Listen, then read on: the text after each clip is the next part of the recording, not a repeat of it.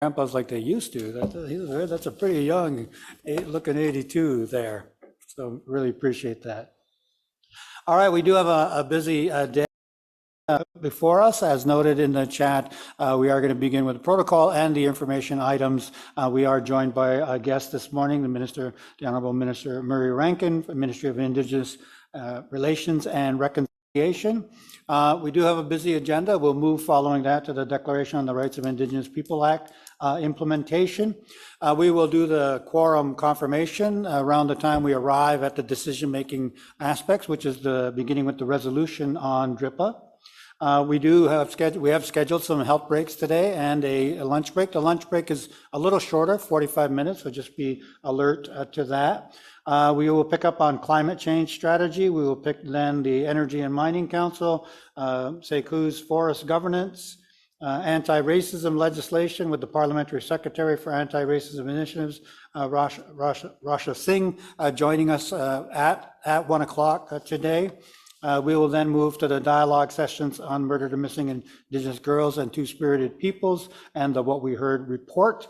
Following that, Housing and Infrastructure Council, the Indian residential schools and the unidentified remains issue will be on our agenda this afternoon with resolutions as well. Following the afternoon health break, we'll turn to economic development. We have the Education School District 57 on the agenda. We're just trying to confirm that presenter. We do wrap up at 4:30 today, but pick up immediately with the All Candidates Forum for the Bcafn Women's Council representative, and we have an hour for that for those two candidates who you see listed on your agenda. And we conclude the day at 5:30 with updates from the Bcafn electoral officer, who will provide us guidance in terms of the voting, which will take place tomorrow morning. And so with that, I do want to turn to Minister Rankin and welcome him to the BC Assembly of First Nations Annual General Meeting. And as he makes his way to the podium, just want to welcome him. Thanks very much, Harold. Appreciate it very much. I just want to say, first of all, how pleased I am to be here, not virtually, but in real time on Musqueam, Squamish and Tsleil-Waututh territory. It's wonderful to be here in person. Harold has been very clear. I'm to spend no more than 10 minutes maximum on my comments, and I've seen him in action before, so I know he means what he says. And I hope that we have therefore lots and lots of time to engage in discussions. I want to acknowledge the elders, the chiefs, and of course the BCAFN leadership. Dr. Point made some very, I think, poignant comments about the importance of people stepping up in this difficult time. And I think that leadership is something that I want to spend some time talking about in different areas. This has been a difficult time for leadership. So I'm going to touch, if I may, on the pandemic, talk a little bit more about some of the issues specifically on the action plan, which I know will take us into the next session. So I start by acknowledging the terrible hardships that have struck so many communities in our province.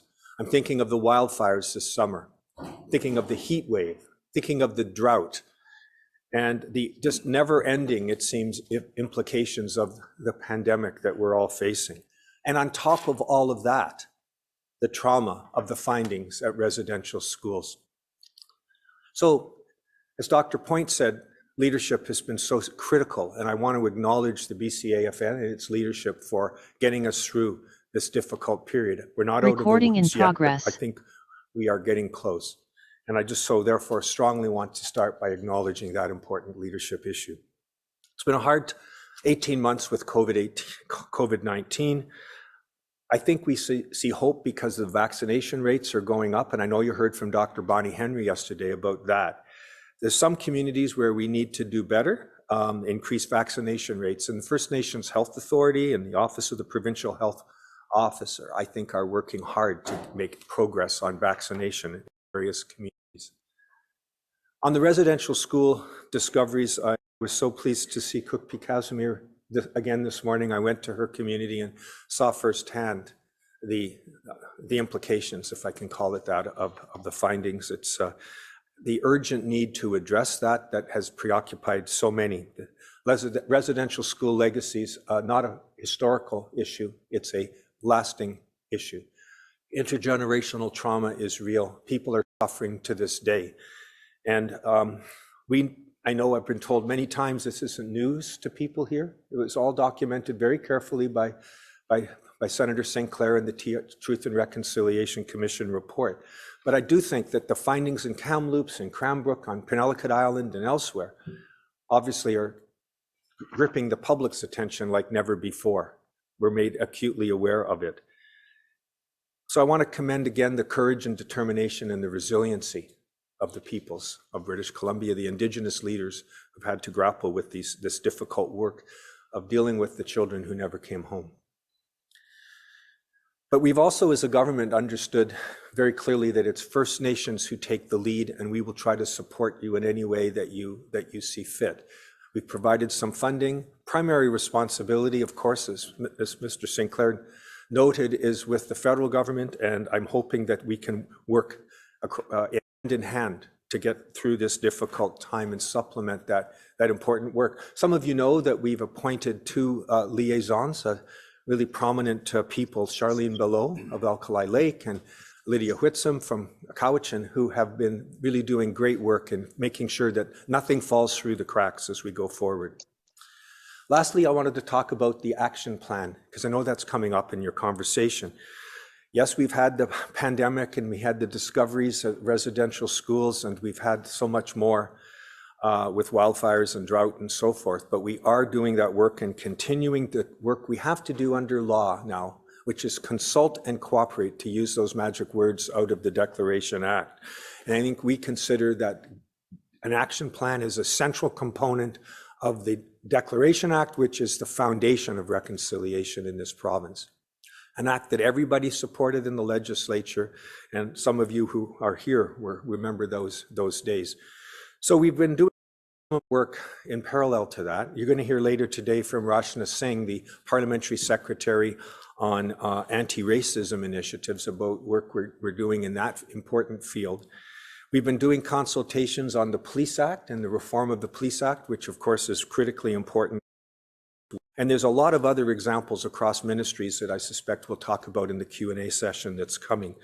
Our action plan is underway. We extended the consultation period. As you know, we put the draft plan out in June, 79 concrete actions, but there's more people want to plug in, so we've extended that period and had 80 meetings. And I know that AFN and UBCIC and other groups, the Leadership Council, have done a lot of work to ensure that people are aware of this and provided feedback on the specific actions. And today we'll from, of course, First Nation Leadership Executive and Legal Counsel on where we're going on this issue.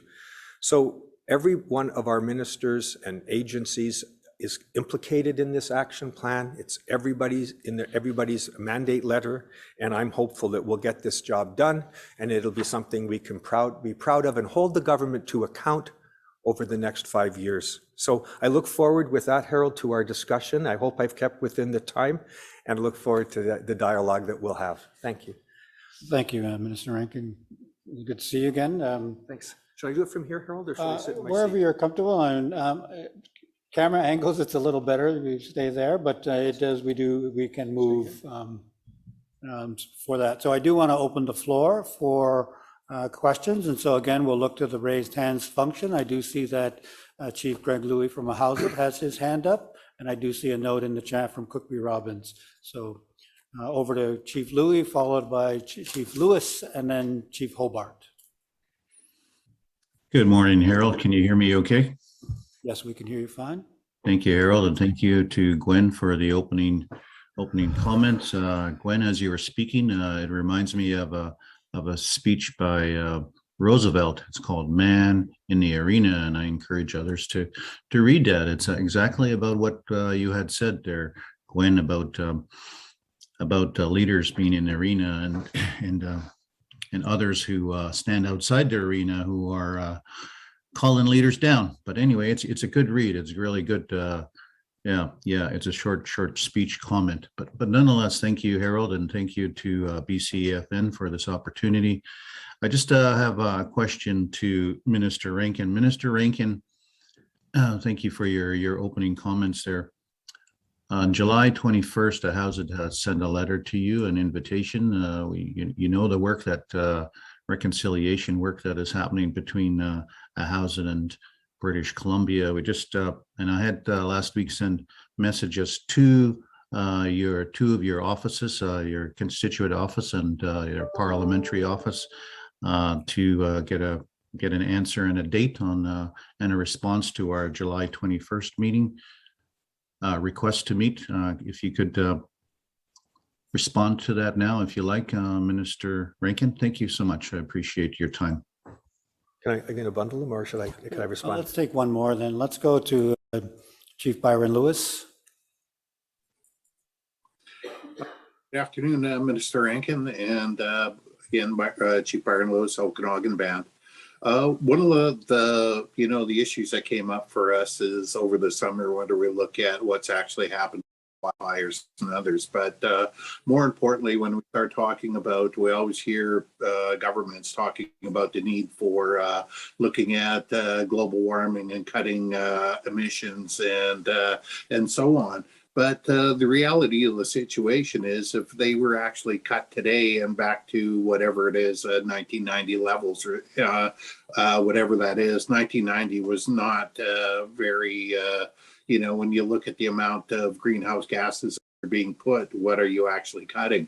And I think that's one of the things we need to start, stop concentrating so heavily on this whole thing about the cuts that are very important. But also, how are we going to mitigate the impacts of global warming? You're looking at one aspect of what's happened today with forest fires, but when you look what's going to be happening also with water temperatures in the Fraser River over the summer, that starting in July and August were considered lethal.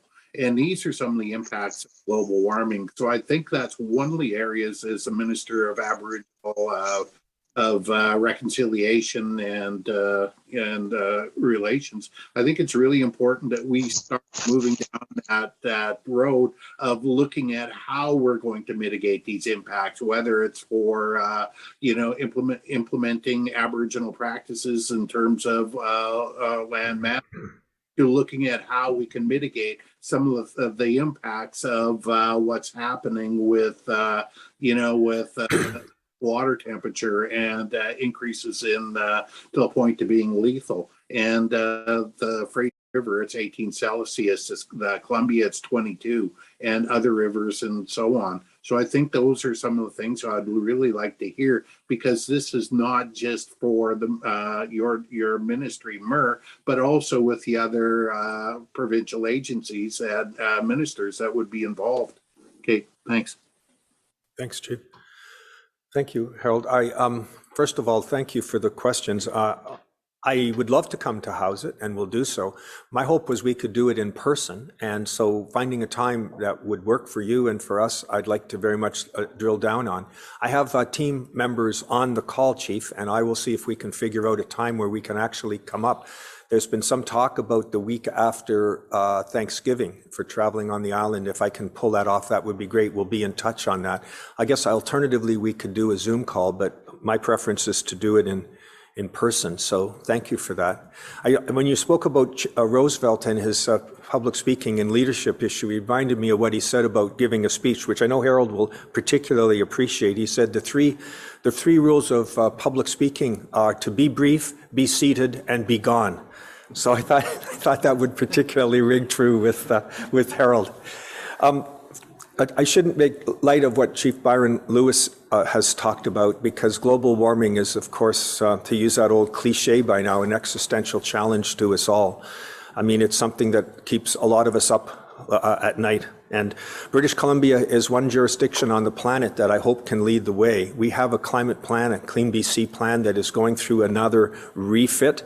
in order to put our best foot forward when Minister Heyman and the Premier go to Glasgow in a couple months to deal with another meeting of world leaders, and along with Governor Inslee of Washington, to showcase how subnational governments, provincial or state, not just a national level, can make a difference on climate change. And we have to do a lot of the things that you're talking about. Because you mentioned mitigation and fires, of course, you're so acutely aware of what's happened in the interior in your community and elsewhere. We have to work with better to mitigate things by way of things like fuel management projects, Fire Smart, those sorts of things. There's a lot of that work needs to be done, and it employs people, and it makes a concrete difference. Someone saying when they flew over the community of Logan Lake, they saw a tract of land where there had not been Fire Smart, all burned to the ground, and then next to it one just literally visually different.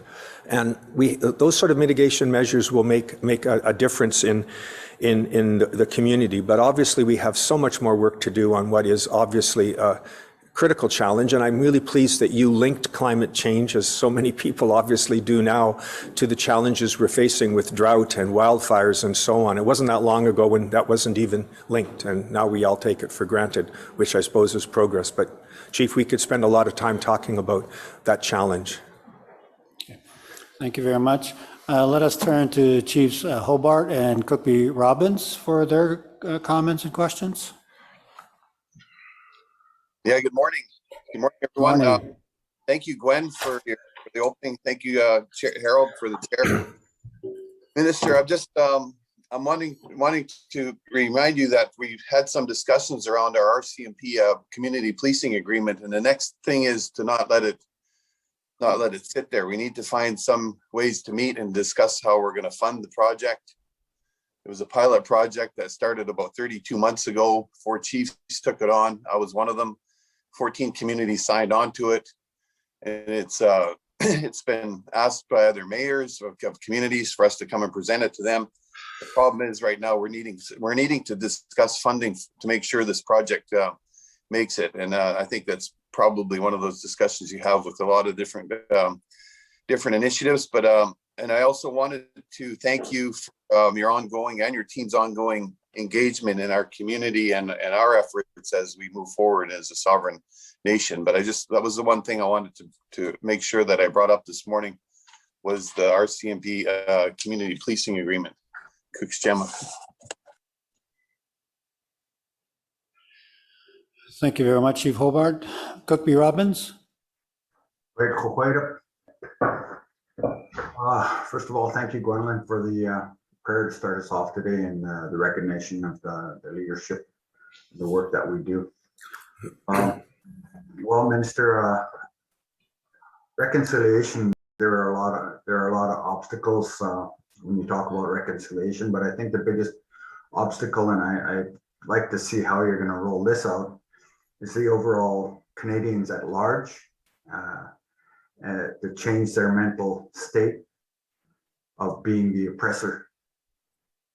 There's so much systemic racism and discrimination out there from past 200-300 years. You know, the doctrine of discovery, thank God they found us as being human beings, otherwise we'd be considered less than. So there are a lot of obstacles when you talk about the reconciliation. Just to kind of bounce back to the Chief Hobart's comments around policing.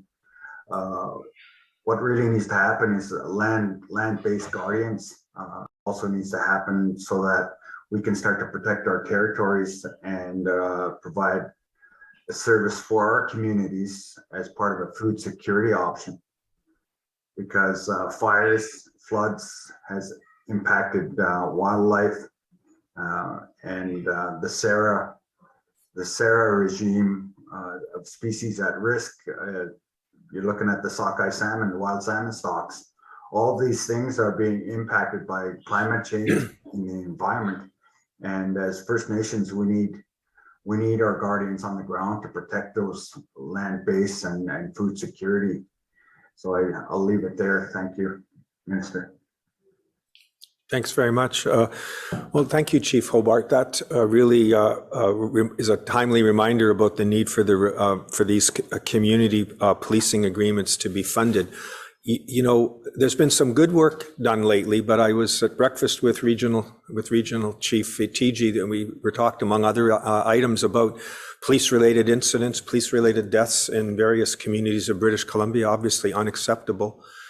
And I think what we've got is a reform by the legislative committee that many of you will have been aware of or maybe testified to, which will be, I think, coming up with some significant reforms to deal with what is at the root of some of this is the need to reform our institutions, to indigenize our institutions, including policing. There was a good news story last week. Some of you may have saw the raising of the totem pole at the RCMP detachment in Haida Gwaii. And, you know, the community there is considering a name change from Queen Charlotte City to the Indigenous name. And that was what the police detachment has determined it to be, both names. And the totem pole it respects LGBTQ2 plus people in a very explicit way. Things are definitely changing, and I think the RCMP are to be commended for that initiative. But we have much more work to do, and I don't disagree that you know, your communities, the 14 communities and the 4 chiefs that got together, we've got to put funding behind some of these important initiatives as we reform our entire police apparatus, and that's what, of course, the Legislative Committee is hoping to do. So thanks for that reminder. Cookby Robbins, yes. You put your finger on, of course, one of the central challenges of reconciliation. But I think over the last little while, to be the perennial optimist, there seems to be a sea change in the attitude of non-Indigenous Canadians. My sense from the horrific reminders of what happened to the children who never came home has just touched a nerve across the country, and a groundswell of anguish and anger and sadness that I think will permeate a lot of the discussions as we go forward. I've certainly experienced that just as a member of the legislature, the number of people who've come forward asking, what can we do? Ordinary Canadians, non-Indigenous people who are horrified and want to make this a catalyst for change. But systemic racism is real, and I'm not going to sit here and deny that. And so the question is, what do we do about it? Well, we're doing things in British Columbia with the health system in plain sight. Many of you know the reform efforts that are going on in the Ministry of Health to address the racism that was discovered and acknowledged in our health system. Some of you know that there, and I understand from Harold, there'll be discussion later today about School District 57 and what's happened in Prince George in the education system. We have to deal with it. So my point, I guess, Cookby, is that we need to address each of the institutions in which systemic racism rears its ugly head and take them on one by one. That's the only way. You know the old expression, how do you eat an elephant? You do it one bite at a time. And we have to take it on in an incremental way, and we have to do it with a sense of urgency. And I thank you for the reminder. Let us turn to Tyrone McNeil, and I do want to let the delegation know that there's time for a few more questions if the chiefs and proxies so choose. Over to you, Tyrone. Thank you, Harold. Hi, CM. Thank you for starting us off in such a great way, sister. Minister, I'm speaking to you as the president of the Salo Tribal Council and referencing the letter I sent to you September 7th, laying out a number of our concerns. I won't get into them all right now, Minister, but for the benefit of the chiefs and the assembly here, I would like to raise with them that a few of the key points that I brought forward in that correspondence, Minister. In a general way, I'm describing that the action plan is more of a discussion plan than a hard and fast action plan with deliverables, objectives, timelines. And the biggest piece that's missing for me, Minister, is utilizing our existing collaborations to build out key areas. For example, I just found one on economics. We were talking about connecting all of our communities to high-speed internet. And you reference your ministry or the province's ministry to do that, citizen services. But it doesn't bring in the First Nations Technology Council that we've endorsed through resolutions that assemblies such as this mandated to advocate for technology on behalf of BC First Nations. So the piece I'm trying to get to in that comment, Minister, is that I don't see enough references to our existing collaborations, accepting that Articles 18, 19, 32 speak to representative organizations in a rights-based fashion. I think we could describe something like the Technology Council as an advocacy body on behalf of BC First Nations, that they could pave out a way forward with key folks within your shop, within the Ministry of Tourism, to map out a consultation process that doesn't in effect lead to free, prior, informed consent of individual First Nations or tribal councils or nations or other collaborations amongst First Nations throughout the province of BC. So it's a missed opportunity, Minister. Okay, I'm on a Zoom call, but that's all right. I don't think that's aimed at me. Is it, Harold?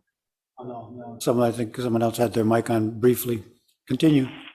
Okay, so to that end, Minister, my tribal council is really looking for I can't hear you. Sorry, Tyrone, we lost your volume there briefly.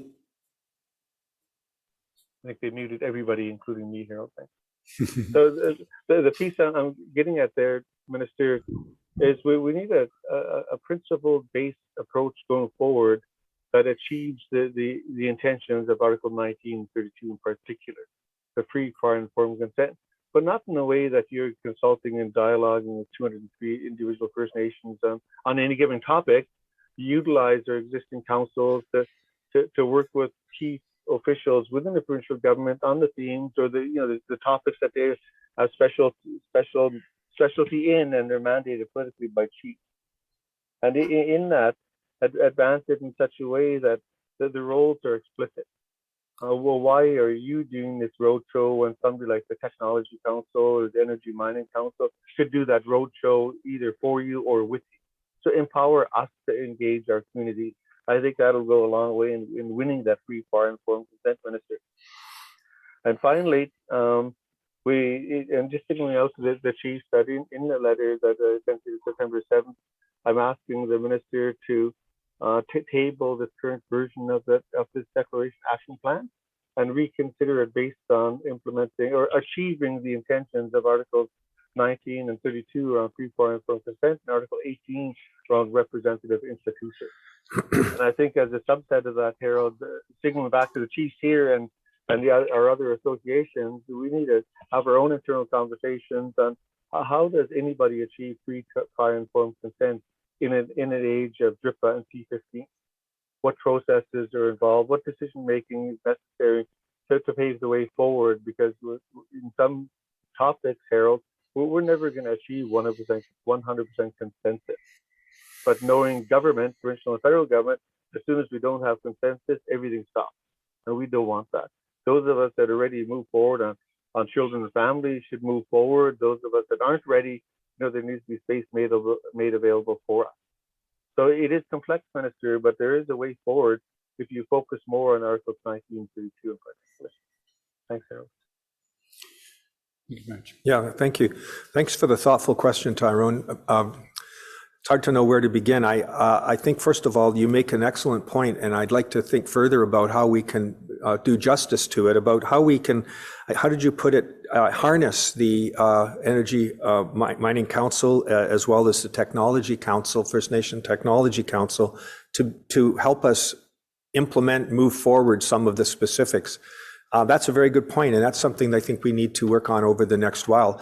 It's after all, the action plan will be finalized, and then it'll be over to the government. But the good news is you will have an opportunity, all communities, to hold us to account every single step of the way over the next 5 years. Every year there has to be an annual report on how do we do, and that I think will help. And especially with those informed groups like the Technology Council, the Energy Mining Council, these are groups that obviously have expertise and have their finger on the pulse of the communities we're working with. So I thought that was a very constructive suggestion, and one we'll work on.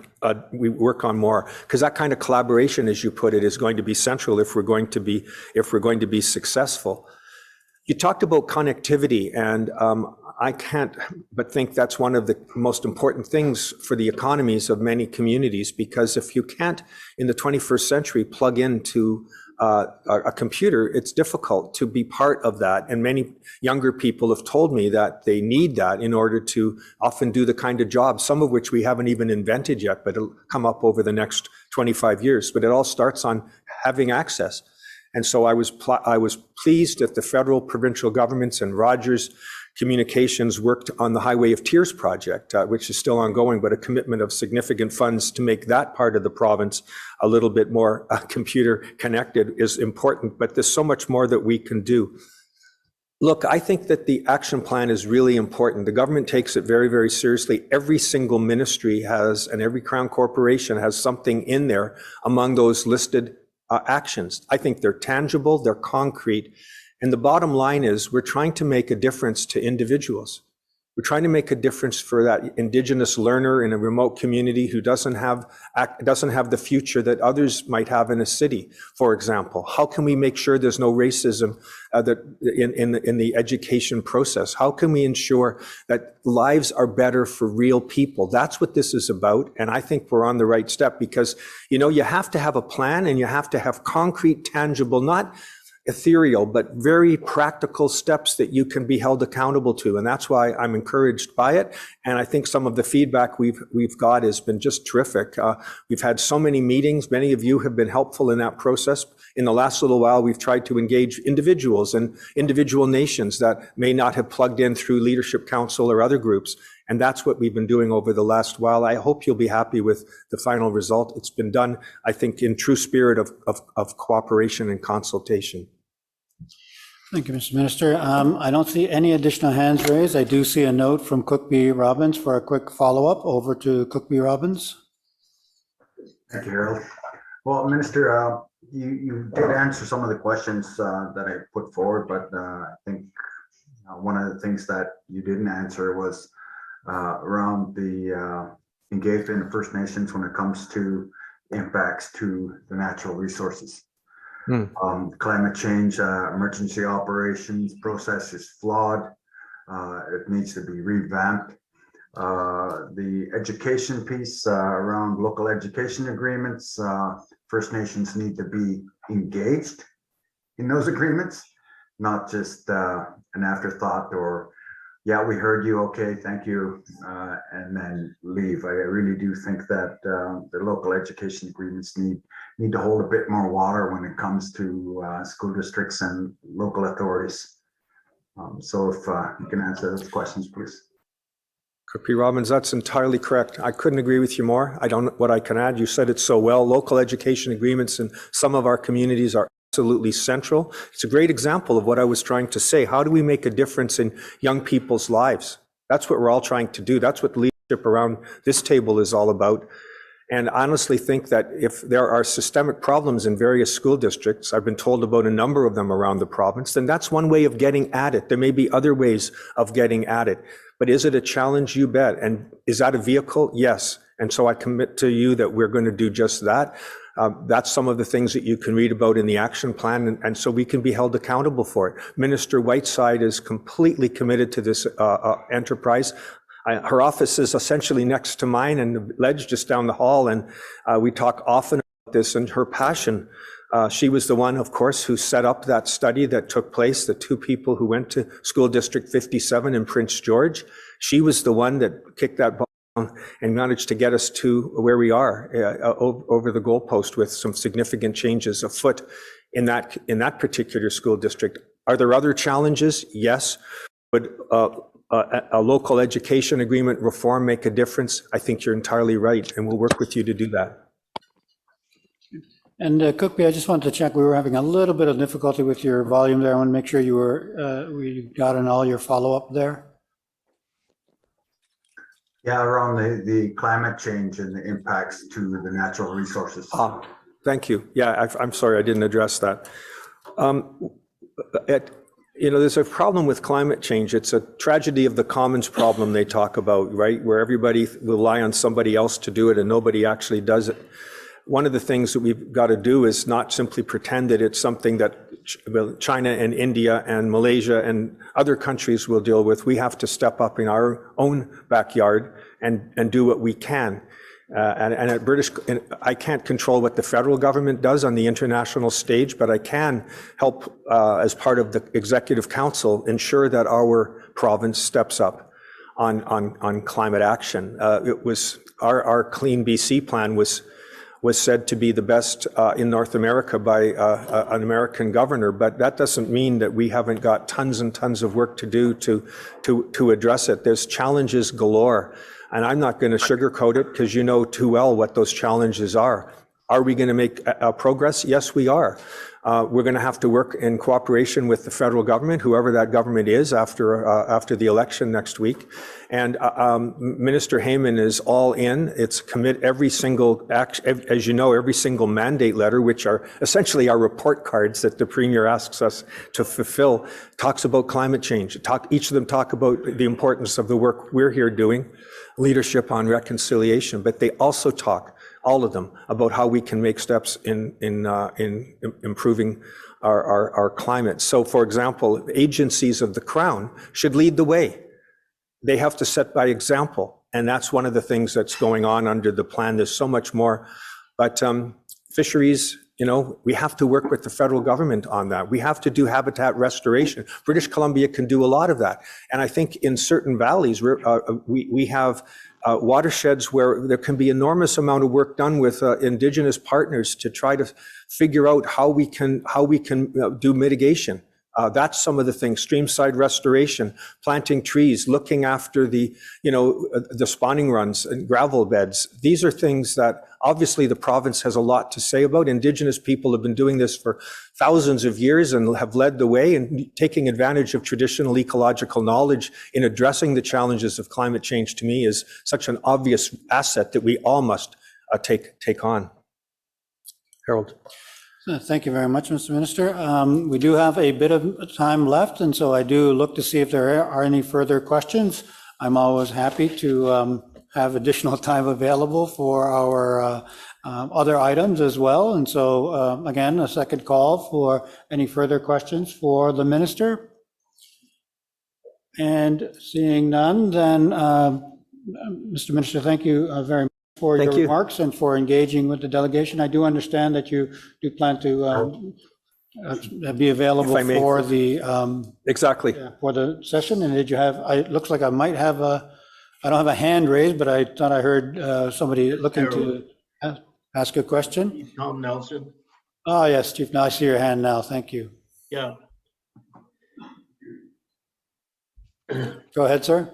Okay. Minister Rankin, I have a question here that was brought to my attention by an elder in Campbell River.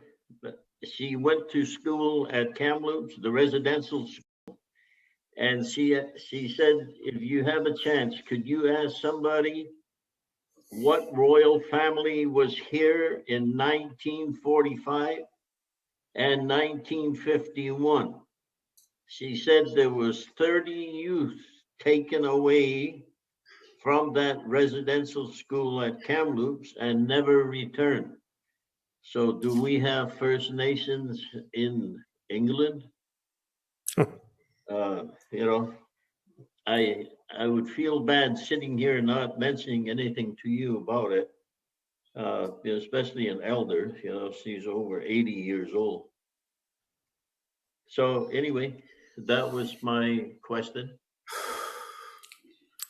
Well, it gives me the opportunity, Chief Nelson, to also acknowledge explicitly the amazing leadership of Cookpee Casimir, who's with us today here, not only virtually, but in person. And what she's done in her community to address residential school findings is just nothing short of inspirational, and hoping she can convene a meeting with the other caretaker communities where her insights and experience can be brought to bear on the rest of the province.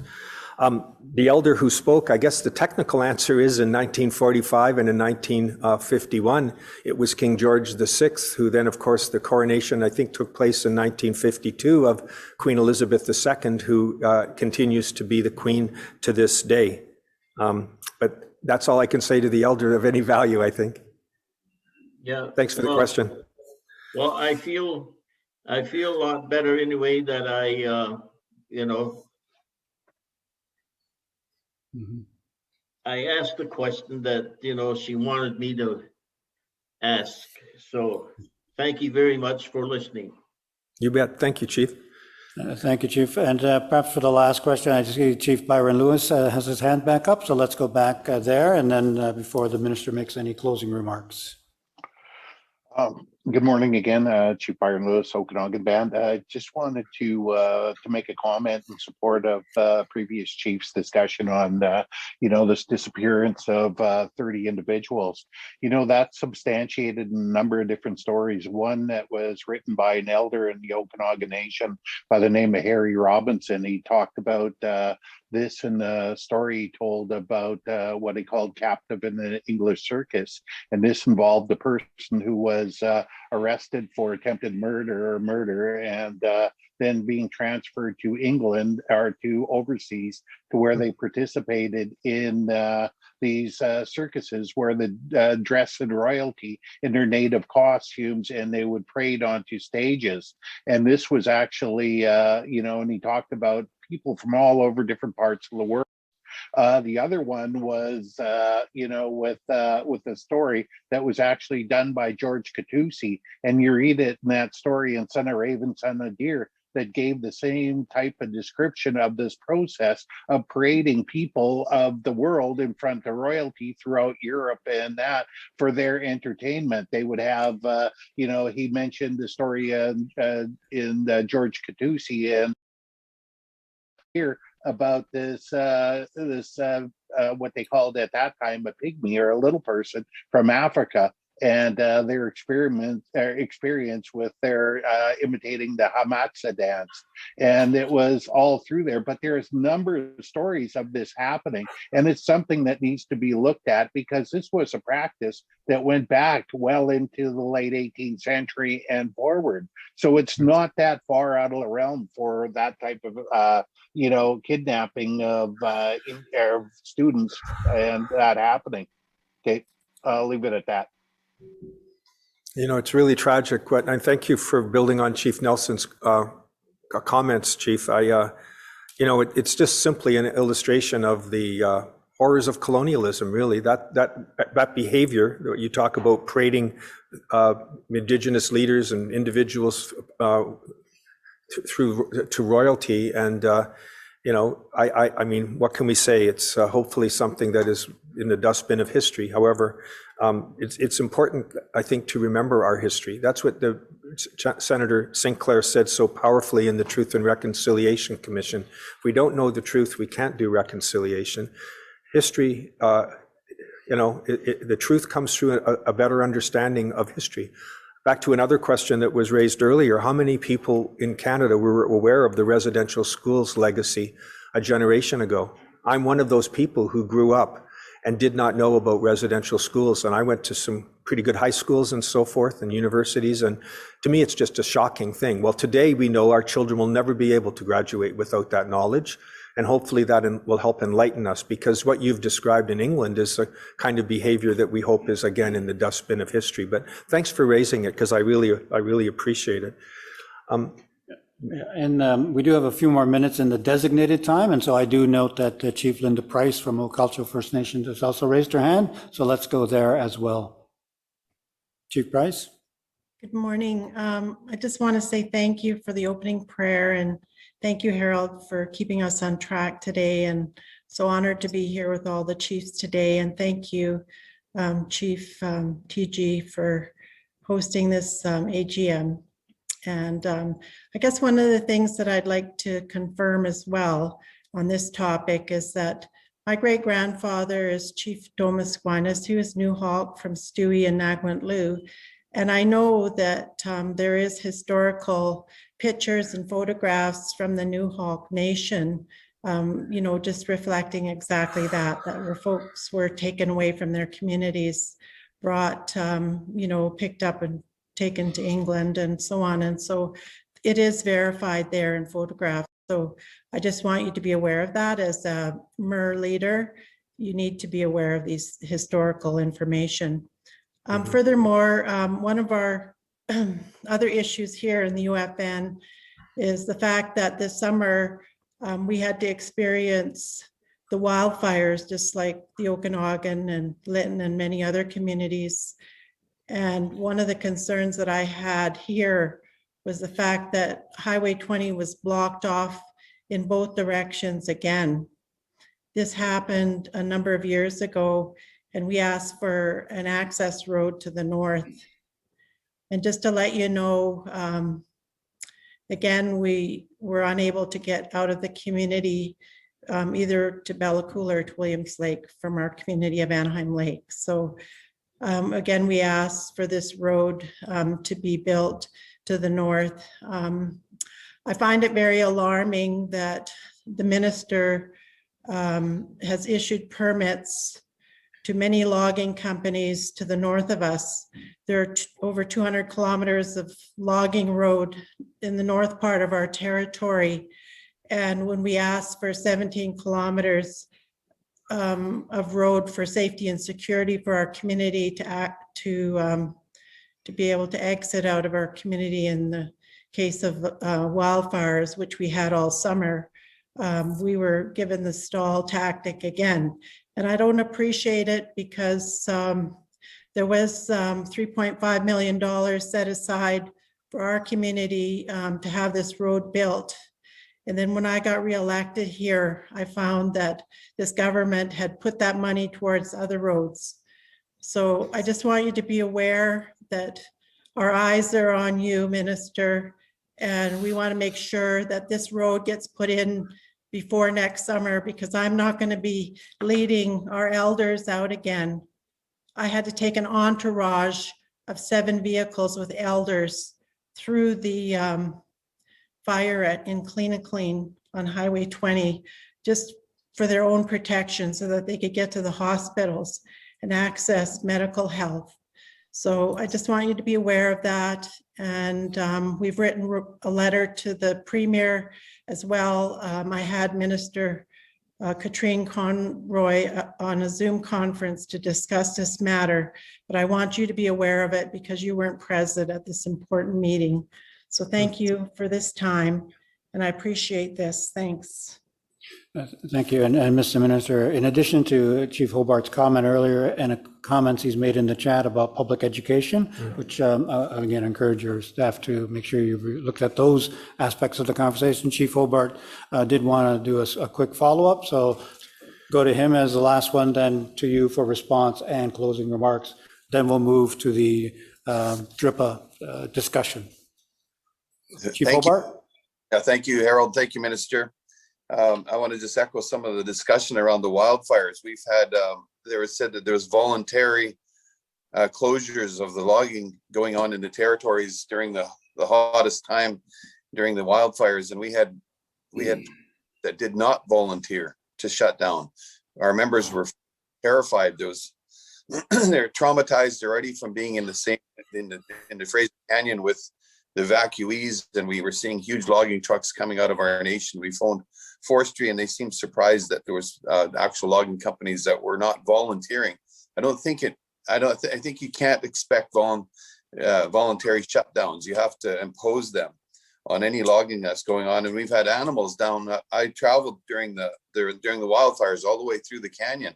We saw elk eating apples out of trees in Scuppa because there's no place for them to no habitat left, and yet they're still talking about logging. I think they really have to reevaluate all of the trees that are left because those animals need to reestablish their habitats. And how are they going to do that with all this equipment still looking and all this exploration going on? I think we really need to reset that. And finally, I'll just talk to you.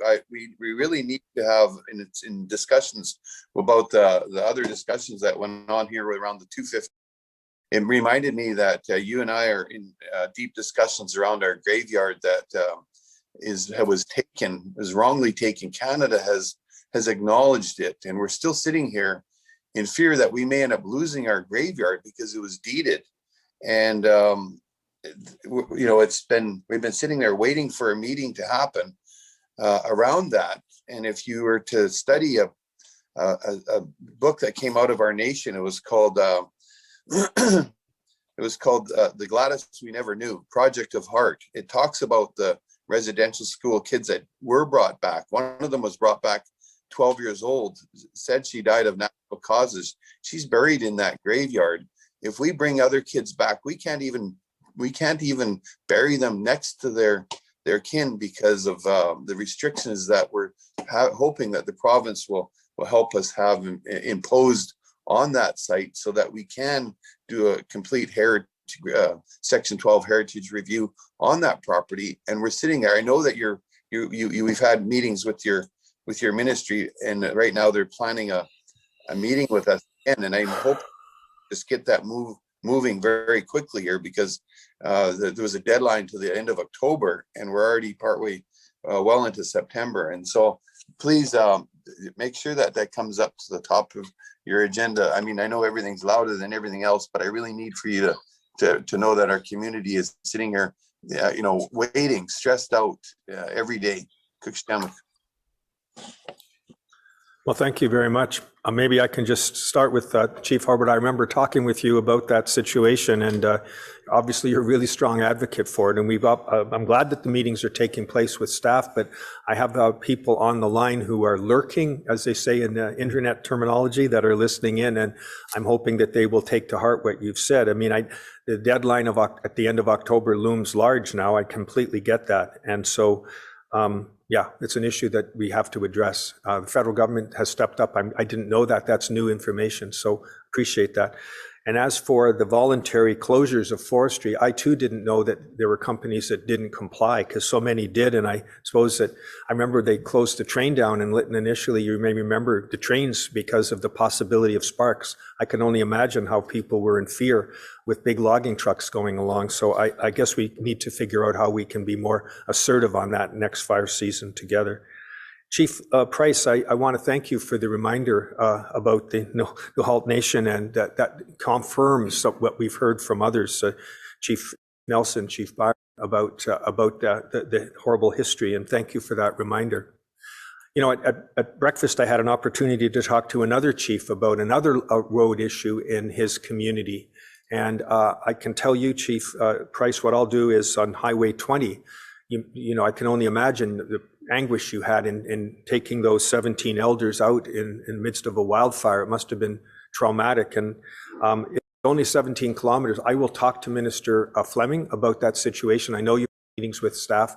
I will make sure that he knows that we've had this conversation. I'll work with my staff and his staff to make sure that this is not something that we pass over lightly. Again, I salute your leadership, Chief, in dealing with these difficult aspects of the wildfire this past year. Perhaps, as Harold has invited me to say just a couple closing remarks, said when we started as a leadership group for what you will chief, leadership, regional chief TG, and all the others around here who have one of in our memory. It needs to be acknowledged. I think, as Dr. Point said, you know, it's easy to from the peanut gallery, but when you have to make the kind of hard decisions that you've had to make during the pandemic, during the wildfires, during the drought, and dealing with all the mental health and anguish that has been arisen due to the findings at residential schools, I just need to salute you, all of you, for stepping up the way that you have. That is true leadership, and it's much appreciated by everyone. Thank you, Harold.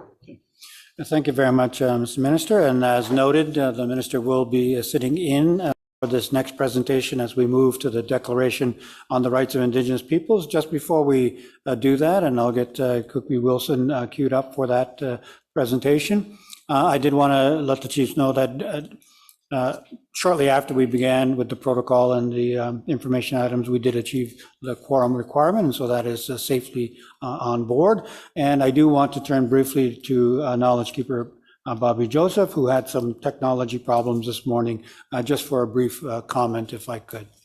Bobby Joe. Thank you. Thank you so much, Harold. I really appreciate a moment just to say a few words. I'm so amazed at the leadership around this table.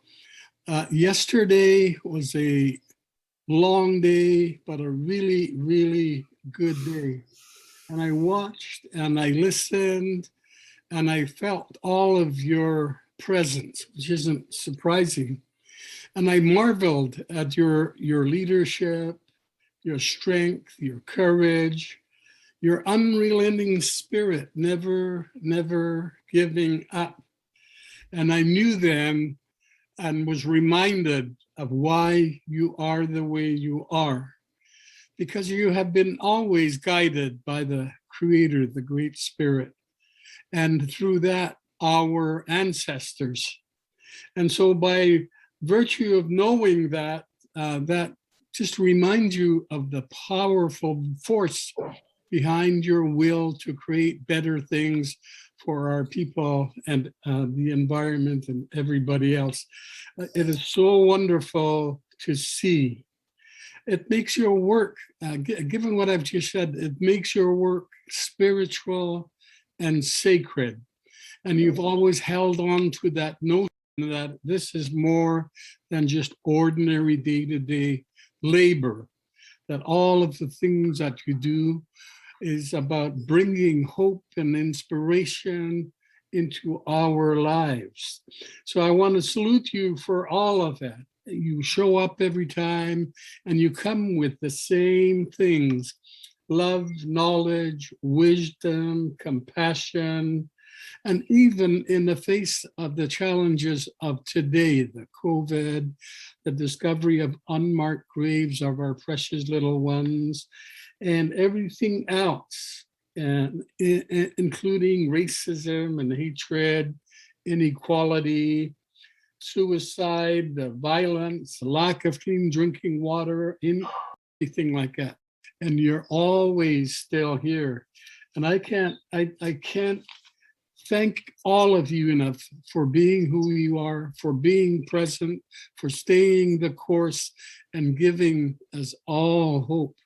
My prayer is that the Creator and our ancestors will continue to walk with all of you in the days to come.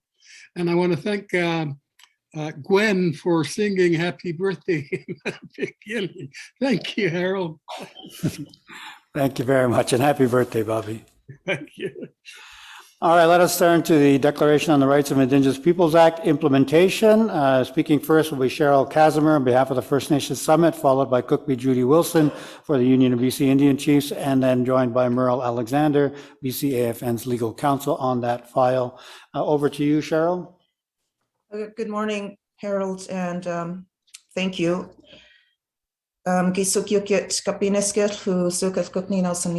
morning, everyone. And I just want to start off by acknowledging Dr. Gwendolyn Point for the beautiful words this morning and the prayer, and giving us encouragement and strength as leaders in this province.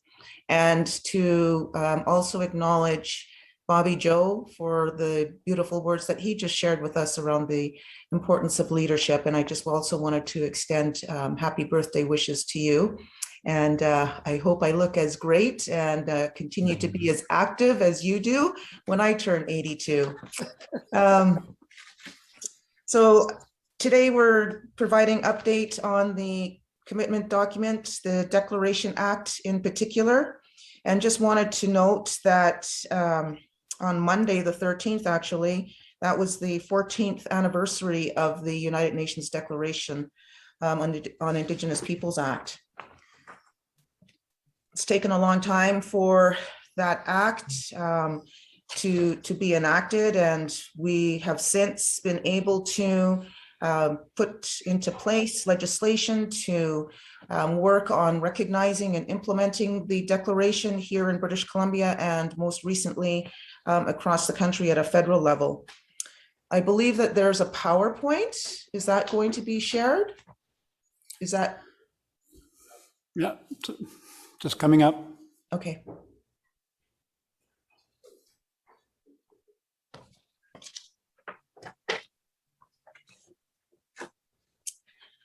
So the part that I'll be speaking to will be the alignment of laws and the action plan. And in Section 3 of the DRIPA Act, it talks to alignment of laws. And you'll see there what it says in terms of measures to align laws with the declaration. And that will be done in consultation and cooperation with Indigenous peoples in British Columbia. The Leadership Council has been pressing for a clear interim process to ensure that any laws being revised or introduced are reviewed for alignment with the declaration. And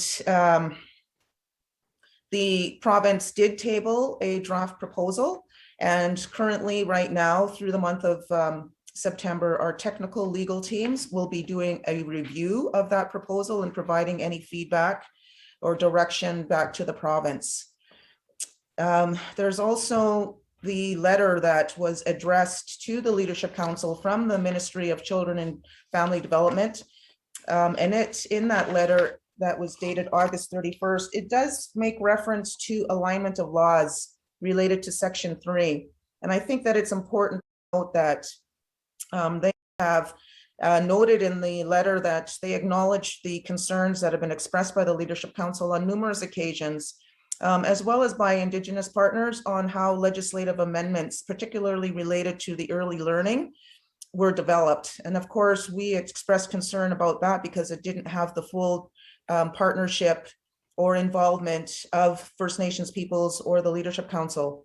And having known that, or knowing that, they acknowledge that going forward, they're going to engage with Indigenous peoples and the governing bodies by doing this, that they are going to, that throughout the process of policy analysis, development of legislative proposals, and maximizing opportunities for co-development to ensure the process and substance reflects meaningful and effective consultation and collaboration, and not through their previous practice of developing proposals internally and then having a limited consultation phase to receive feedback.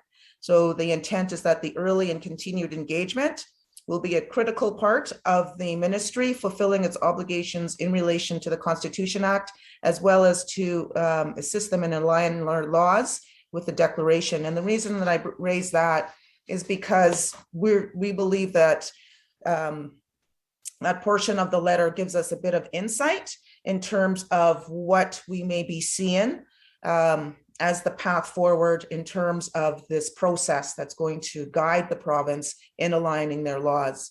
But we'll know more about that once our technical teams have finished doing that review. The other issue that we have in terms of the alignment of laws section is that we recognize that the Leadership Council and First Nations are going to be relied upon to be able to provide input into various pieces of legislation that will be coming up for amendment or that will be coming up for development. And that raises the issue of our capacity, as well as the necessity for subject experts. That's going to be critical. Actually, I don't even know if that was there.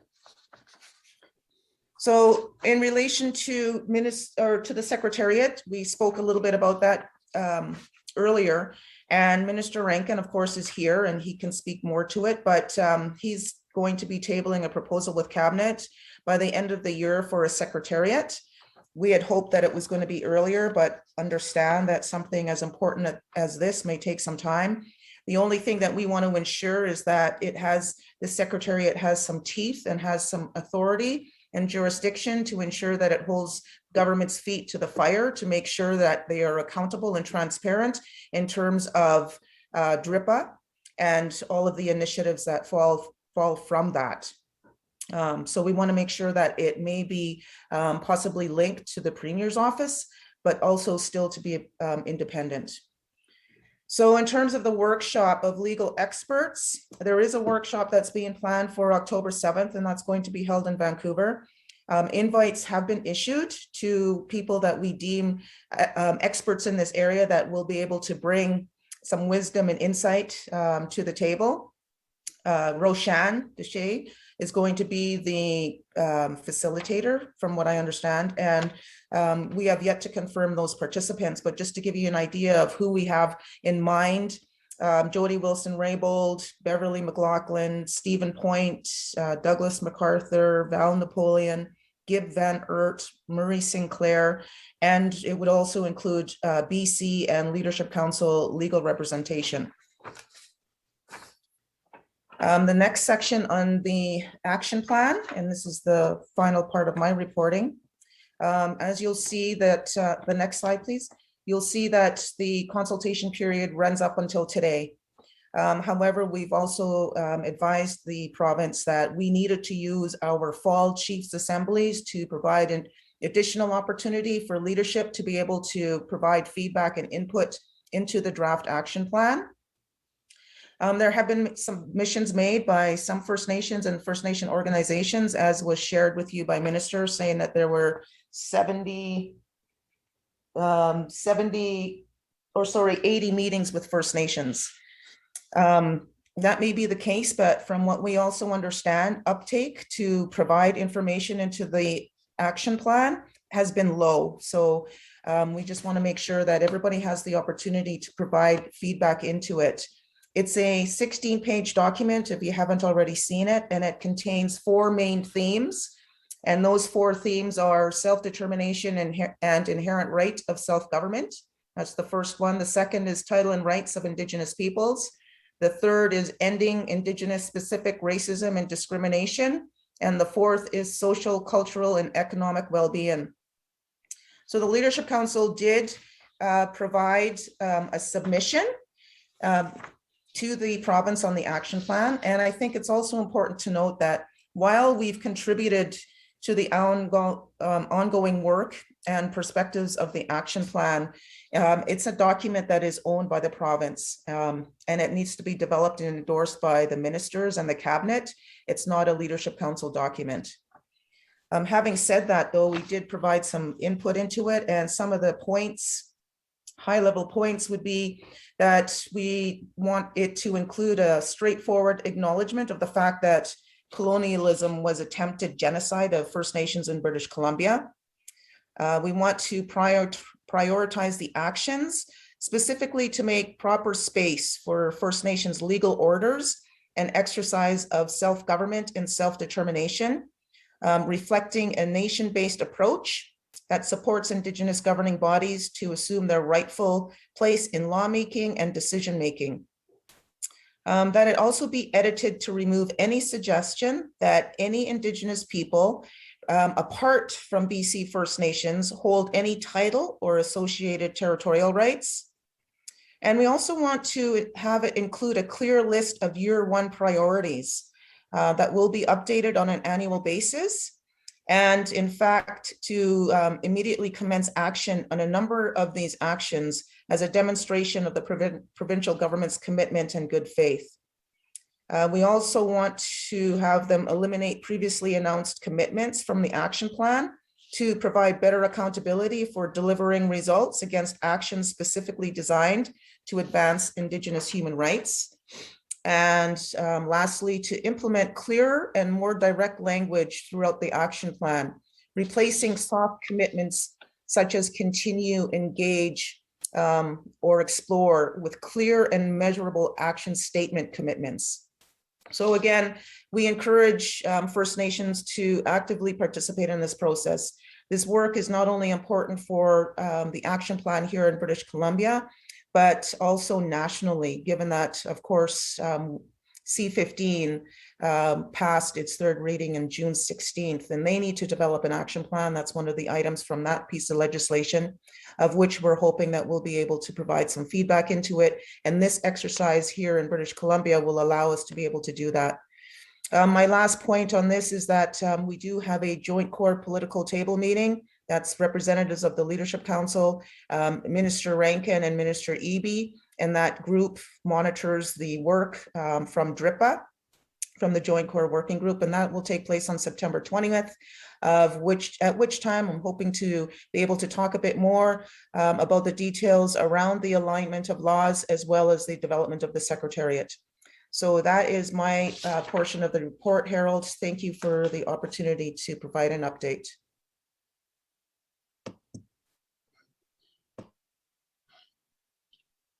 Thank you, Cheryl. I'm not sure if Harold was going to introduce my part, but I just wanted to thank Cheryl for that overview of the different components that we're working on.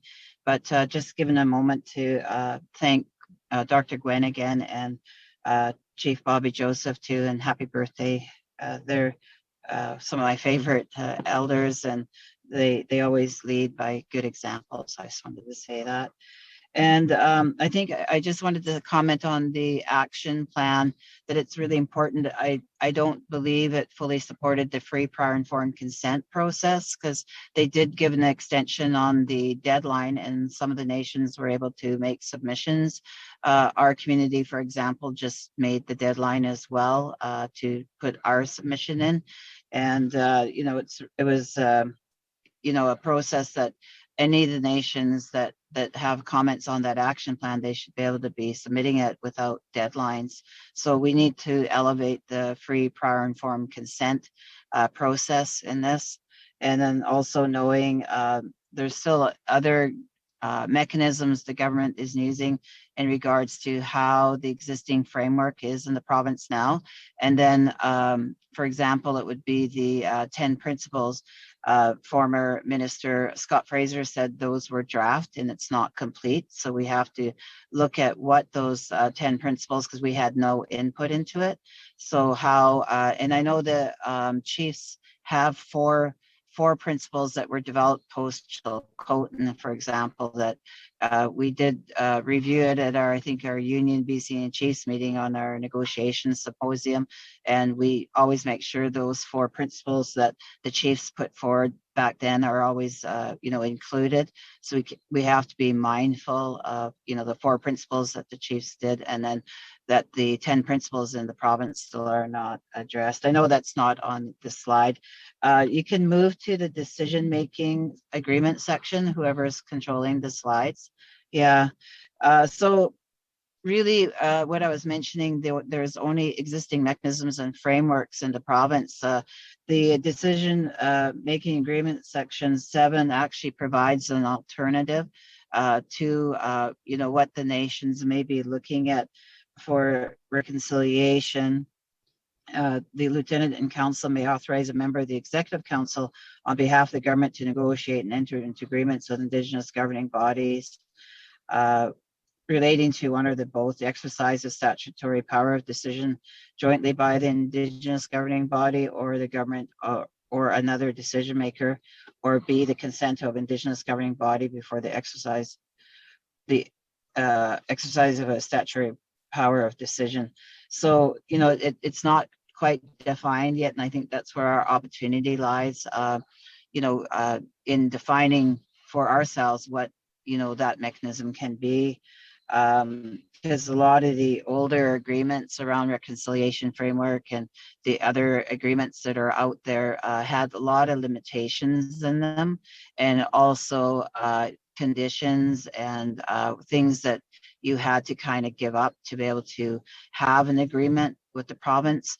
And keeping in mind, though, we still have the federal government mechanisms with comprehensive claims and self-government. That's the existing frameworks for Canada. And a lot of that alignment with laws, a lot of that will change. And also here in BC with the provincial laws, a lot of those things will be changing once we're working through the process of alignment of laws. So it's really, this section 7 is really interesting. They need an overarching clause in the provincial law to enable these agreements, with other amendments made if we need to give effect to specific negotiated agreements. And that's why the Union of BC and Chiefs, we worked really hard at the negotiations symposium, if many of you remember. And we do have another session coming up. If maybe one of the union staff can put in the chat the specific dates for the next session, that we're actually at our Union BC and Chiefs AGA September 27th to the 29th. We will have Roshan on a panel, so he'll be presenting out more details on that. So that would be really helpful for the chiefs, and defining and looking at what how those Section 7 agreements would look like. I just wanted to go on to Merle, were you doing the other priorities, or were you, could I get a clarification from Merle? I don't want to overdo my section. I believe Okay, that I'm not here. I believe the division was that you were going to do the litigation directive, and then I guess I'll Okay, be speaking to distinctions based. okay, sure, okay. So I just wanted to carry on the next slide then. Other priorities, thank you. The civil litigation director, that's the Attorney General, developing civil litigation guidelines to ensure the provincial Crown Council to take an approach to litigation that upholds the honor of the Crown and Crown obligations to Indigenous people and upholds Indigenous human rights and Aboriginal rights. And what that means is there needs to be a lot of reform in our courts and court system. So as you know, right now, when we bring title cases or when we bring cases to the courts, they're all within the realm of the colonial doctrine of discovery. So with the litigation guidelines that will uphold the honor of the Crown, I know we have a lot of work to do in that area, and maybe Merle could talk more about that section. But I know Jody and Rabel did do some directives before she left federally, and I'm not sure if that's what this is going to look like or if it's different. And then the distinction-based guidelines, I think Merle said he was going to talk about that, and that does include the issue that I raised earlier, that they're draft 10 principles, and we need to be able to get on with that work. And I think that's going to be really important, and not losing sight that we had the 4 principles post Chilcotin. And I think also we had the existing framework, we have to look at that, ensuring that that meets the United Nations Declaration on the Rights of Indigenous People. So it's all of that work that's going to be really important to make sure there's alignment and that they uphold and meet those minimum human rights thresholds. And I'm going to turn it over to Merle there. I am en route to traveling today as well. So if there's any questions, I'll do my best to answer them. Merle, do you want to take over from there?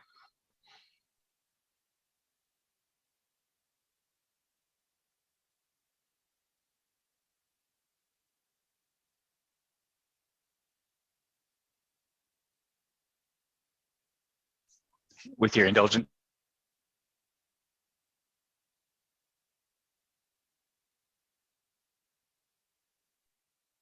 Are you able to get on, Merle? With your indulgence, Chair. Sorry, the moment I spoke, my screen went blank. So I apologize for that. And I did hear the handoff. I just fumbled the pass. But thank you very much for the opportunity to be with you and add a few more sort of comments, which might be more of a technical nature. I think one of the important aspects, and maybe on all components of the presentation, is that I think as we close upon 2 years almost now of the DRIPA being binding, I think that we must all be more mindful of a very particular section in Section 1.4 of the DRIPA Act, which states that nothing in this act is to be construed as delaying the application of the declaration to the laws of British Columbia. So the act, like in itself, has a requirement that the province not delay the implementation of the act, which I think many, since we are 2 years into the act, and obviously all of us have experienced the inertia that was caused by so many, tragic events and occurring in our communities. But I think that there is we often experience a sentiment of frustration with implementation of the act, and that our expectations of the great hope that would be delivered by implementation of the act are being delayed. So I think that in many respects, I think it's important for the province to keep in mindful that the act, like itself, states that there should not be any declaration or any delay to the declaration, and that we really need to start, I think, getting. Yeah, I mean, I'm sure that the minister and certainly we here on a very regular basis, that there is frustration, that we need to start really getting it done and delivering concrete change, because I think that is in its essence like what the Declaration Act represented, is an admission that things must change and actually seeing concrete change. So, I mean, I think, many, as the presentations have already sort of touched on, lots of that sort of rings true for many aspects of the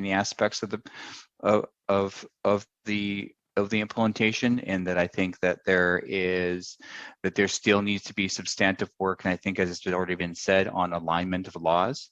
There have been 2, and now there'll be 3 legislative sessions that have been held,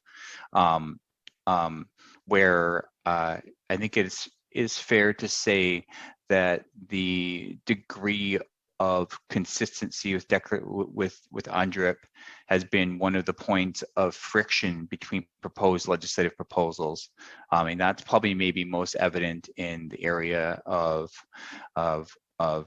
forestry, but certainly there's been many other statutes that have been proposed where there's been sort of a wait and see type of approach, or or a promise that the next series of legislative changes will be much more consistent with UNDRIP. Part of that is very connected to something that my learned colleagues have already mentioned, which is the failure of there being like a consistent whole of government approach. And that the promise of that is that the Secretariat may bring that sort of continuity to that. As was highlighted by my learned colleagues, that that proposal will be, I think, is targeted to be presented before cabinet at the end of this year. So I guess the only thing that we can sort of say on that is that hopefully that proposal is something that can be concretely implemented on a rapid basis, because the reality is that the legislative train is constantly leaving sort of leaving its sort of headquarters, and we are also at the same time constantly sort of saying, I think First Nations are often sort of saying, well, where's the consistency with UNDRIP? Or can you tell us like how this legislative proposal or this policy change or this consultation policy is consistent with UNDRIP? So I think that there's sort of generally, especially on alignment of laws, I think some frustration on that point. And I think there's some hope, I think, that the Secretariat will deliver on that. In terms of the action plan, I mean, I don't think there's much to add other than I think the province is going to have to take an open-minded approach. I mean, in some respects, the submissions have been, of course, extended to September 15th today. I think the province, often something that I hear is that those submissions, I think the province is going to have to be somewhat flexible about receiving further input in that process. Because obviously many First Nations had much greater priorities throughout the summer, and the timing was imperfect. So I think that will have to be sort of an ongoing process. In terms of section 7, I won't add much more to it, except for to say that I think that there is some progress being made on section 7 agreements.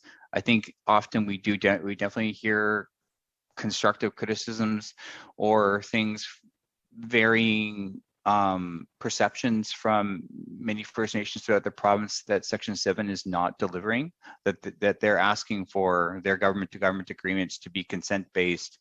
And the general answer that they have sort of heard is that there needs to be enabling legislation in the particular applicable legislation. So if you wanted a forestry Section 7 agreement FERPA or the Forestry Act would have to be amended. If it was university related or it was education related, then that statute would have to be amended. I guess the optimistic sort of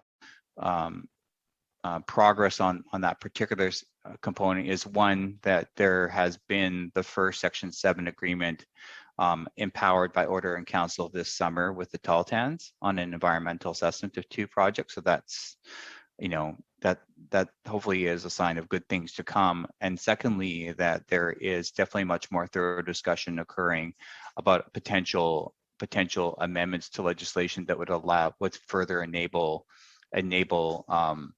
Section 7 agreements to be enabled throughout any statute. So that there's definitely progress being made by FNLC on that point, and that there is potential amendments in play that would enable Section 7 agreements in any single statute. So there definitely is some progress, I think, to be had there. That has been sort of the general position of the FNLC legal team and the FNLC throughout, is that there needs to be much more coherent enabling components, either through regulation or by amendment to Interpretation Act.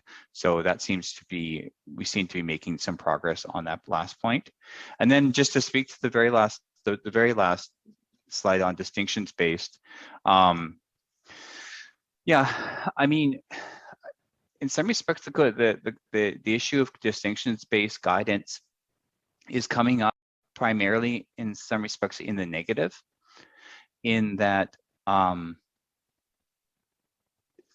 both the Declaration Act and UNDRIP require that a distinctions-based approach be taken with implementation. That is, that an acknowledgement that each Indigenous peoples have very different and diverse rights, and that it's in that affirmation that you can't just affirm all Indigenous peoples the same. It has to be based upon their true legal histories.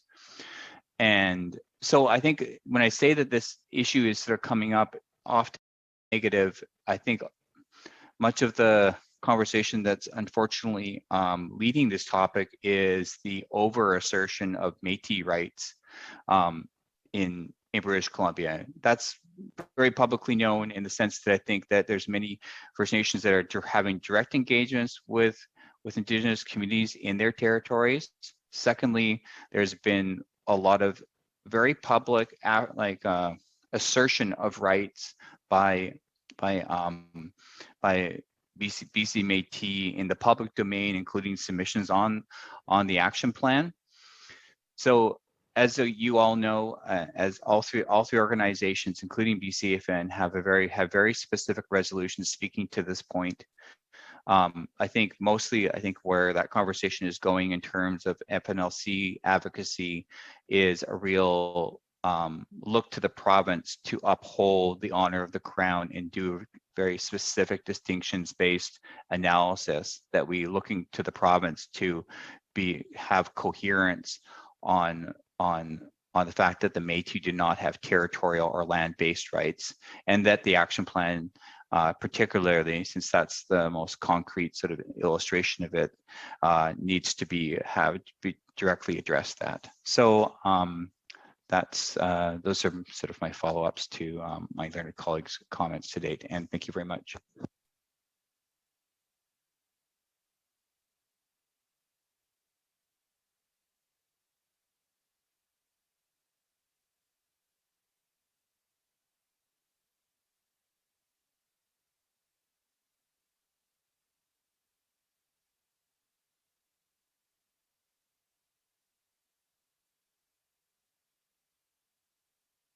And alignment of laws. I would propose to move to that and process that, just given the time that we do have available. With that, I would need a mover and a seconder for the draft resolution 6, and I will look for a show of hands in the chat function to see if there is a mover and seconder for that resolution in the package. Thank you, Chief Hobart, as a mover, and thank you, Chief Lewis, as the seconder.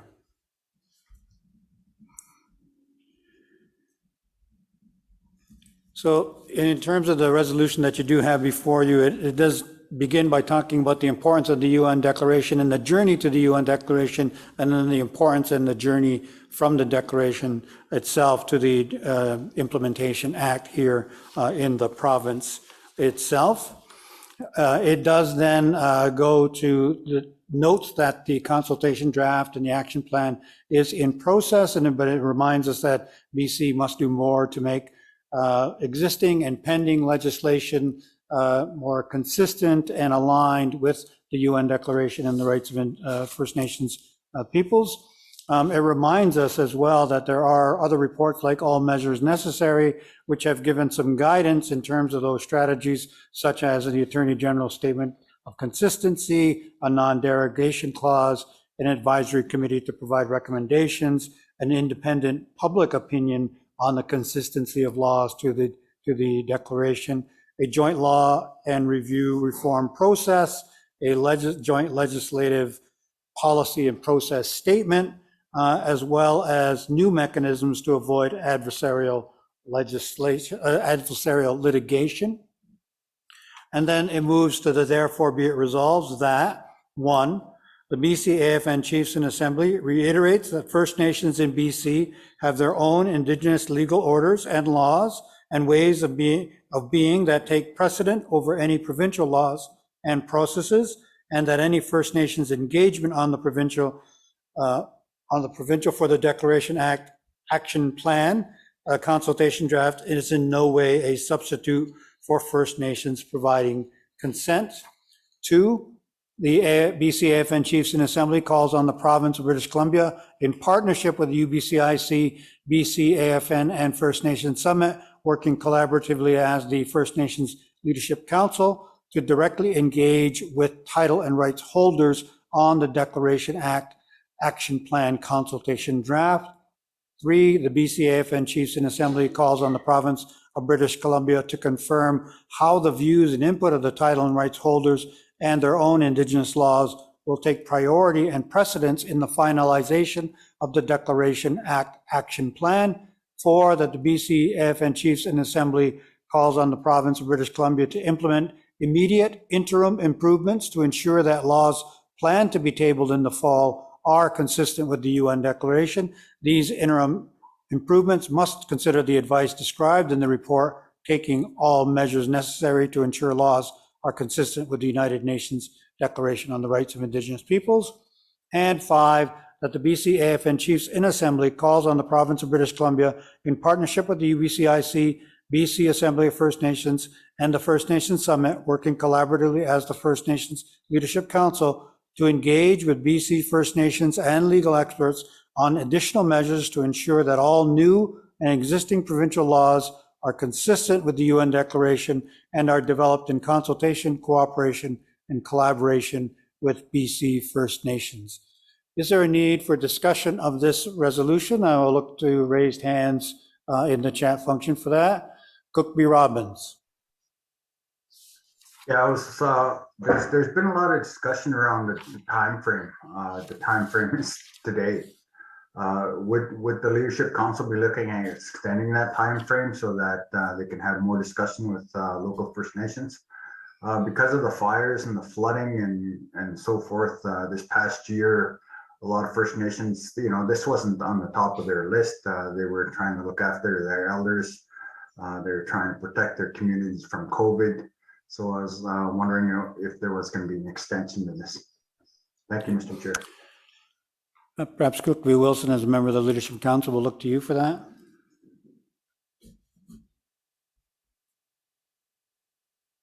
I would note she did let us know she was in transit. Let's take Proxy Tyrone McNeil's comment, and then we'll come back to the issue of the time frame. Thanks, Harold. Speaking specifically to parts 2 and 3 of the resolution, you heard me raise with Minister Rankin the inclusion of our existing council. Part 2, the way I interpreted, Harold, is that the First Nations Leadership Council is going to engage our communities on fish, on energy and mining, on forestry, on education. And begs the question, why wouldn't we utilize those existing councils that we have in place? We've endorsed a resolution. They've got a protocol with the LC, and just in my mind, Harold, it makes sense that we include them because they're doing they're the subject matter experts, and they're the ones engaging in communities directly already.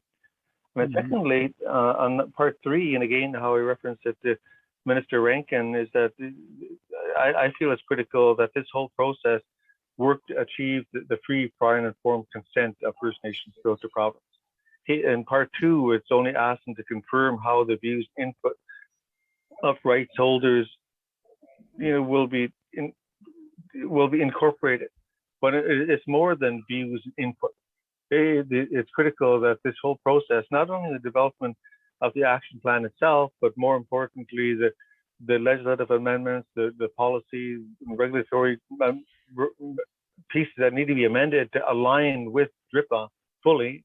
You look at 1932, and it speaks to free, prior, and informed consent. So, just two, I guess, questions to the LC, Harold, on where the LC stands on including the bodies that we've already, mandated. They're not rights holders, but they're experts on mining, on forestry, and on technology, for example. And the LC, I encourage the LC to work with those bodies.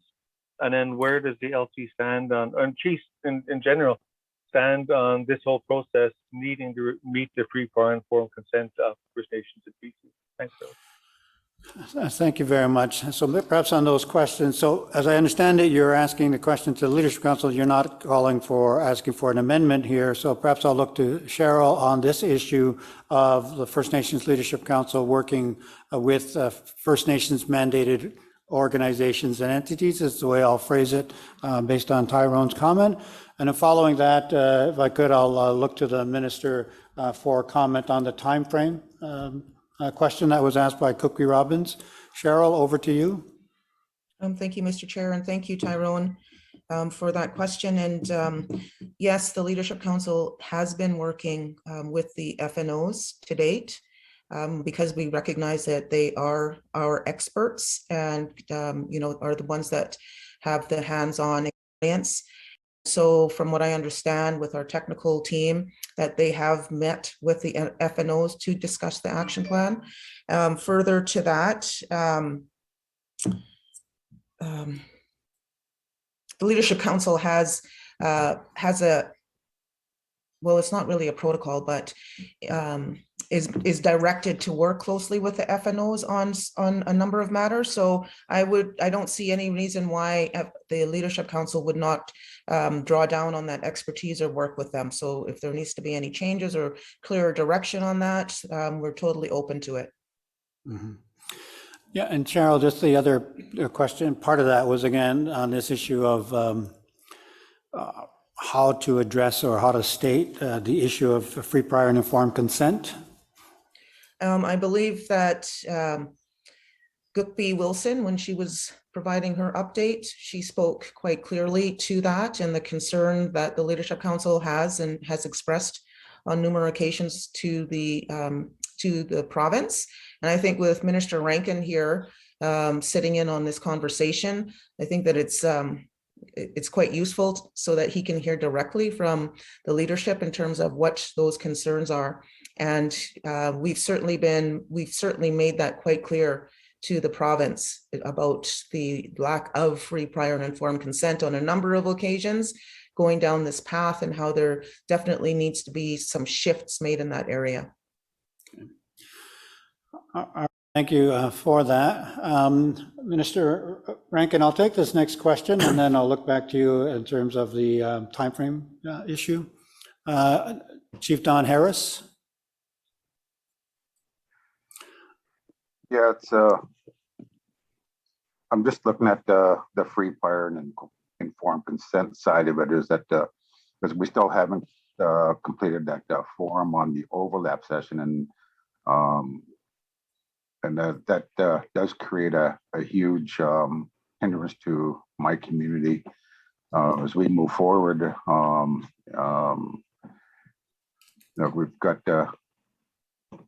We've got numerous running rivers. We've got we pretty much have our own chart area, partner up with some of our communities. We own logging licenses, we own the logging camp, we own the foreshore, we own log sorts. And we're looking at moving forward, and like I've somewhat raised this numerous times over the years, is that a lot of decisions made by the leadership councils are based on consensus from the rest of the communities in BC. But I've heard in earlier reports that yeah, we're not all in the same place. We're all in different areas of progress, and you know, example is the Forest Council. I was going to some of their sessions and that, and then just received on it. I wasn't even a member, so yet they proceed to make decisions on behalf of my community. So there's some things that we have to address as well, is that we have to get to addressing the overlaps. Because right now I've got 12 communities that overlap my community, 10 of them from a neighboring nation. And if we're going to free fire informed consent on the rightful title holders, is that they claim to be through the provincial policies by claiming the revenue shares and having to claim traditional territories to take those revenue shares. So I don't always make it to all these meetings. We do get quite busy, but it's always in the back of our minds in my community. What are the leadership organizations going to do? Are they going to hinder us? You know, these are some of the areas that we need to address, and you know, I think we need to start looking at with the leadership tables, is that what is their agreements with the communities directly to speak on their behalf. So I'm just throwing that out there because again, it's always in the back of our minds in our communities. How do these decisions affect us? How are they going to affect us when we're moving forward? And so I just want to throw that out there. Thank you. Thank you very much. Let's also take the comment from Chief Courtney Adolph Jones, and we'll take that as the last comment in terms of our discussion period on this resolution. I will then turn to the minister for remarks on the time frame, and then we'll call the question. Chief Adolph Jones. Sorry, that was raised in error. I don't have any comment. All right, thank you very much, Chief. Appreciate that.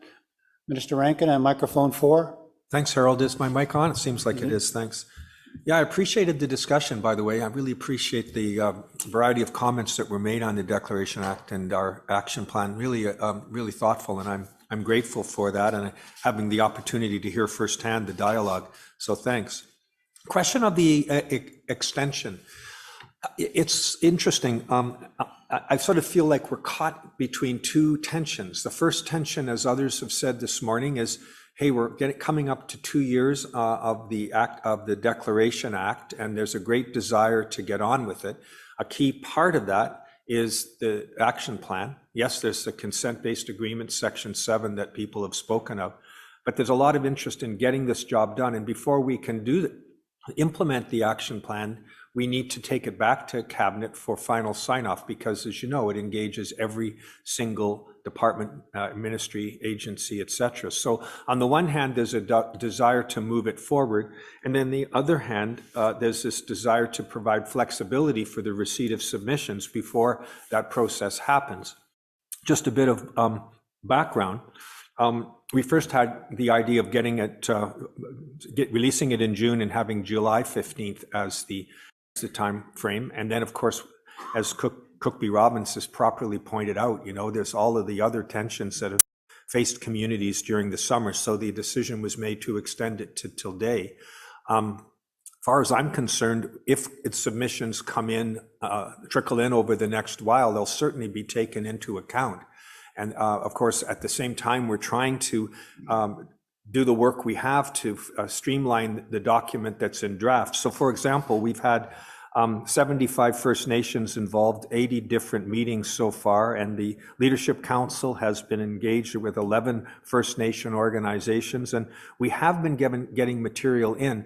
I'm told by my team that those that are watching the input that has occurred, that it's so far, it seems to be confirming the feedback, a lot of the themes that we've already heard during those consultations. So it may well be that There won't be that much that's new under the sun. There may well be.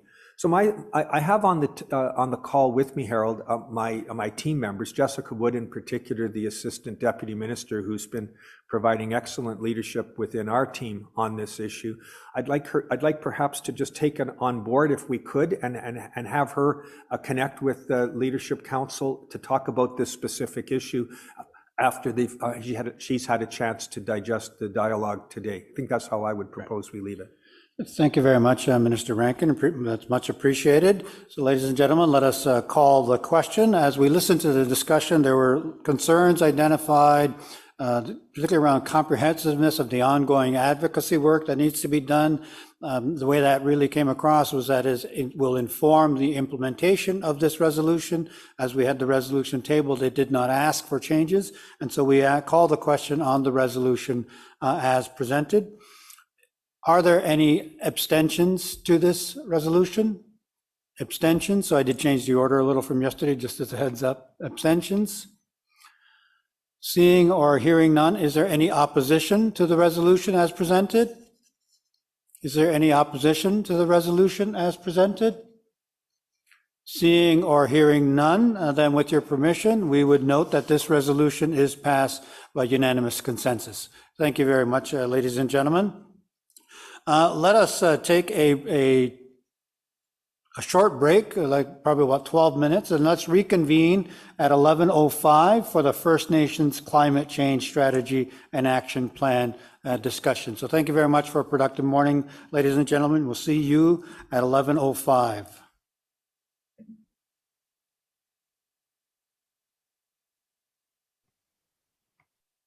Recording stopped.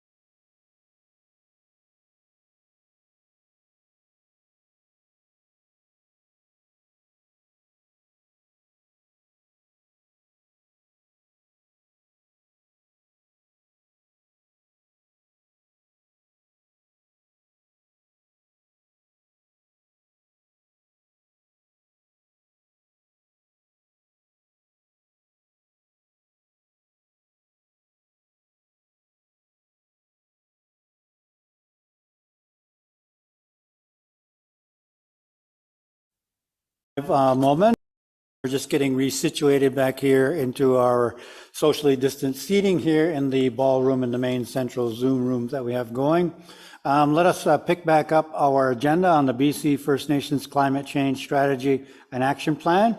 And you will see on your agenda, we're joined by Cheyenne Arnold Cunningham, the First Nations Leadership Council's Climate Action Plan Manager, Patricia Roja, the BCAFN's Climate Change Coordinator, and Josh Kioki, Union of BC Indian Chiefs Climate Policy Analyst. And I'll take it in the order that I see it on the agenda. And so I'll invite Cheyenne Arnold to unmute and begin. Welcome. Hi everyone, my name is Cheyenne Arnold Cunningham and I am the project manager for the BC First Nations Climate Strategy and Action Plan. We do have a PowerPoint, so I'm just going to wait a moment just to have it pop up on the screen here. It's on its way. The purposes of the meeting presentation that we have today is our team is going to be providing you with an update on the strategy in terms of its development and where we're at.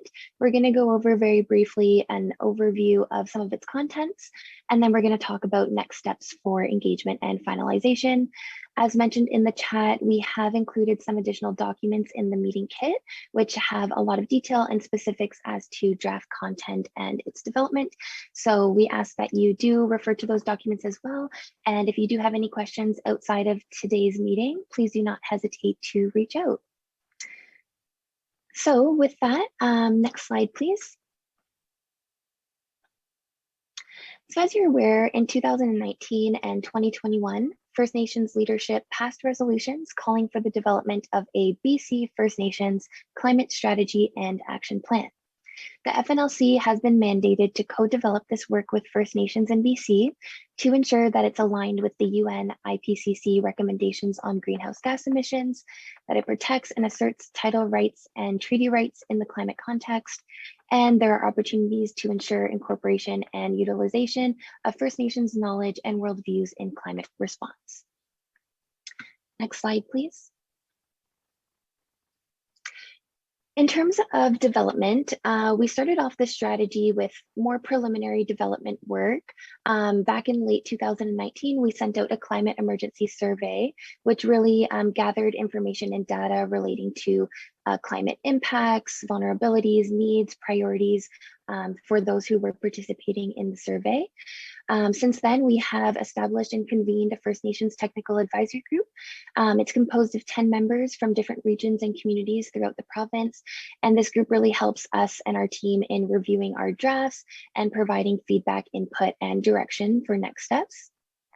We've also hosted community engagement sessions, including a youth-specific session. In terms of where we're at now, we have completed a second draft of the strategy, and this was completed in July of 2021.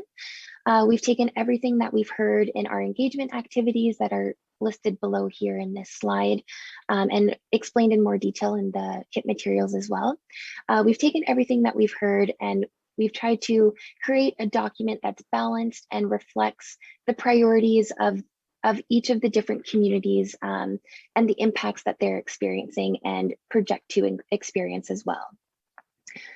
However, we have noticed and we've heard concerns relating to timing, considering the unprecedented and impactful wildfire season, flooding, and other direct impacts of climate change that we're seeing this year alone. The FNLC has extended timelines for the project. So we will be moving forward with additional time for communities to review this second draft.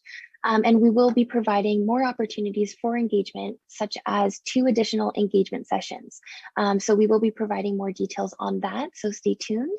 And we are available for individual one-on-one meetings as well. We will be aiming to have a final version by January of 2022, so right in the new year. And then we're going to move forward to seek approval from First Nations leadership in the assembly meetings in, I believe, February and March of 2022 as well. It will then, if approved, become a public document for distribution, and implementation will be the next and ongoing step for this work. We will be discussing implementation in this presentation shortly. There's also some more detail on that in the kit materials. So with that, next slide, please, and I'll pass it on to my colleague, Patricia.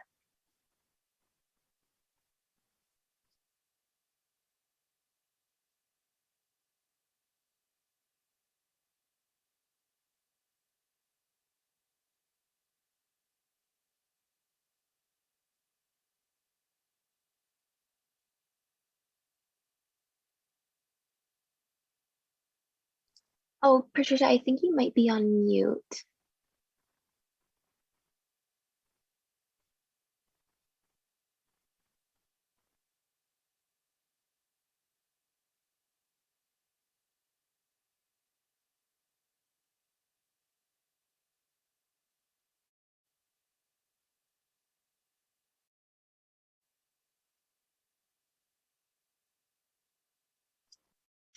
Sorry about that. I think we might be having some technical difficulties.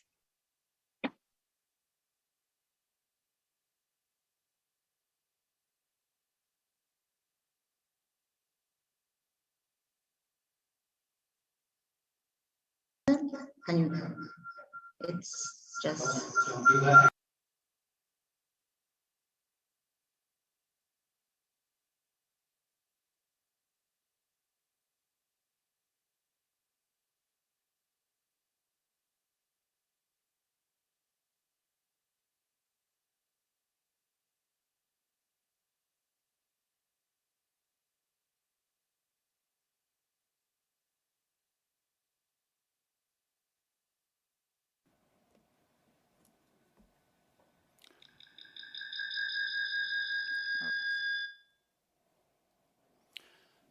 Can you come here?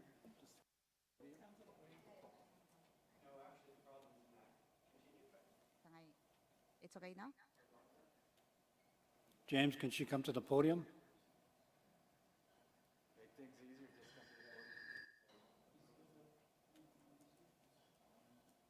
James? Says you're muted. What about now? It's better? Test 1, 2. Cheyenne, can you hear me? Yes, I can. Can you hear me now? Can you hear Patricia? There's a bit of an echo with Patricia. Yeah, the challenge, just so everyone knows, the challenge we're having is that it's the dual link of being in the central Zoom room plus also being online, and then trying to communicate through that. It's mute. So can you hear me now? Yes, good. Cheyenne, you can hear her? Yep, that's great. Oh, thank you. I'm sorry for that. Thanks, So, everyone. No problem, Patricia. Go ahead. So I will quickly present the draft climate strategy and action plan, which was sent to First Nations in early August for your review. So next slide, please. So I just want to mention that this strategy is responding to 3 issues from our current situation. The first is that we are living in the middle of a climate emergency. As noted by the new climate report released by the United Nations IPCC in early August, Indigenous people are on the front line of this climate impact. So this wildfire season was the worst in BC history. There were more than 1,500 fires burning in BC during this summer, and the heat wave brought unprecedented temperatures. Kanaka Bar weather station marked 50.2 degrees Celsius on June 29. This is the day before Lydon born. Scientists affirm that impacts from the human-caused climate change will become more frequent and intense, and with each degree of global warming. For example, in this latest IPCC report affirmed that the global surface temperature was 1.1 degree higher in the last decade than the 18th century, and that even under the most optimistic scenarios, we are likely to pass 1.5 degrees in the early 2030s, and possibly reach out to 3 to 6 degrees by the end of the century if emissions are not reduced. So this First Nations climate change strategy and action plan must respond to this alarming situation. We are also in a context where indigenous people are fighting to protect and secure recognition of their inherent rights and title. I will speak more on this in a little bit. So the third issue is that we are in a specific political context where climate change is becoming more and more evident, and governments cannot turn their backs to it. New climate commitments, legislation, policies, and plans have emerged during the last decade in BC and Canada, and often these policies tools don't respond to align with First Nations priorities.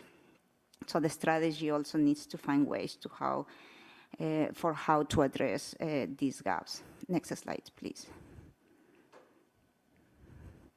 So we hear during the engagement sessions that First Nations have a vision for the future based on their strong assertions of inherent title, rights, and jurisdictions to lead a response to the climate crisis while exercising Indigenous knowledge, laws, and legal process in self-determined ways to care for the earth and generations to come. That's the vision statement you can see on the screen. So to meet this vision, the draft strategy proposes 5 principles. One is to respect and recognize the assertion of First Nations inherent jurisdictions over their traditional territories and their rights to self-determination and self-government in climate action. The second is to build capacity, resiliency, and self-sufficiency to empower First Nations, including future generations. The third is to collaborate on develop true partnerships between First Nations in BC and governments, the private sectors, and societies. The fourth is to exercise reciprocity, restoration, and collaboration with the lands, waters, and air in maintaining ecosystems' health and stability for generations to come. And the fifth is to protect and share First Nations culture, values, and identity, including the knowledge, language, and legal orders of each individual communities. During the youth engagement sessions we have in July, First Nations youth from North, Interior, and Coast also developed their own vision statements, which are included in the draft strategy and in the summary that you have in your meeting kit. Next slide, please. So goals, objectives, and actions have been developed based on what we hear during our engagement sessions. The priorities that were identified are also reflected in the vision statements and the principles. We have been organized into 4 priority areas that you can see on the screen. The first one is inherent title rights and treaty rights. The second is capacity and leadership. The third, land and water protections and stability. And the fourth, climate response and preparedness. So these priority areas mirror the holistic understanding of climate change through a First Nations climate lens.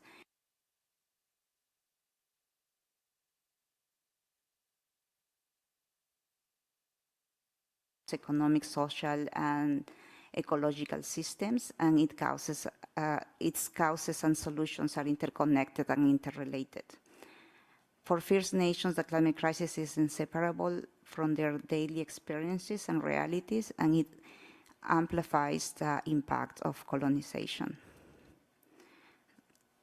So these actions presented through these priorities aims to build resiliency in First Nations peoples to adapt to climate change and support communities in the self-development of their self-determined climate projects, plans, and strategies. This includes reducing the gaps from colonization, such as housing and food insecurity, which are part of priority 3 and 4.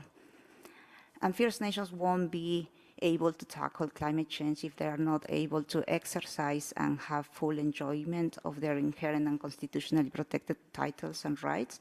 So priority 1 is focused on the recognition and protection of First Nations title rights and treaty rights, and in the implementation of the UN Declaration and the Declaration Act in the climate change context. This involves ensuring that First Nations maintain and use their own laws, legal process, language, and knowledge in climate actions. So you have all the priorities in your kit. And thank you for this opportunity to share with us today. And I will pass over my colleague, Josh. Hi, good morning. Next slide, please. So in implementing a First Nations climate change strategy in BC, we've identified some challenges for implementation. And some of the anticipated challenges that we've identified stem from the diversity of climate impacts that we anticipate will be included within the provincial scope of the strategy. So obviously the various regions of the province are experiencing climate change quite differently. And the strategy needs to respect that diversity and also the right to self-determination of each First Nation and the relative climate priorities that they determine. So the strategy does include objectives addressing the climate priorities and needs of First Nations as a collective body in BC. So some of the priorities that Patricia had mentioned include those concerned with inherent title and rights and those building capacity to address climate change at the community level. So First Nations across the province have demonstrated climate leadership for a very long time, and there are a lot of organizations in BC working on behalf of First Nations that do include some aspect of climate change within their mandates. However, there's no single First Nations organization in BC exclusively working on climate change at a technical level, as there is with other sectors such as fisheries or forestry, which is a challenge for planning implementation of a climate change strategy. So next slide, please. So a climate strategy of this scope needs to be flexible enough for implementation across the various contexts that do exist in BC. It needs to be useful first and foremost to First Nations across the province, and as well as to other audiences that a strategy like this would have, so such as the federal and provincial crown, because of their significant role in climate mitigation and adaptation in the country. So to reflect feedback that we've already received from nations as part of the engagement process so far, and as well as the unprecedented wildfire and extreme heat that we've experienced this past summer, as well as to address the challenges that we anticipate for implementing a First Nations climate change strategy. We will be identifying the most urgent and time-sensitive climate response measures that are needed in the short term, so the next several years, to avoid the catastrophes of this past summer, as well as from repeating in future wildfire and extreme heat events, as well as other climate-related events such as flooding,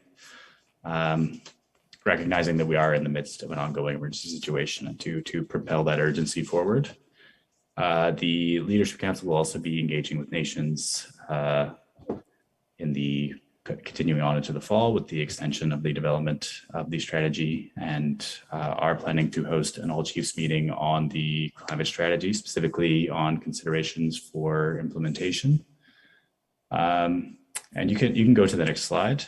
We hope to be able to make use of today's limited time to be able to hear from delegates that are present on the strategy, questions that you might have, and comments as well. So I'll maybe turn it over to Cheyenne if you have any other closing remarks. Otherwise, open to hearing from the delegates here.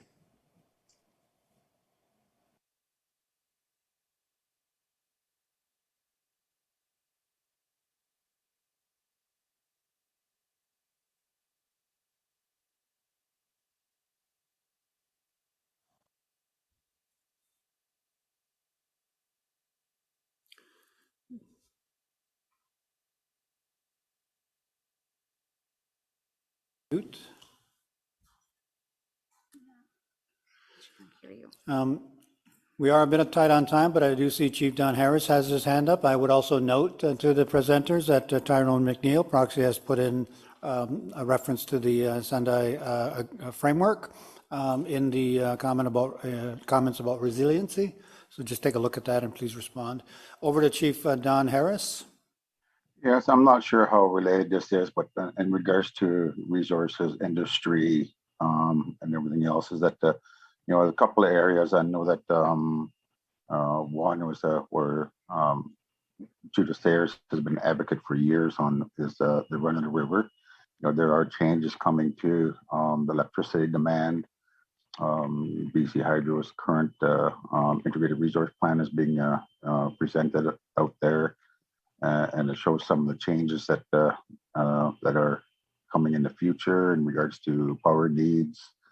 And there's some areas that in order to make these running rivers a bit more viable, is that some of the policies that need to be changed. For one, there's we could be looking at First Nations utilities in the future, but there's a moratorium on the lines that we don't have access to, and these are some areas that not only would it but it would also benefit some economic development for some of the communities. And another area is the forest industry, is that we see all the destruction out there from the forest fires. And that's one of the things that we can anticipate from our end in our community, is that a proposed change in charter areas again, is that now that there's less fiber out there for logging companies to go after, then we could probably see an attempt to change charter areas again, so that more logs in areas that are more vibrant in fiber are going to be attacked by other, or can be sought after by other companies in charter areas. And that's one of the things that my community is involved in the forest industry, not for the purpose of making money, but more for the purpose of saving it.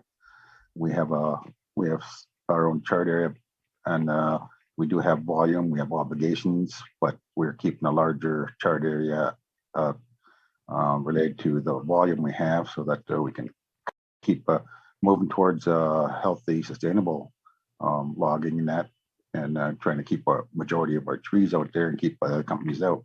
These are some of the changes that are going to be coming up.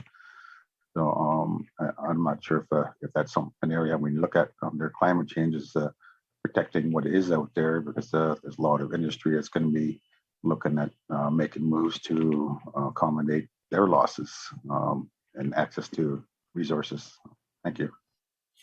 Thank you very much, Chief Harris. I'll just look to Cheyenne just for a brief wrap-up comment, just in the interest that I do need to move on to the next agenda item. I do want to acknowledge the comments that have been put in the chat, which again will inform. I think what Chief Harris is talking about is when strategy meets the real world circumstances that we are dealing with. So appreciate that. Cheyenne? Thank you so much for the comments. And in terms of a final closing remark, we obviously don't have a lot of time right now to discuss, but our team is going to put our email addresses in the chat box. They're also on the documents in your kit as well. We encourage anyone who is available and has the time to reach out to us, and we can meet with community members or individuals one-on-one. We will also be sending out more details on the upcoming engagement sessions that we will be holding, just to have more time for these discussions. All right, thank you very much. Thank you, Cheyenne. Thank you, Josh. Thank you, Patricia, and to thank all of you who participated in speaking and in the chat. So with that, we will move to the next item. We're just coming up on 11:30. We have two items between now and 12:15, when we'll take a short 45-minute break for lunch. We do want to turn to the First Nations Energy Mining Council before we turn to the Sycoo's Forest Governance Initiative and the support resolution connected to that. We are joined by Dave Porter, the chair of the First Nations Energy Mining Council, who is phoning in, and so you will see him there in that. It doesn't mean he's not able to see the chat function. And then Paul Bloom, the advisor, of course, is also with us, and so I'll turn it over to those two gentlemen for their remarks. Thank you, Harold. Good morning to the elders, leaders, citizens of our nation. In 2013, a group of us were concerned about the fact that there was a proliferation of non-Indigenous organizations speaking on behalf of our nations with respect to the protection of our lands and resources. So we decided to form an organization called Indigenous Leadership Initiative, a Indigenous-led organization to take on the discussion of guardians and Indigenous protected conserved areas. In 2015, we received a mandate from the Assembly of First Nations Chiefs to pursue this work, and through our initial efforts of over 100 meetings in Ottawa with all political organizations and parties, we were successful in achieving a commitment for a pilot funding program for Indigenous guardians of $25 million in the 2017-18 federal budget. In February 2021, President Biden and Prime Minister Trudeau agreed to be partners in protecting nature, and one of the initiatives they spoke about achieving this was by supporting Indigenous-led conservation efforts. In August 2021, the Government of Canada made its largest federal commitment and investment in Indigenous-led stewardship by announcing $340 million in budget 2021 to support Indigenous Guardians initiatives, and as well to establish the Indigenous Protected Conserved Area Strategy. And following those commitments, we have engaged in an initial discussion with the Premier of British Columbia on a need to establish support for guardians and IPCAs here in British Columbia. Currently, we are working on a discussion paper, and on October the 29th, the First Nations Energy and Mining Council will be sponsoring 2 webinars. In the morning, we will talk about Indigenous knowledge policy frameworks and the implementation, in this instance, of the Canada Navigable Waters Act. In the afternoon, we will have an additional webinar to focus on guardians and IPCAs, and with a focus of a government-to-government process where British Columbia will be asked to support guardians and IPCAs here in the province.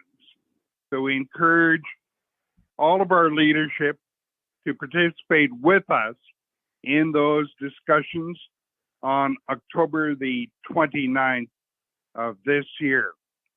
With that brief overview on that particular initiative, I would like to now invite our Executive Director, Paul Blum, to talk about a clean energy engagement process. So over to you, Paul. Thanks, Dave. Good morning, everybody. I'm Paul Blum, the Executive Director of the First Nations Energy and Mining Council, and I'm linking into you today from the Snuneymuxw First Nation. I'd like to acknowledge their territory and the chiefs and elders in attendance, and especially Chief Bobby Joseph, wishing him a happy birthday today. In June, we presented at the UBCIC and First Nations Summit meetings and updated the chiefs there about the progress we've made on what BC is calling Indigenous engagement on clean energy opportunities. And in your packages, there's a joint memo from us and the province on the next steps, which I will walk through in just a couple minutes. And I would first like to just reference, I listened to Minister Murray Rankin's presentation about the action plan, and this clean energy opportunity is in the action plan, in the draft action plan that was released back in June. And last year we submitted 5 items with the Leadership Council, through the Leadership Council to the province. and only one of the 5 made it into the action plan, the draft plan. So we have resubmitted with much more detail and also included guardians in Indigenous protected areas. Dave just spoke to that in the new recommended suggestions to be included. And I did note that the minister thought that most of the things that were in the first action plan list were consistent with what he's heard, but we definitely didn't have most of our priorities in that plan. So hopefully this next round, they include some of those priorities.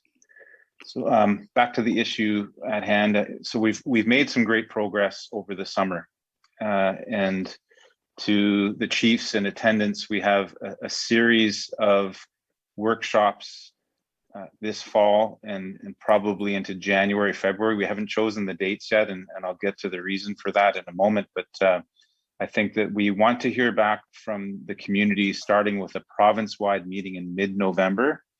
And this would be a half-day session on Indigenous priorities. And so some examples that we included in the June updates that we talked to the province and we heard from communities through a whole series of workshops over the last couple of years were resource revenue sharing on BC Hydro projects, compensation from past infringements, ownership in transmission lines, independent power projects, participation in the governance, employment, and contracting in BC Hydro, transition from diesel to renewable power generation in remote First Nation communities, legislative, regulatory, and policy amendments to all the above. So those are some examples that we will bring to the communities through this province-wide meeting and then through a series of virtual webinars, regional ones. So everyone has a chance to talk about it. And if there's other priorities, we can hear them. And our hope is that once those meetings are completed, then starting in next fiscal year, we'll have a joint process with British Columbia, with the communities on moving toward those goals. So the mid-November meeting, we're really trying to gain some momentum and have some high-profile speakers that really are visionaries in the future of energy, of clean energy. And some examples, we don't have them confirmed yet, but we've reached out to the U.S. Special Envoy on Climate Change, John Kerry. He's a former secretary in the Obama administration. And we have also reached out to Elon Musk with his battery opportunities for remote communities, their Tesla batteries, and a whole number of others. So we'll keep you posted. There should be a save the date notice coming out soon. We're meeting weekly with the province on the planning, including this afternoon, on this province-wide meeting, as well as the 3 regional meetings that will occur early in the new year. So that is my update, Mr. Chair. Thank you. Thank you very much to both of you. I really appreciate that. As always, I am pressed for time, but I do want to look to see if there has been some good comments in the chat as we've gone along. And I do recall yesterday, the Guardians program was mentioned a number of times in our chat as well, in the chat function. Is there a need for discussion with our presenters? I'll look for any raised hands at this point. Otherwise, we'll look with great interest to the forums which you've mentioned, both for the Indigenous Leadership Initiative and the Clean Energy Initiative as well. So I'm not seeing any hands, and so I just want to thank Dave and Paul for that excellent presentation. It's good to hear you, Dave, and good to see Paul again. And with that, is there any final comment, Dave, before we move on to our next topic? No, we know it's a busy schedule, so thank you very much for including us and giving us the opportunity to update the leadership. Lucas and Law. Excellent. Thank you very much. Greatly appreciated. So we will turn our attention to the Sayka's first forest governance initiative, and this will be, we'll start that with a 15-minute film. And so I'll call on that to be shown, and then following that, Priscilla Mueller will take the podium, so to speak.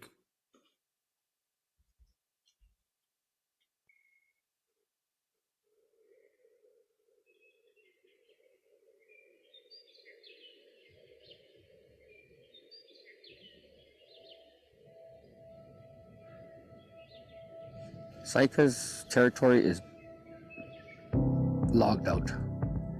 We have no more old growth trees. Well, with all the fire, the beetle, and the industry coming in there, we have nothing left in our territory. Our territory is over 1 million hectares, and about 800,000 hectares of that is forested land. It's just our culture and our heritage and the way we were with the land. When you look out in our territory, all I see is devastation. 50, 60 years of logging has impacted our territory. They've changed the landscape. Our landscape used to contain a good diversity for our people. We had moose, we had all kinds of animals, fish, and now it's not like that. You have to go out there and look for themselves. Picture tells 1,000 words, right? Clear cutting hurts me. It really hurts me. There's going to be nothing left. We'll drive ourselves into the ground.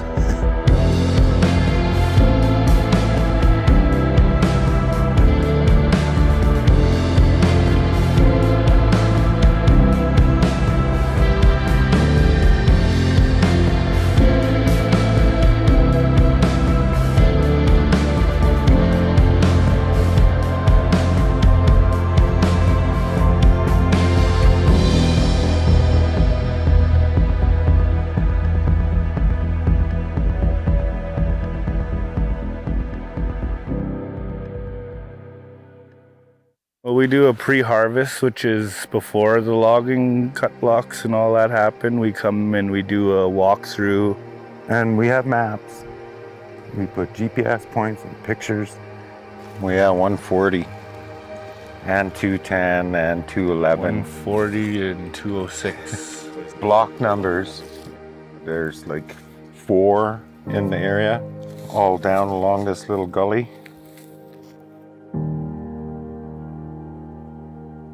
We point out wildlife features, drainages, and important areas for the land. Look at the dead trees, the live trees, what trees are here. And then we find the places that we would like to save, and we make our little ideas and try to bring them to the loggers and see what they can do. Like leaving areas for moose, leaving trees, leaving riparian areas like bigger buffers around lakes and meadows and streams. I don't see very much of it out here. You could talk about it all they want before they log it, but when they do log it, most of those little tiny recommendations we make don't come to life.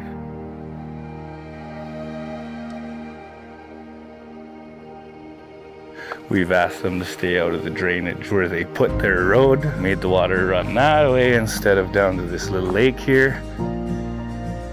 It changed quite a bit through over-harvesting. And what I've seen over time was that there was a lot of waste. And the mechanical harvesting was just devastating to the land. The land is drying up and dying. The creeks and lakes are not useful anymore. It'd be nice for them to leave little areas that have the moss and have the little trees to shade it, you know. Will help rebuild itself quicker. There's a lot of little things like that that we fight for, and there's like maybe a quarter of what we asked. There are some blocks that we advocated really hard for to get some changes, and unfortunately they weren't implemented. It is in caribou habitat, some very important streams. It wasn't just the recent cut blocks, but also the various stages of cut blocks that have happened over time and really changing that ecosystem that was once there. There's no more berries, there's no more medicines that we can collect in areas like this, and more log, the less we have. We gotta travel a lot farther to get what we need. When I was very young, my mom used to go out our back door on the reserve and go maybe about 200 feet to gather medicines. Now we go a couple hours into the mountains.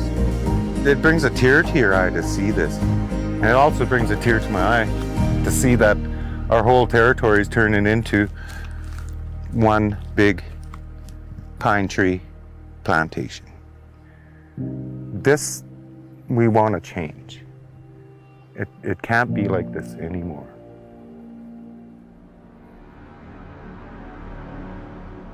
It really leaves you in a sense of hopelessness. What they're doing is legal. You can meet with the companies and share in depth your concerns. When they don't get implemented, you just don't feel respected. You don't feel like your concerns are taken seriously enough. We're not going to take this anymore. We are not going to take this anymore where people come in and pillage the land and leave it barren and walk out of here. It's not going to happen. The day of just doing whatever you want to First Nations is done. This is a new generation. My grandparents and parents' time, they were more go with the flow, and they were trained like to not make trouble. Me, I'm a rebel.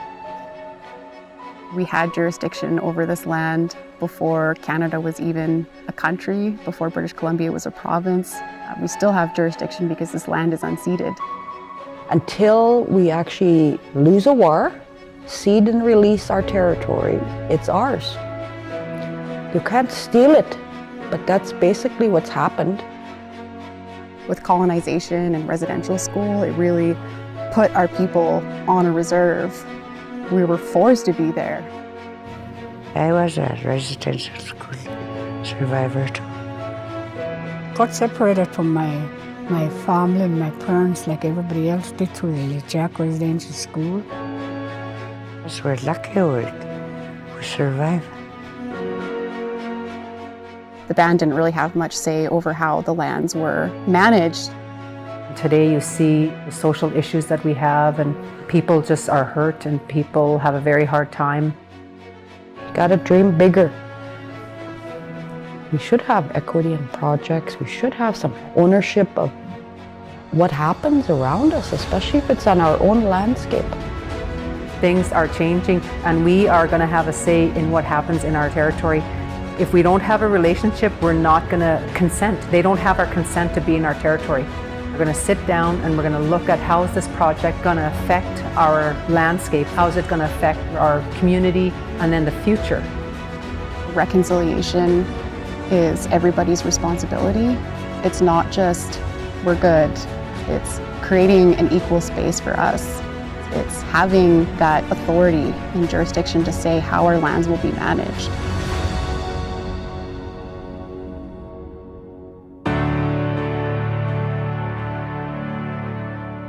We're not opposed to forestry, but want to make sure it's done in a way that's environmentally sustainable. Sustainability is a big part of it for us. I think we have a very positive working relationship with Nechako Lumber, have had for a number of years, but that's not the case with all of the forest companies in the region. We've built a relationship, and that's the most important thing for us. Once you build that relationship and you have trust, then you know what, you could work together. We can work together, I believe that. They've been incredibly open. They've been patient in terms of helping us understand what their objectives are and what's important to them. At the same time, we spent the time to explain what's important to us and to go on the journey together. We have a joint planning process in our agreement with Nechako to ensure that Saikaza stewardship or environmental stewardship principles are adhered to. As holders of rights and title on the land base, we have to make sure that we're working to preserve their values on the land. We have a lot of members employed here, creating additional economic benefit to the community. When we become partners and we're able to take care of our own, We could build our houses, we could build our health stations, we could build our daycares. We've been able to put together a partnership that I think will stand the test of time and positions both parties for long-term success. Our interest is that we can work together to ensure that forestry is here for the millennium.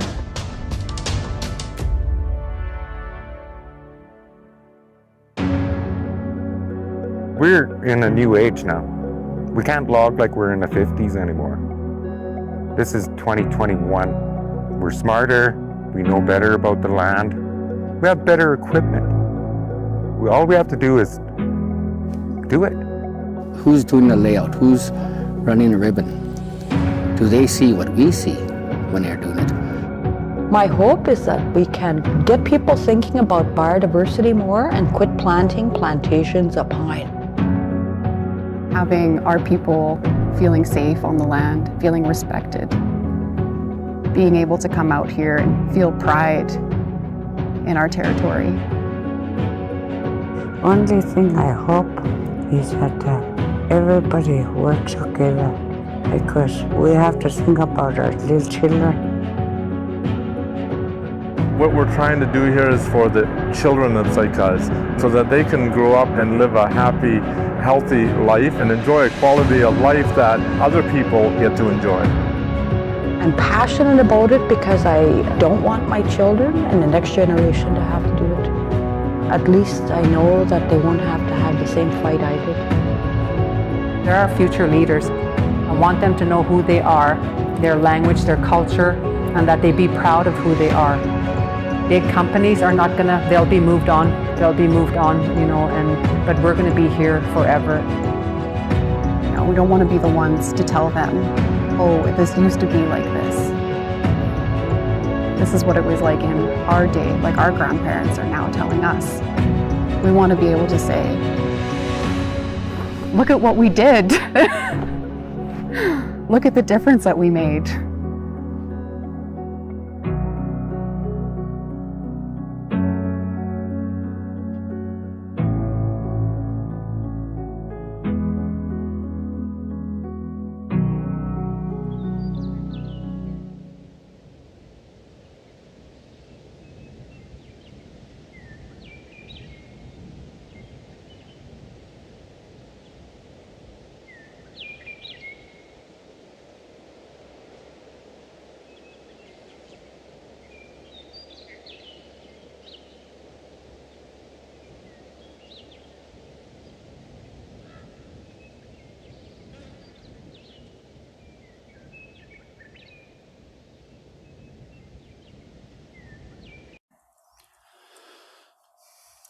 Chief Mueller, over to you.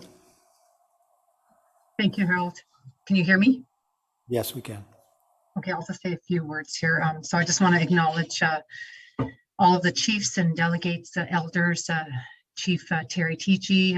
Thank you all for all the work that you do for all of our communities in the province. So I'm Priscilla Mueller. I'm the elected chief of the Tsaikas First Nation. I sit with the Grouse Clan here in my community. So 5 years ago, we started working on the forest strategy, you know, to show some of the devastation of what was happening in our traditional territory. So we see a huge decline in our moose, our berries, our, you know, our medicines, and our fur-bearing animals. So we're very proud that one of the outcomes of our forest strategy was this video, and we're very proud of it. And it's not yet released to the public, but we felt it was really important to show to the chiefs today to see, so you know, to have an opportunity to see what our nation is working on.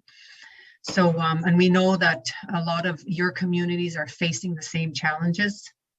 You know, companies have come into our territories for years and extracted resources from our lands without our consent for many years. We've watched logging trucks come through our communities and we've benefited very little or none at all. So, but now today, 21, we really feel that, you know, a lot of things politically has changed for us, and we are taking control over our own territories. You know, one thing we're not against is development, and we are for development, but in a sustainable and a sustainable away. You know, we need the jobs in our communities. We want our members to be working in the industry, but it needs to be done sustainably and responsibly. So a lot of companies, you know, come unwillingly, and some come willingly, and we're working towards building relationships with those companies. We do have some really good relationships with a few of them, you know, but there's still others that, you know, don't come to our community before they start a plan or a project in our community. We want to be owners of some of these projects, and we have, you know, equity ownership in the projects. And if they want to come in into our territory, then they need to have our consent, because we're the stewards of our own lands. And you know, I know all of you could relate, all the chiefs in the room can relate to that. So I'd like to acknowledge those who are standing up at Fairy Creek. We stand with you. You know, you're protecting your old growth forest, and keep up the good work. And we appreciate all what you're doing for, you know, it affects all of us in the province here. And lastly, I'd like to ask your support for our resolution on biodiversity and immediate measures. Masi, thank you for taking the time to watch the video. Thank you very much, Chief Mueller, and you will note in the chat a number of comments complimenting you and the community on the video itself. So let us turn our attention to draft resolution 7, support for Saiku's biodiversity and immediate measures, as has been mentioned by the chief. I will need a mover and seconder for the resolution, so I'll look to the raised hands functions for someone to volunteer to do that. I thank you very much, Cook B. Robbins as the mover, and I will need a seconder.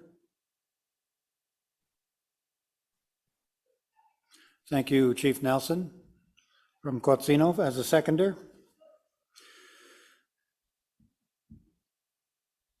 So in the resolution and the whereas A and B basically state the fact that they're seeking support for the interim immediate measures from the province, which are, and B provides the definition from their Pathway Forward agreement in terms of what an interim measure is to enhance ongoing reconciliation of carrier secondary and crown titles, rights, and interests in the territories. Whereas C and D note the 8 most related articles in the UN Declaration and the importance of the BC Declaration Act, DRIPA, in terms of moving forward, whereas as E and F are repeated in the therefore be it resolves. And so therefore be it resolved that 1, the Bcafn Chiefs in Assembly support Saiku's in its call for the protection of immediate measures, areas to prevent further biodiversity loss and serious environmental risk into the future. 2, the Bcafn Chiefs in Assembly fully support Saiku's in upholding its jurisdiction over its territory and the need for free, prior, and informed consent before industrial activities and development can occur in Saiku's territory. And 3, the Bcafn Chiefs in Assembly call on the provincial government to co-develop restoration and rehabilitation projects in collaboration with Saiku's in a manner that promotes and respects joint decision-making as well as Aboriginal rights, title, and interest. Is there a need for discussion of this resolution? I do see Chief Charlene Gale's hand is raised. I'll just check on that.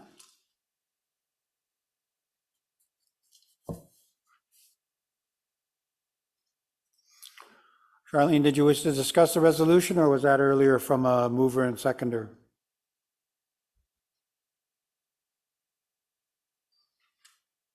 We're not able to hear you at the moment.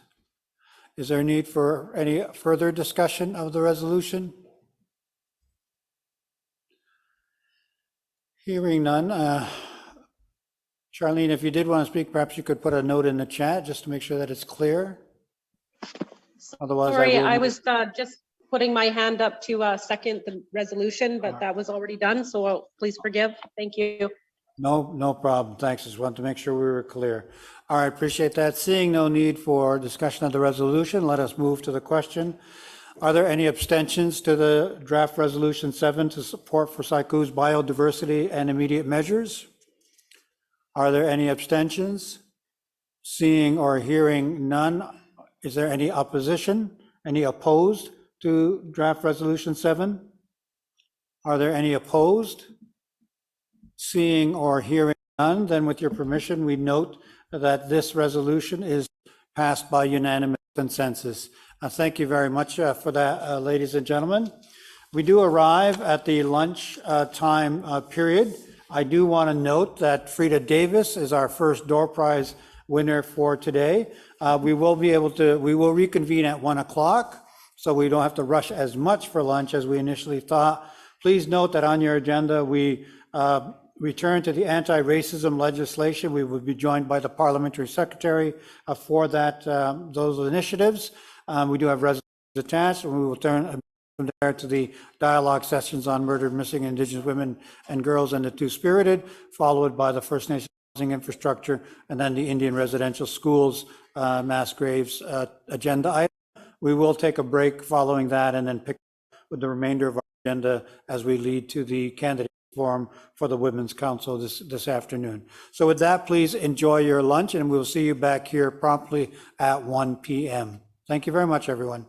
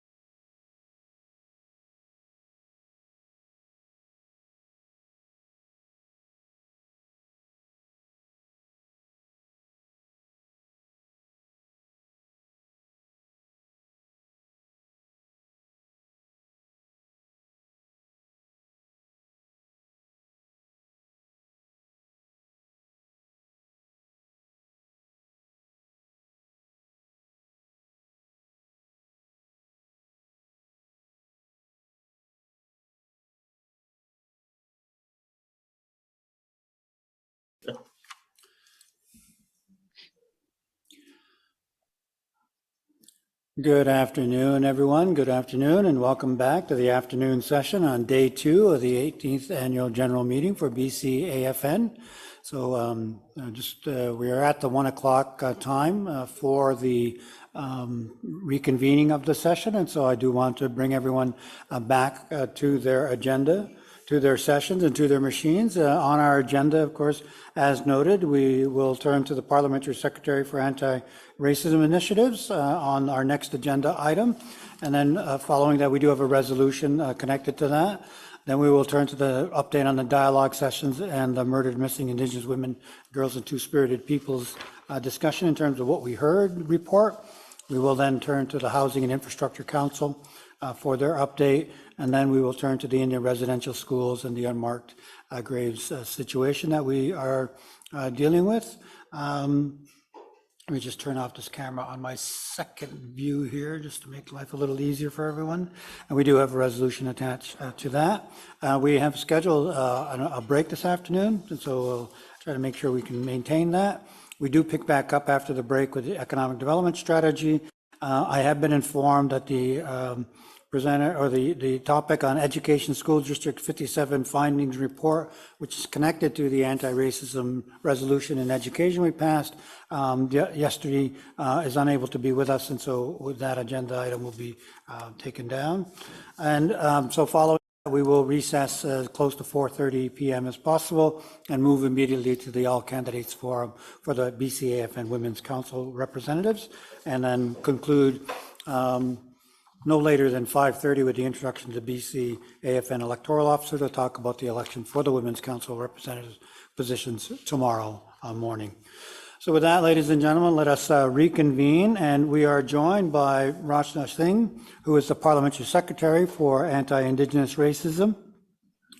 She is been a resident in Surrey for over 2 decades, and she's a former drug and alcohol counselor. She's also done a lot of work supporting women facing domestic violence in her previous career, but in 2017 was elected to represent the riding of Surrey Green Timbers, and is in November, I think of 2020, was appointed to be the Parliamentary Secretary for Anti-Indigenous Racism Initiatives.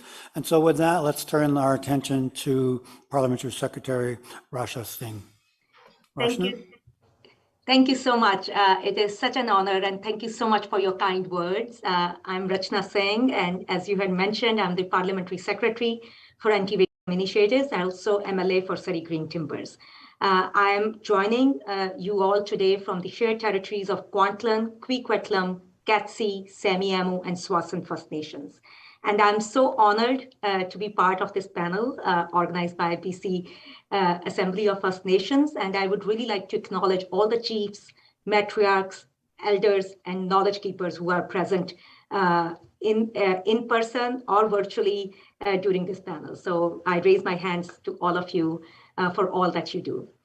So my understanding is that we do have the slides, right? Okay, so I'll go to the slide 2. In November 2020, I was appointed as BC's first Parliamentary Secretary for Anti-Racism Initiatives, supporting Attorney General David Eby with the mandate commitments to work with the Office of the Human Rights Commissioner and other stakeholders to introduce legislation that will help reduce systemic discrimination and pave the way for race-based data collection, essential to modernizing sectors like policing, healthcare, and education. My mandate also includes a full review of anti-racism laws in other jurisdictions and launch a stakeholder consultation to inform the introduction of a new anti-racism act that better serves everyone in British Columbia. Over the next 3 years, government will implement both the anti-racism data legislation as well as later Anti-Racism Act. The idea is to roll out the data legislation first by spring of 2022, followed by the Anti-Racism Act legislation in 2023. And our intention is to begin engagement with First Nations and Indigenous communities now and sustain that relationship so that when the time comes to engage on the Anti-Racism Act in 2022-23, we are well prepared and connected to engage with you and other communities on this critical piece of legislation. For today, I will focus my presentation on the Anti-Racism Data Act. Slide 3, please. So 2 key reports give direction to government on data collection. In Plain Sight, addressing Indigenous specific racism and discrimination in BC healthcare, and also disaggregated demographic data collection for BC, the grandmother's perspective. Details under recommendation 2 of In Plain Sight, addressing Indigenous specific racism and discrimination in BC healthcare, calls for the BC government to enact legislation to mandate the collection, use, and disclosure of disaggregated demographic data for social changes with Indigenous institutions and governments in support of self-determination and sovereignty. The point is further emphasized in the Office of the Human Rights Commission's report, Disaggregated Data, Demographic Data Collection in BC, the Grandmother Perspective. Slide 4, please. Core areas that we are considering that the data legislation will address is, first of all, building trust with the Indigenous and racialized communities. The legislation could include support. The creation of community consultation, reporting, and publication requirements aimed at building trust with the racialized communities. Also, Indigenous involvement and alignment with the Declaration Act. It is very important that the legislation align with other Indigenous data initiatives currently under development. And we also know that there are principles of Indigenous data governance, such as OCAP, ownership, control, access, and possession. We are very cognizant of those principles.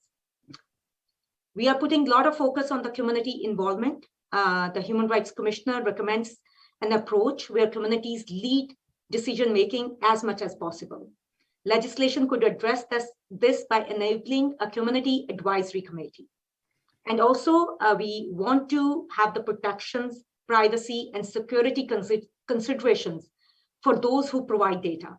The legislation may include special protections focused on community harm for racialized communities over and above standard personal protections. Consideration was emphasized in the BC Human Rights Commissioner's Grandmother's Perspective report. Slide 5, please. So we want to recognize First Nations and other Indigenous communities. We also recognize this, that they have put a significant of time into moving towards self-governing, community-driven, and nation-based data models with the rights to define and to own, control, access, and possess information about your communities. We respect that under Article 19 of UNDRIP, Indigenous peoples have right to free, prior informed consent about decisions that affect them, and to control and protect traditional knowledge and the intellectual property over such knowledge. This is part of the Article 31 of the UNDRIP. The Declaration Act action plan required under the Act is to build strong relationships based on recognition and implementation of the inherent rights, including data of Indigenous peoples protected in Canada's Constitution. Data and databases are at the epicenter of many reports and action plans, and our intention with this legislation is to do no harm and cause no interference in Indigenous people's right to data self-governance, and we intend to align our act to support the work of the BC First Nations data governance initiatives. Of course, this work doesn't just touch on the Ministry of Attorney General responsibilities, but includes the responsibilities of ministries across the government. That's why we are working closely with our ministry partners who are responding to calls issued throughout this report. And we also want to ensure that partnership with the First Nations and Indigenous communities on data management is done in a holistic and coordinated way. We are also keen to ensure that ministries are learning together about the ways in which government and the BC First Nations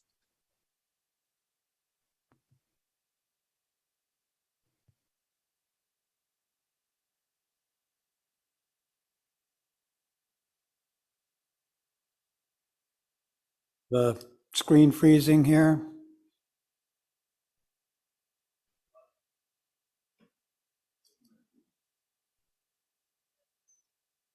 So just hold on as we check. We may have lost the signal there briefly.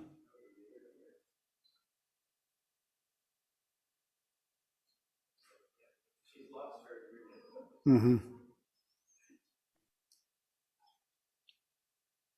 And often that'll sign back in.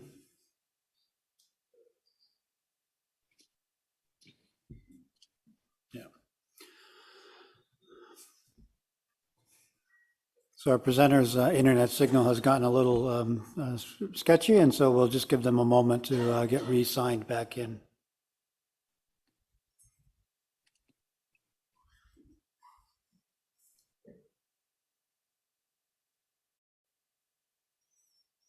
Just as a note on that, I will draw people's attention to the draft resolution 8, supporting anti-racism legislation and framework, to which the parliamentary secretary is in effect speaking to. So we will be coming to that as a part of this agenda item.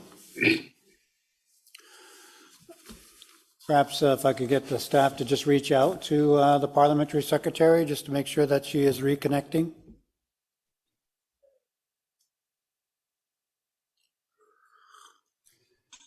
Better do a door prize, Harold. I could read the slides.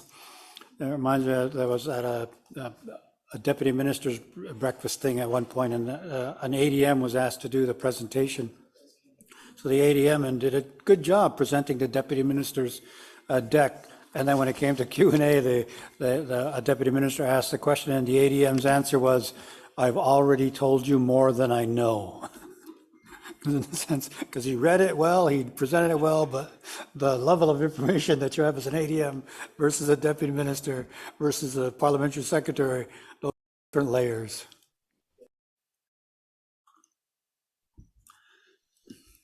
So we are reaching out just to make sure, and often sometimes it happens and you don't realize it as the presenter because you're focused on your presentation. Just to keep the process moving as we give them some time, I will sort of start processing the resolution. So we do have draft resolution 8, supporting anti-Indigenous legislation and framework. I do need a mover and seconder for that, so perhaps we could at least start with that before we finish up the presentation. What I have, and it is following up on this presentation, and really just sort of asserting the position of First Nations in terms of the work on this legislative framework around systemic discrimination data. I'm so sorry, my internet just gave in. I'm so sorry. You're just coming back, so no problem. Were you able to hear?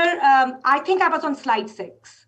Yes, we'll go back to the slide that you were on, and we did recognize that your internet connection had taken a turn at Albuquerque, so to speak. So let's go yeah. to So that you were slide. here Wonderful. when you faded out. Oh, okay. Give me 1 second now.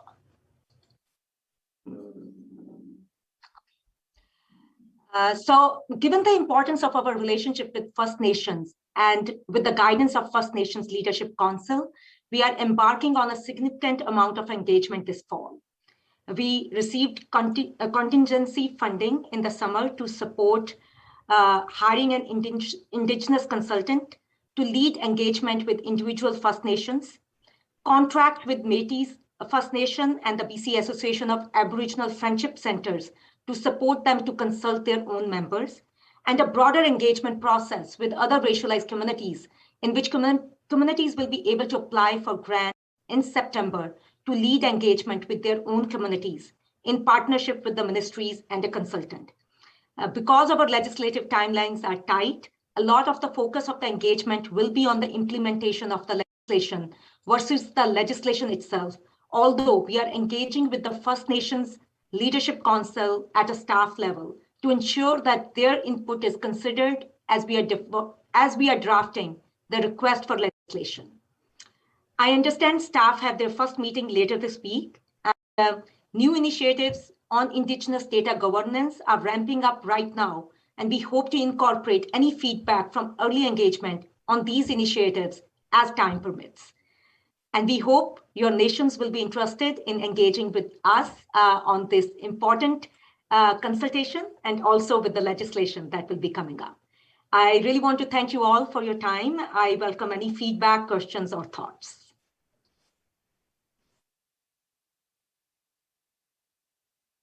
Unfortunate. Thank you very much, Rashna. Sorry about that unfortunate internet issue, No, but that is it was all mine, not yours. that is the reality, and we're quite used to that. I will open the floor briefly for comments if any of the delegates wish to comment, and and perhaps as we're awaiting that, I would maybe ask. So the legislation talks about a systemic discrimination, but there's also a distinct data identifier part. I just wanted to make sure I was clear about that. Yes. So there are two legislations that we are trying to bring in. So the first one is the data one, and that's what my focus was on, which would be coming in the spring of 2023. We know that there has been lack of data, or there has been inconsistent data. We got the report, the first report that I talked about a lot in plain sight, but we know that there is other sectors in the government that we need to have very consistent data, and that's what this legislation is planning to do. Okay. And then the second piece of legislation? That is the Anti-Racism Act. That would be the first time ever in British Columbia we'll have this Anti-Racism Act that we are planning to bring in the spring of 2023. Right now, we are in the consultation phase for the data legislation. And then once that legislation is out in spring of next year, we will be working on the consultations. We will be continuing our discussions with different communities, especially the Indigenous communities, on what would they like to see in that legislation.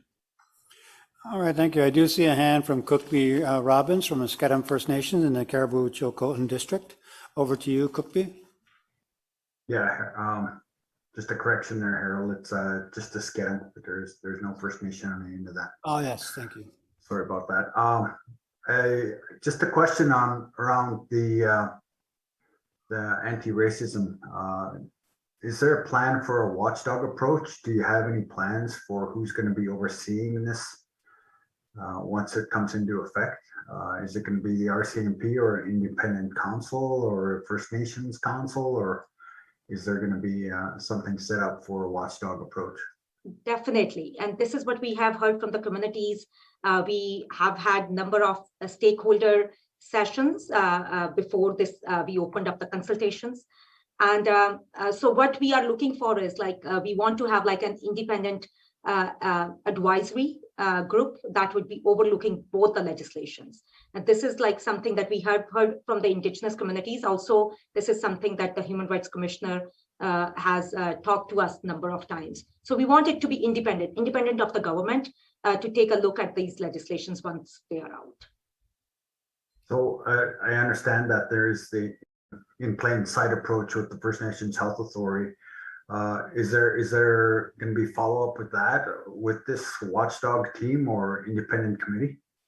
With the in plain sight report, my understanding is that there's a lot of work that is being already happening with the collaboration of the Ministry of Health and also Ministry of Indigenous Relationships, and they are already working, which I had mentioned in my comments as well. They are working on their own data system. And so we don't want to interfere with that, the work that is already happening. The report made a number of recommendations. A lot of work needs to be done and is happening on that one. So we don't want to interfere in that part of it, but we overall a structure of not just with the in plain sight, but once the legislation is out, because legislation would not just be restricted for the healthcare. It would be across the ministries, different sectors of the government, and it would be taking that independent approach. The advisory council that would be appointed will have the independent approach to look at all the sectors. So, sorry, Harold, I got a lot of questions around this one here, just because it's been close to 150 years of discrimination and racism in Canada, and you're looking to hopefully provide some type of legislation that can help that. But one of my questions is, what exactly is the plan when it comes to justice, when it comes to racial discrimination. What is the plan for someone that you can prove in either in the courts or through this independent committee that they are indeed being racial? What is the cost, and what is the jury going to say about something like that? Right, and you are very right. We have had 150 years of systemic racism, and it is a very complex matter. And I always say one thing, that the governments have ethical and moral responsibility to tackle it. Legislation is just the first piece of it. A lot of times we think that things will finish, or the work will finish with the legislation. I think the work really begins when the legislation is out.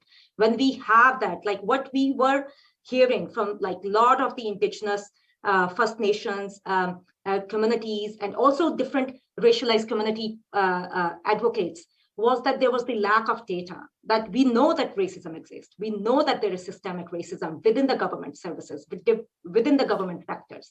That's what this legislation will do, to have that consistent data so that we can point out where are those barriers, where are those gaps. But then the work really starts. Once we know that these are the gaps, what kind of policy work that governments need to bring in. And I think that's when, after spring of 2023, and it will give them some time to collect that data, that's when it would be an ongoing work that the ministries will be working on. As my role as the parliamentary secretary, I'll be watching that, and also with the Independent Advisory Council, which would be making the governments accountable, that this is what we have heard, what kind of policy that we are bringing in. So it would be really, I would say, very comprehensive approach. It would, and it is not just governments, they have to do their work, but also with the full participation of the community partners. All right, thank you very much for that. I do see Chief Justin Kane has also put his hand up, and so perhaps let's turn to Chief Kane, and then with the permission of the delegation, we shall turn to the resolution. Chief Kane. Hello, I think it's a good step in the right direction. My concern is when we're talking about 2023, I know it's a long process, but what's going to be in place now, because I know our people are still struggling with it, even after they did the study and said, yeah, there is racism, there is systemic racism in the healthcare everywhere. Mm-hmm. But today our people are still dealing with it. And I think there needs to be people put in these places to support our people today. Mm-hmm. I've heard, when we talk about, the positions that they did put people there from, 9 till 4, but, in emergency hospitals and stuff, emergencies don't happen always from 9 till 4. Mm-hmm. And so our people are still getting discriminated after hours, regular work hours. So it's a good idea, but the process is going to be long, and I hope there's things that we put in place until then.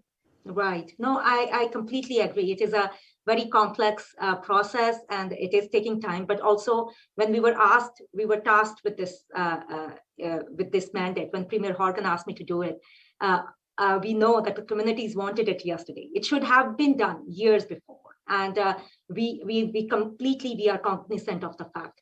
But we also want to do it properly. That's why the consultation process, we want to take the input of the communities while we develop these legislations. But in the same time, we are putting in the resources, like having our Resilience BC network, which has about 40 spokes all across British Columbia, which is helping the victims of racism.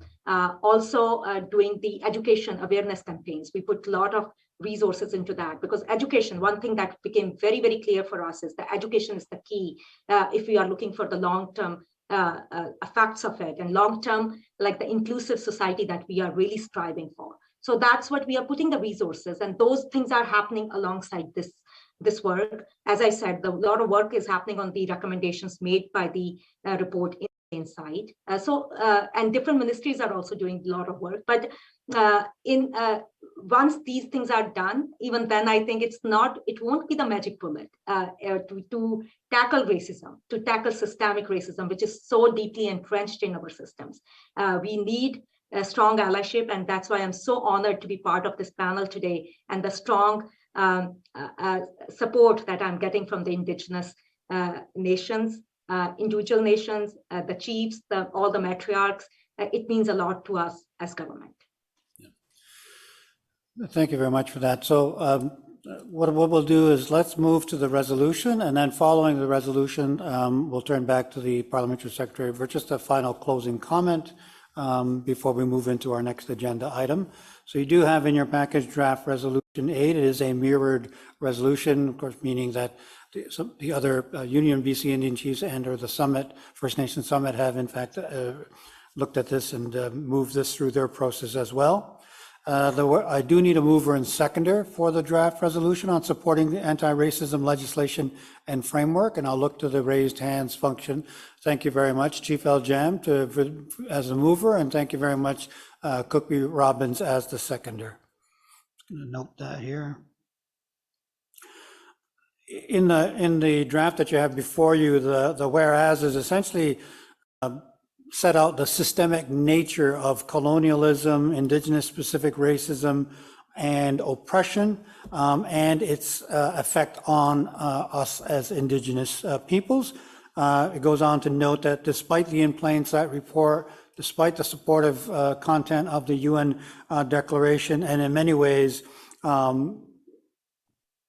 the pandemic making matters worse, that we continue to experience, Indigenous people continue to experience racism and discrimination. It then goes on to point out the fact, of course, the Parliamentary Secretary's appointment and the work she is doing, which she has just reported on, the pre-engagement work she did, which led to the province's announcement last week of the engagement strategy, again, which was the subject matter of our discussion, both in terms of the data component and then the systemic discrimination component that will be coming down the road. Therefore, be it resolved that the Bcafn Chiefs in Assembly stands in solidarity with all Indigenous peoples and racialized minorities who are combating racism and experiencing grievous harm, fear, trauma, and hate.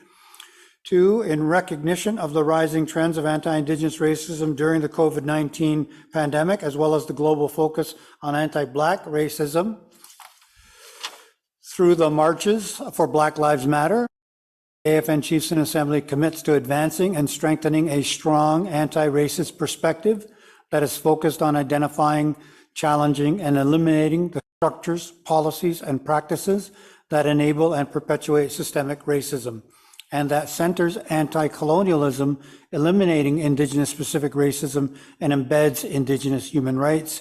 3, the Bcafn Chiefs in Assembly calls upon the provincial government to ensure that the First Nations title and rights holders provide their free, prior, and informed consent and are included as key decision makers in the development of the new anti-racism legislation. And 4, that the Bcafn Chiefs in Assembly directs the regional chief and staff to work with the Union of BC Indian Chiefs and the First Nations Summit as the First Nations Leadership Council to continue engaging with the province on its anti-racism legislation, including ensuring that the legislation addresses the cross-sectoral nature of systemic racism, adopts a holistic, inclusive approach to eliminating the root causes of racism, and establishes an equitable, transparent system for race-based data collection.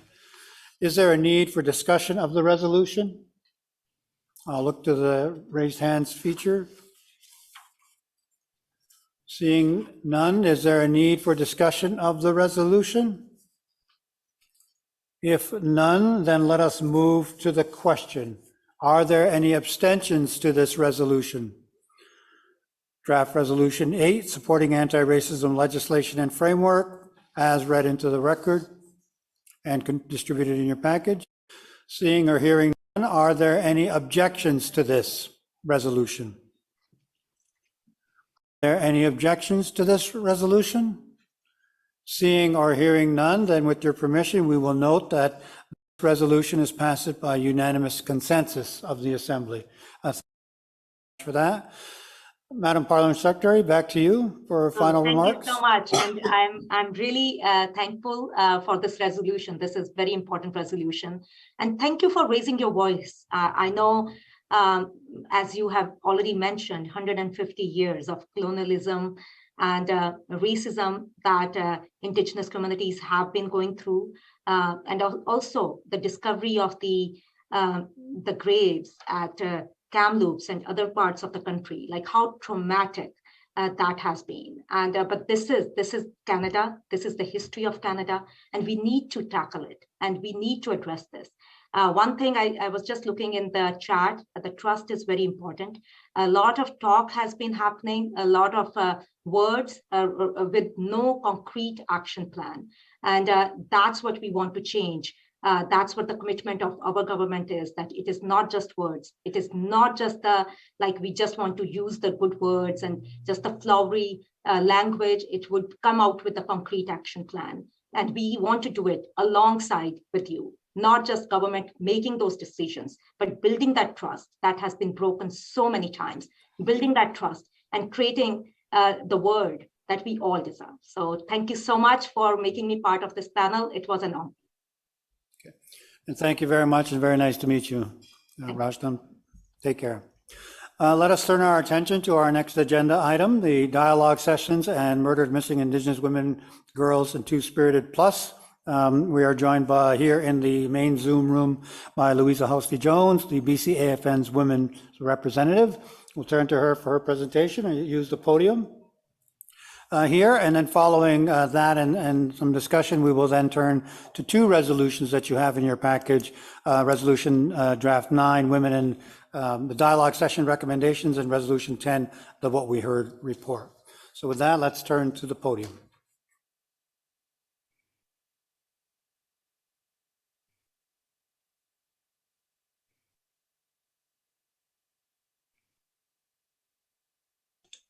Can't hear nothing. She's on mute.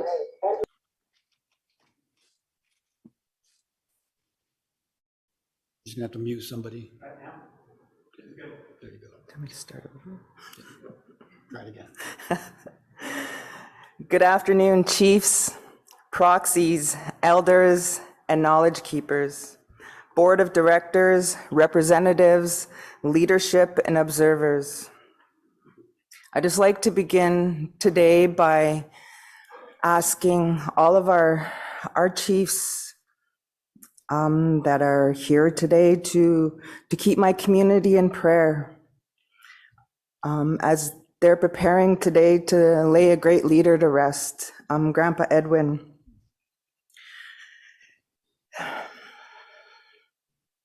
I'd like to thank the knowledge keeper, Dr. Gwendolyn Point, for your opening prayers this morning. She is such an inspiration and has been an inspiration to me for the past 3 years. My name is Klux, Louisa Hosty-Jones. I am an elected councillor for the Heiltsuk Nation and recently served as a Bcafn women's representative. Today I'm going to provide an update on 2 initiatives we have worked on this year. The 2021 Women and 2S LGBTQIA dialogue sessions, which were held in April, and a regional engagement on the National Action Plan on MMIWG2S+, which was held in May and June. The recommendations that were heard through each process have been documented in reports you will find in your kit.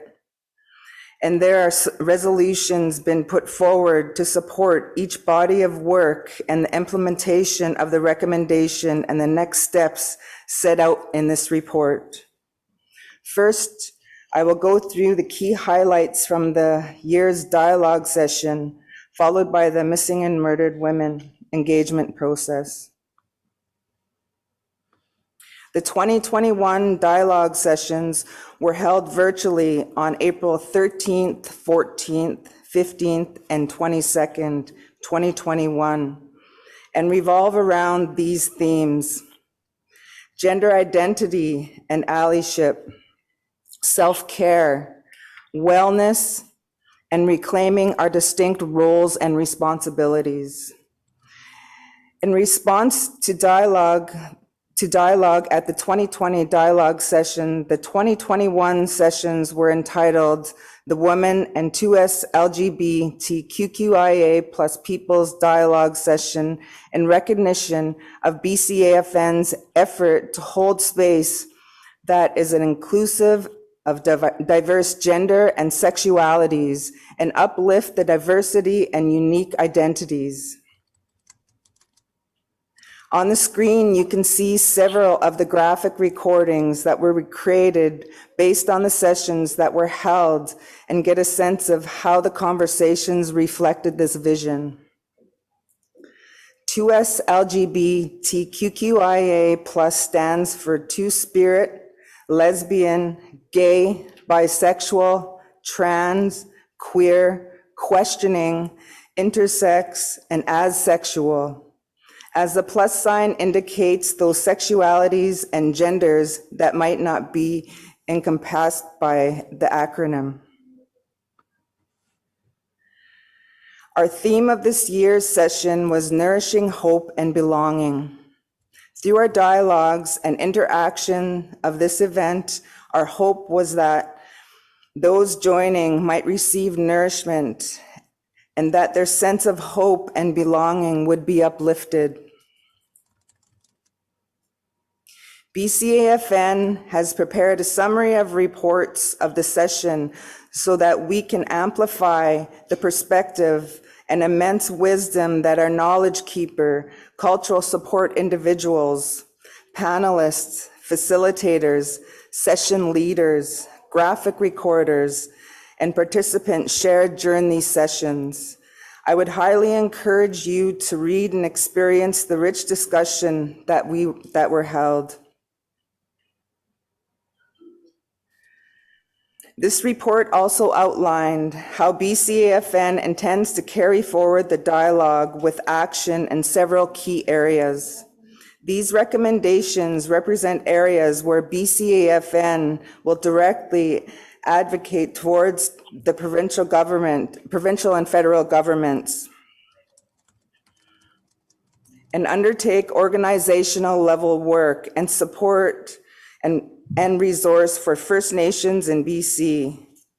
I'll take a few minutes to go through the recommendations now.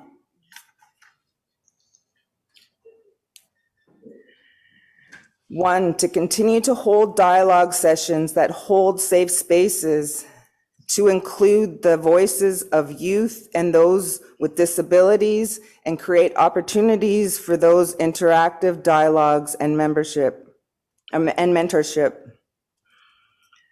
Number two, ensure events, engagements, and communications are representative and inclusive.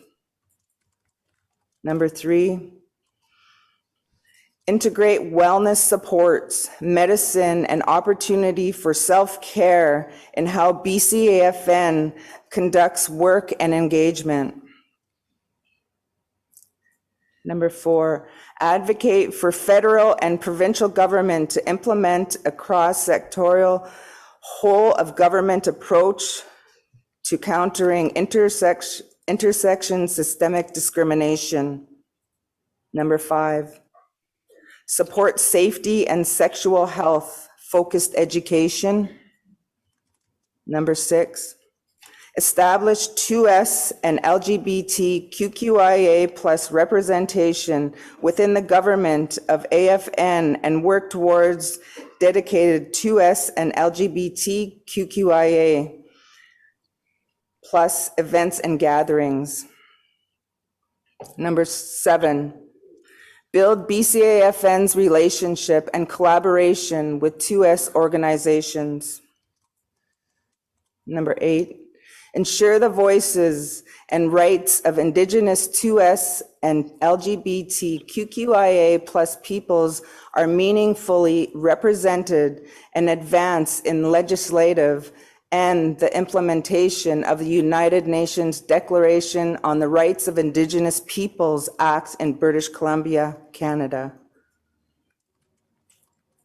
Number nine,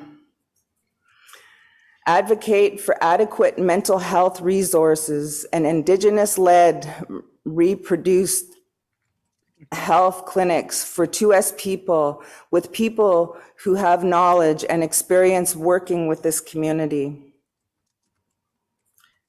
Number 10, work for the human rights of 2S people to be upheld and respected within First Nations own laws, policies, governance, and mechanisms and ceremonies.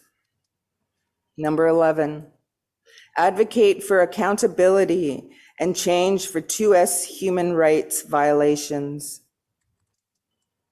Number 12, support efforts to collect disaggregated data with accounts for gender and sexual diversity and appropriate data governance mechanisms.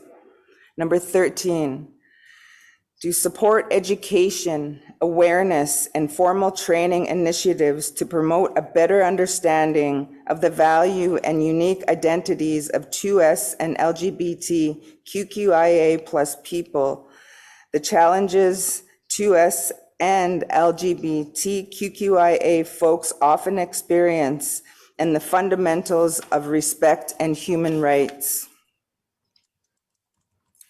The resolution that has been put forth asks for support for these recommendations and for BCAFN to develop a strategic action plan to ensure sustainable and strategic implementation.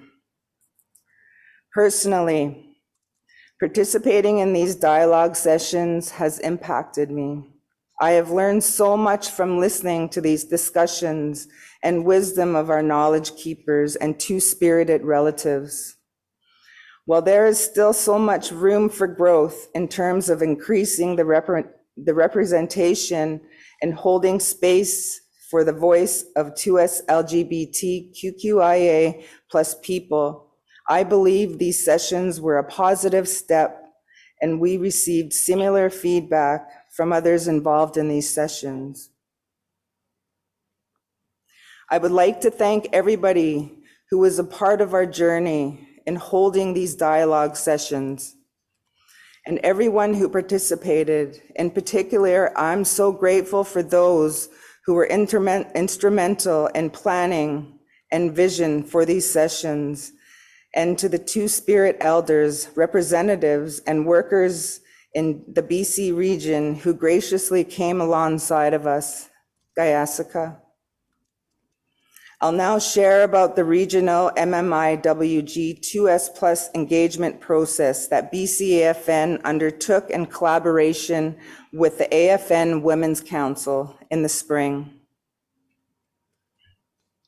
In alignment with BCAFN's mandate received through resolution, I worked with BCAFN's Dr. Gwendolyn Point, the AFN Women's Council, and our co-facilitators for this process, Chastity Davis-Alphonse and Roselle Coy, to gather feedback from the missing and murdered women and 2S+ family members, survivors, and advocates on how they would like to see the national inquiry calls for justice implemented in the BC region. What we heard will be integrated into the AFN Women's Council contribution to the National Action Plan, breathing life into the calls for justice, and will serve as a foundation for BCAFN's advocacy at the provincial and federal levels. As you will be aware, on June 3rd, 2021, the organizations and governments that work to develop the National Action Plan that were released shared their contribution and statements. While a number of important initiatives were included and the work of all Indigenous women, family members, and survivors must be honored, the action plan fell far short of what is needed to stop this crisis because it does not include any detail related to the implementation, and it did not incorporate the voices of those who were excluded from the process, or those like the BCAFN who had yet to make their contribution. Overall, there were large gaps in terms of communication, representation, and coordination. Bcafn has heard from federal officials that the federal government is now taking initial steps to support an implementation framework that is more inclusive and decentralized and includes concrete action, timeframes, funding, and coordination of roles and responsibilities. We are committed to advocating for improvement to the process of developing and implementing the National Action Plan, and to seeing the regional perspective that what we heard report speaks to include in the concrete action plan. Provincially, Bcafn is also seeking to improve communication and collaboration with the province and BC to ensure that we heard is included in planning and is actioned on. I'll now spend some time reviewing the framework for the sessions we held and key highlights from what we heard. These engagement sessions consisted of 4 phases. We had 4 pre-engagement sessions with key political organizations and stakeholders to help with planning for these sessions and seek out opportunities for collaboration. We held 2 information sharing sessions with MMIWG2S LGBTQIA+ family members and survivors. We also had 8 engagement sessions accompanied by the opportunity to make written, video, or audio submissions. To report back sessions is the last thing that we had. The final What We Heard report included in your kit organizes the recommendation for action under the 16 themes of the calls for justice and highlight 5 priority areas for action that received the most input.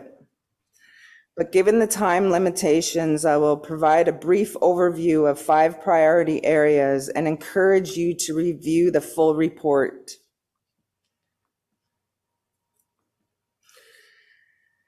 Human Indigenous rights and government obligations came through as a top priority, with participants emphasizing on, and this must be Indigenous-led solutions and services, community safety,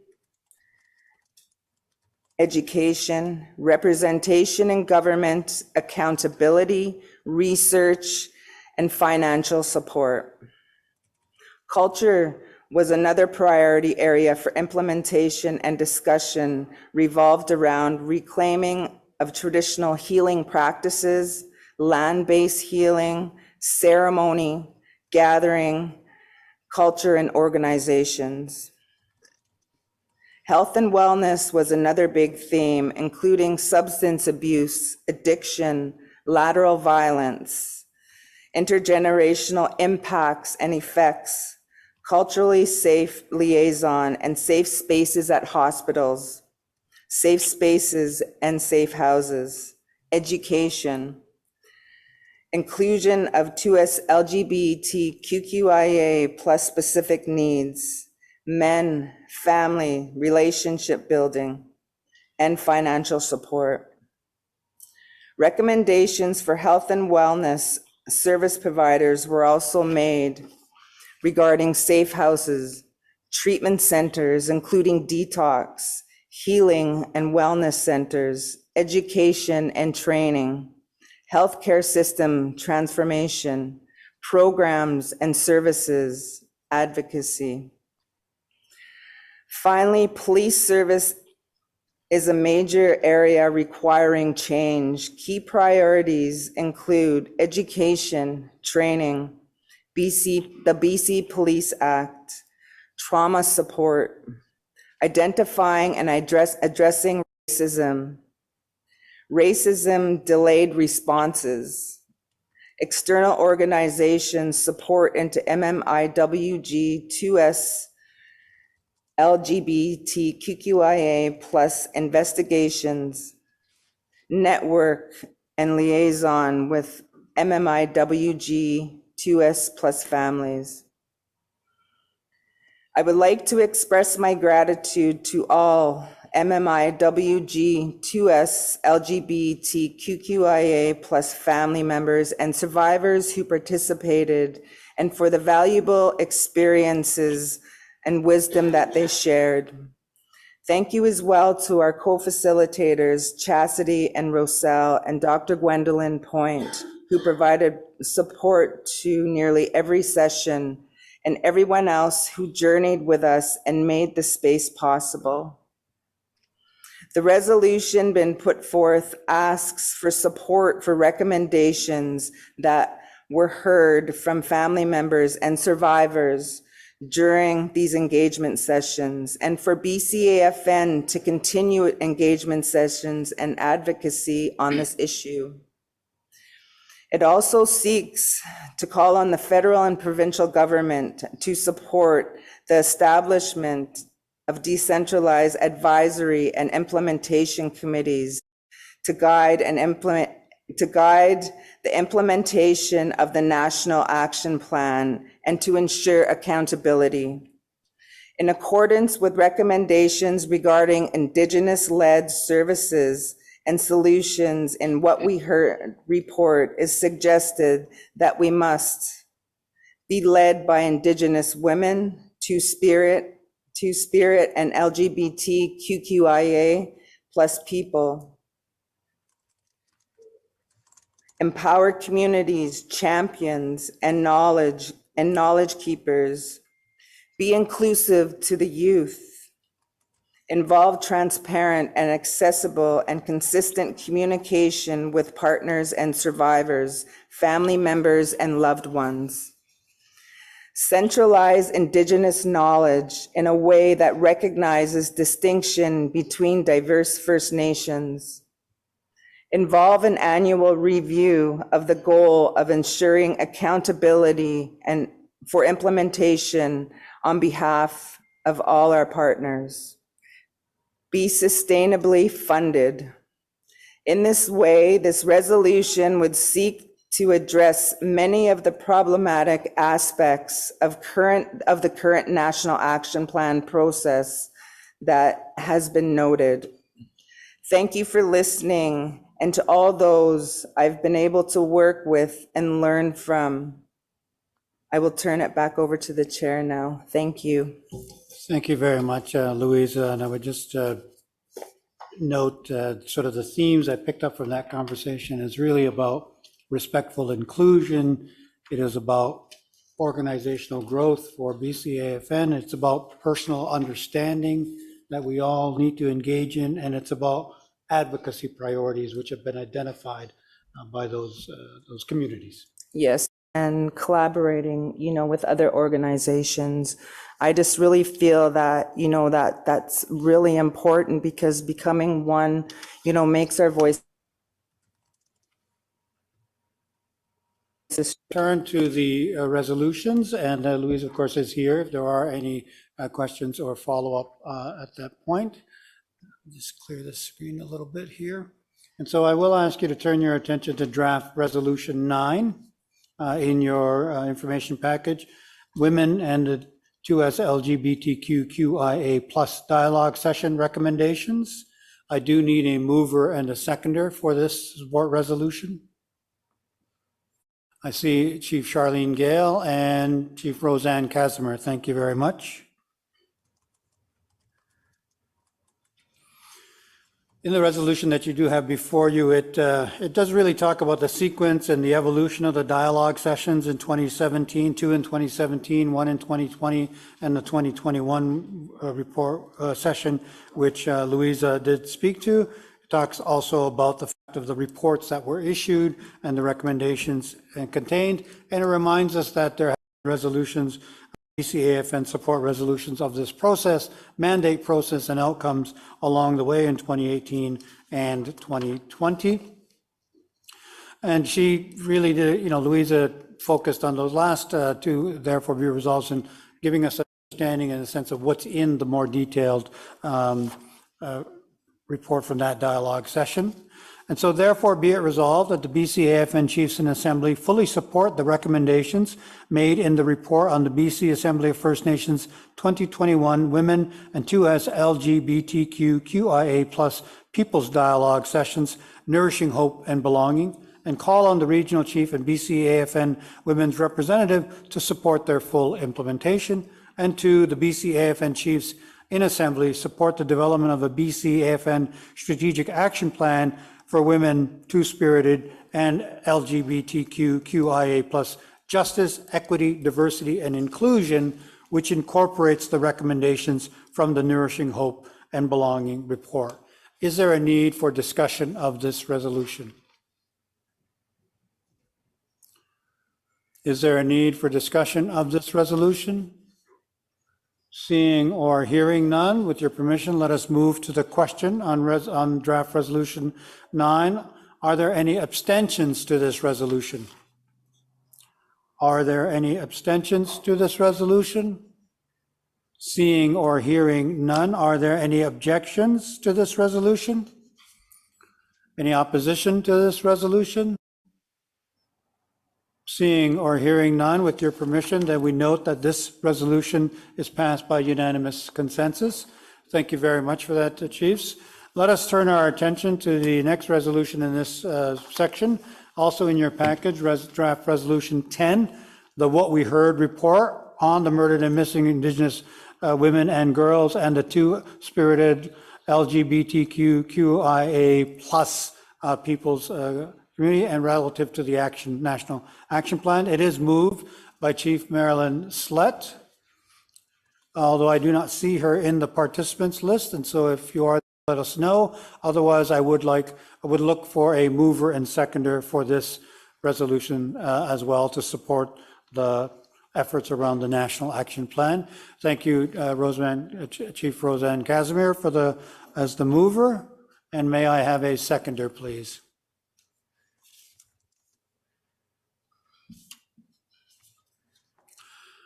I do need a seconder. Chief Don Tom, thank you very much. And so again, the Women's Council representative has presented the information here well. The whereases really reinforce and speak to the dedication and the work that has resulted in the recognition of the root causes of what this particular genocidal tragedy. Reminds us of the 231 calls for justice, the first of which calls for the development and implementation of an action plan in partnership with Indigenous peoples. And the E, F, G, and H really remind us of the engagement and advocacy work that has been done both here in British Columbia and nationally to inform and lead in on this issue. And then the last one, H, notes the June 3rd, 2021 federal government and provincial government release of their National Action Plan and notes the shortcomings and gaps, which he has spoken directly to, and which the therefore be it resolved addressed. And so therefore be it resolved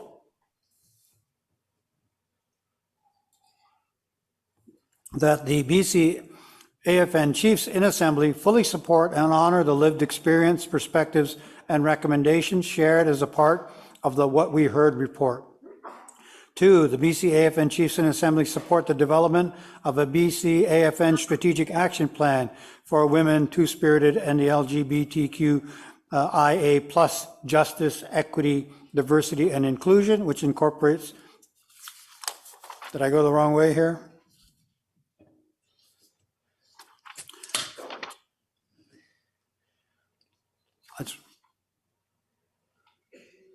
Am I on the right, therefore be it resolves?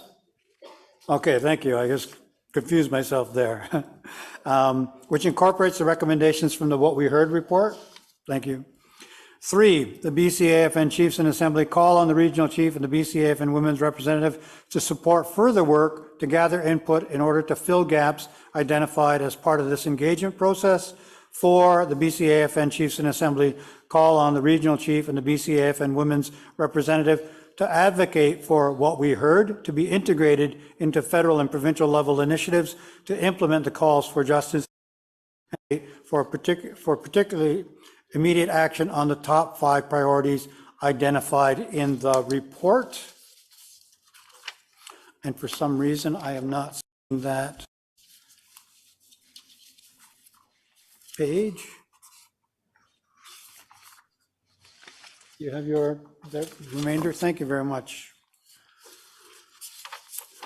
Oh, there they are, I think. Is it human? Yeah. Okay, I've got it. Thank you. Note to self, don't double-side these resolutions. So just picking back up on therefore be it resolved 4 in terms of what we heard report. So and advocate for particularly immediate action on the top 5 priorities identified in the report. A, human and Indigenous rights and governmental obligations. B, culture. C, health and wellness. D, health and wellness service providers. And E, police services. 5, the BCAFN chiefs and support the BCAFN to continue meaningful, respectful, culturally relevant, and trauma-informed communication and engagement with the MMIWG2S LGBTQIA plus family, plus family members and survivors, so that updates, implementation, progress, and changes are shared with them and survivors to stay informed on the process moving forward. And 6, the BCAFN Chiefs in Assembly call on the federal and provincial government to support the establishment of a decentralized advisory and implementation committees, secretariats to guide the implementation of the National Action Plan and ensure accountability in accordance with the recommendations regarding Indigenous-led services and solutions in the What We Heard report. This work must A, be led by Indigenous women, Two-Spirit, and LGBTQIA plus people. B, empower community champions and knowledge keepers. C, be inclusive of youth. D, involve transparent, accessible, and consistent communication with all partners, survivors, family members, and loved ones. E, centralize Indigenous knowledge in a way that recognizes distinctions between diverse First Nations. F, involve an annual review with the goal of ensuring accountability for implementation on behalf of all partners. And G, be sustainably funded. Is there a need for discussion of this resolution? Question. Is there a need for discussion of this resolution? Question. Or hearing none, and having heard the question called, we therefore move to that. Are there any abstentions to this resolution? Are there any abstentions?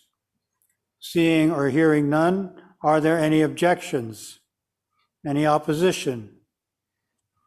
Seeing and hearing none, then again, we note that draft resolution 10, the What We Heard report, is adopted by unanimous consensus. Thank you very much, the Chiefs, for that. With that, I'll look back to Louisa to see if there's any final comments that you'd like to make before we move to the next agenda item. And you can do it from there if it's easier. Yep. Microphone 2. I'd just like to thank you for listening to my presentation today, and I would encourage you to read the package or the kit in your package. You know, it's been a long time coming, and you know, it's a battle every day to educate, you know, not only our own people, you know, with these issues, but you know, trying to, you know, reach the government. So I really just like to encourage you to read your packages, be informed and educated, and participate. Thank you very much for that. Thank you very much, ladies and gentlemen. If you look at your agenda, you will see we are at the time for the First Nations Housing and Infrastructure Council. The Chair, Chief Mark Point, has asked the Executive Director, Joseph Wapagijic, if he would make the presentation. And so let us turn our attention to Joseph, or conversation. Presentation, I don't know if it's a PowerPoint. The AV folks were just ready to kill me there briefly. Okay. All right. And I did, yeah, I checked earlier, he wasn't there. I got a note that he might be there. And so my apologies on that. And should they be able to make it a bit later, then we will accommodate them as well. However, with that, then let us move to our next agenda item, and that is the Indian Residential Schools mass graves. We are joined by Cookie Roseanne Casimir from the Kamloops, the Sewepum. And Regional Chief TG is just and we will just make sure that Chief Willie Sellers from William Lake First Nations is also, as we are arriving a bit ahead of time to this agenda item, but it is one where we may need that time. Cookie Casimir, welcome, and whenever you're ready here at the podium.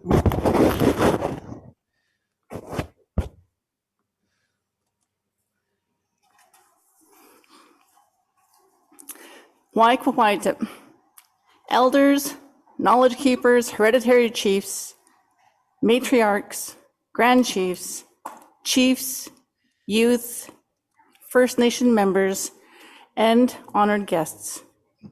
I would like to acknowledge the amazing technical staff who are behind the scenes, taking so much care to ensure that we all move smoothly through this annual general meeting. And to Harold, who's sharing us today, thank you. Also, thank you, Gwen, for sharing and starting us off in a very good way this morning. Truly appreciated. Reverend Poopsman and Nelia Desitk, I am truly honored to be here and joining all of you today. I am Cookpee Golden Day woman Roseanne Casimir Rensquas of the Kamloops de Schwabmak.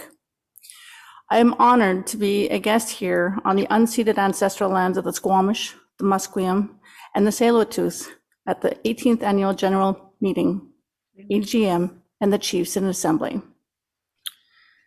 Before I get started with my presentation, during this time of the federal election, as well as elections in many First Nations, including my own, I just want to take a moment to acknowledge that leadership is a very tough role, and I commend all First Nation leaders and non-First Nation leaders.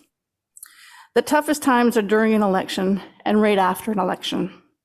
We all see, lateral violence at its finest, and I don't think there's any leader out there that is not the subject of. I raise my hands to all those in leadership and for all who continue to do the good work for our people. On behalf of the Kamloops de Schwabmak, I am pleased to provide an update here in Vancouver and for all of you that are present virtually. I have served 9 years as a council member and 3 years as Cookpee Chief, and I truly uphold my elders and my members of the Kamloops de Schwabmak with honor, pride, and respect, and integrity. From the Kamloops de Schwabmak, we would like to acknowledge the losses experienced by many of our relations during the COVID and since the onset of the global pandemic. Also, we would like to acknowledge our BC First Nations and our community members who have been affected by the recent fires throughout the province. Our thoughts and our prayers are with all of you who have been impacted by these unprecedented times. The Kamloops de Schwabmak Council is grateful for our members and all our consultants from our neighboring communities who were there as ambassadors to support all who needed a safe space and place. I also thank all leadership from Schwamakulu and our BC Regional Chief Terry Gigi and our newly elected Bcafn National Chief Roseanne Archibald. They have been relentless in supporting to all those who've been impacted, being present and being available. It is our hope that soon we'll be able to meet in person when it is safe to do so. We all have endured and faced so many obstacles, and truly our strength and resiliency continue to lead us forward in a positive direction as we face those ongoing challenges, united and in solidarity. I want to thank you, the Bcafn, and the individual First Nations for walking with us and standing with us and mourning with us since we shared the confirmation of the knowing of the Indian residential school survivors at the end of May.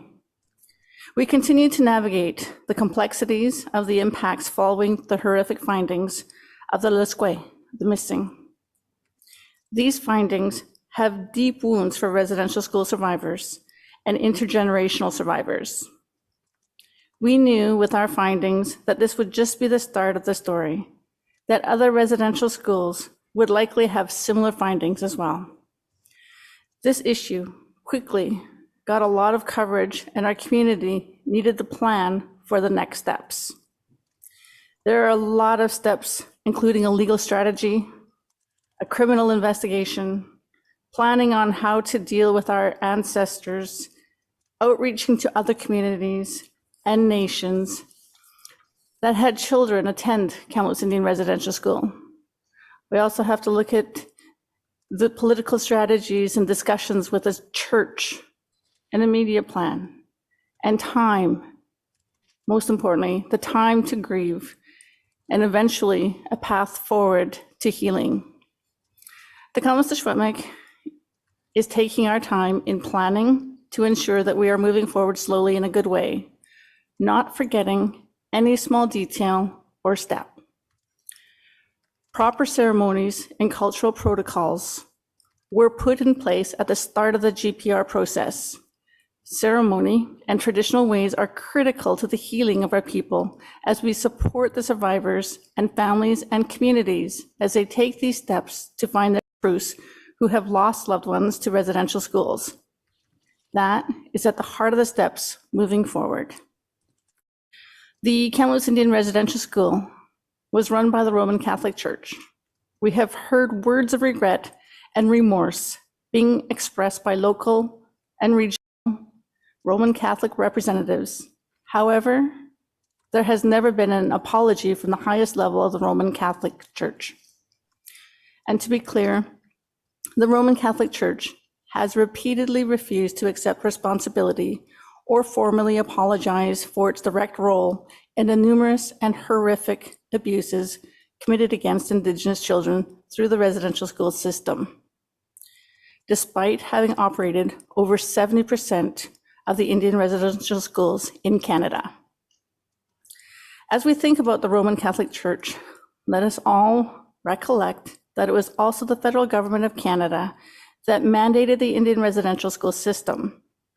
Also, it was the federal government that passed a law that permitted the Royal Canadian Mounted Police to forcibly remove children from their families and communities to be enrolled in the Indian residential schools. This is a reminder that this is not about retaliation. This is about truth-telling. We need to work together so that everyone and First Nations and non-First Nations will acknowledge and to come to terms with those truths so that we may collectively heal. This is more than a media story, so much more. This is not just a story whose time has come and gone. We need to ensure that justice and accountability happens in the long term, which means keeping pressure on our politicians and the church to do the right thing. It also means that we need to continue to talk about these issues. Many Canadians have been awakened since our children have been found. One comment that I have heard over and over since the findings were released is our relations saying, they're actually listening to me. They want to know more. They actually sat and listened to what I had to say. They listened to my story. People are looking at me differently. This feels like, for many, that this is the first time in Canadian history that non-Indigenous people are really listening and understanding what residential schools were all about. That is an important first step. And that's having everyone listening to those truths. This has impacted everyone, locally, regionally, nationally, and even globally. Our elders are saying that it is the children that are going to bring us together. We sincerely hope that this is the case, that real reconciliation with First Nations truly happens because of the children. For everyone, regardless of your background, we want to make the world a better place for our children and give them hope and assurances that every child does matter. We need all of us to continue walking in solidarity to achieve that. looking at some of the next steps.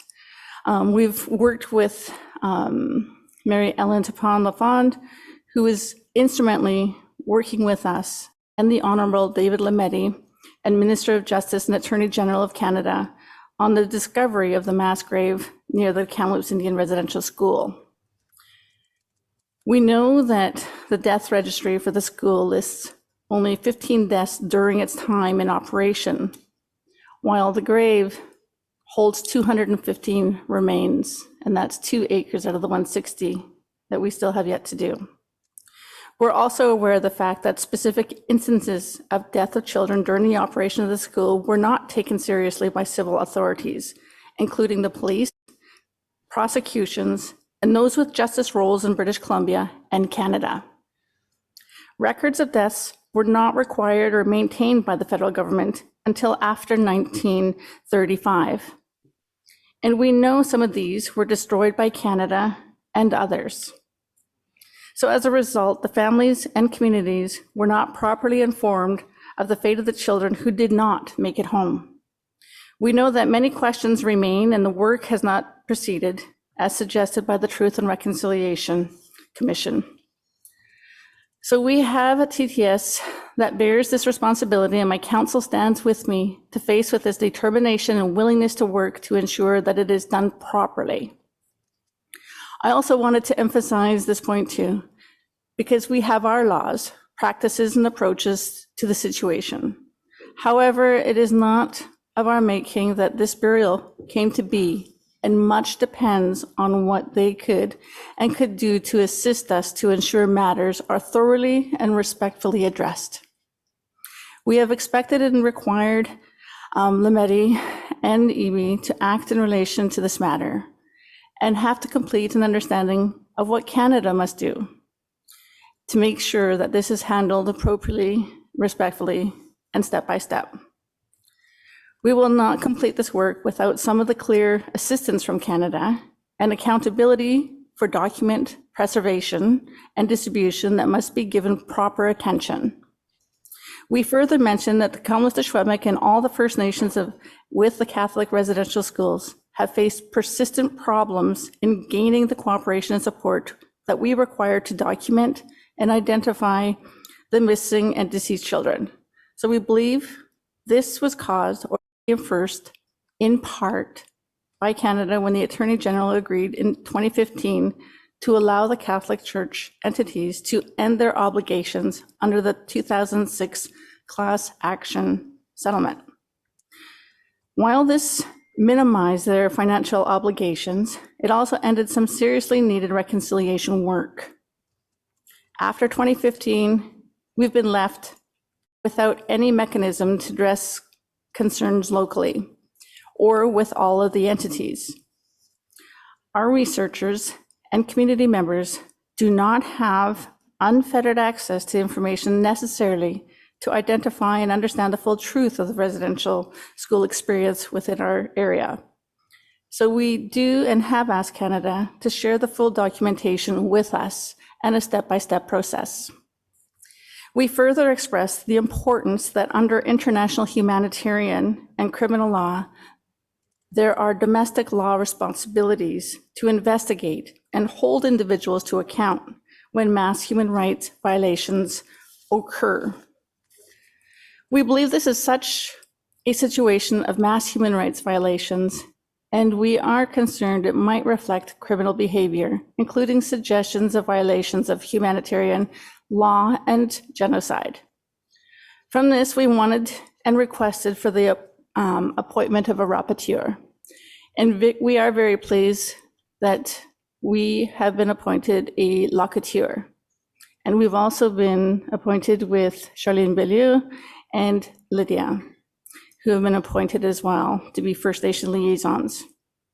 So as we work on the next steps to identify those in the unmarked grave and to collect the information regarding the operation of the school, it will be very important for all legal processes and normative considerations to be understood, including by our First Nation and the others from which the children were taken.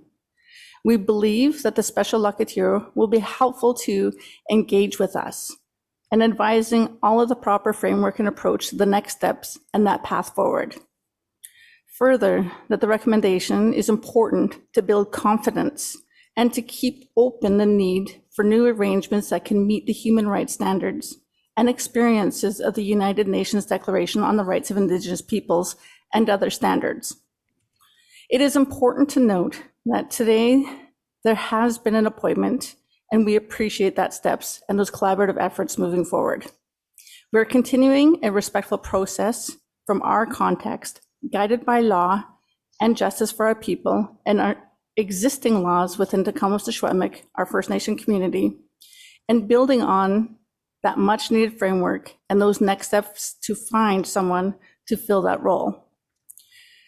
There have been 3 names that have been put forth, and they do not have to have a legal background, but they have to have knowledge of residential school, truth and reconciliation, our First Nation communities, and the different and various levels of government and legal processes, and First Nations laws and jurisdiction.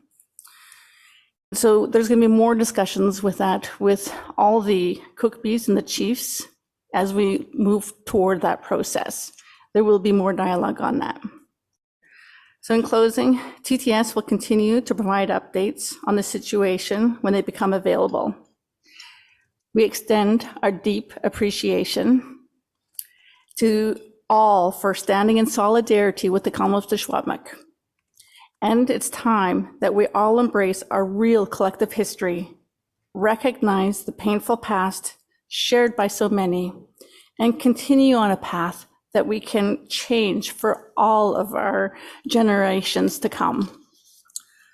Cooksjatchum, on behalf of all of us at Tecumseh-Secwepemc, and we thank all of you for your outpouring love, prayers, and those that have been impacted by this tragic finding. Cooksja. Thank you very much, Cookbee. We will turn to Willie Sellers, Williams Lake First Nation. And following him, we'll turn to the regional chief. And then as part of that conversation, we will move to the resolution. Chief Sellers. Wait up. Just wanting to check to see how my levels are. Can everybody hear me out there? Sounds good. Sounds good. Perfect.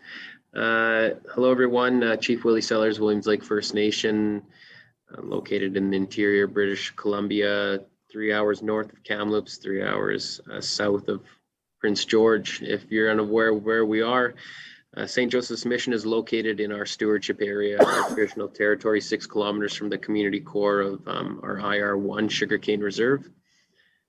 St. Joseph's Mission was closed down in 1983, I think it was. It was bulldozed in 1991.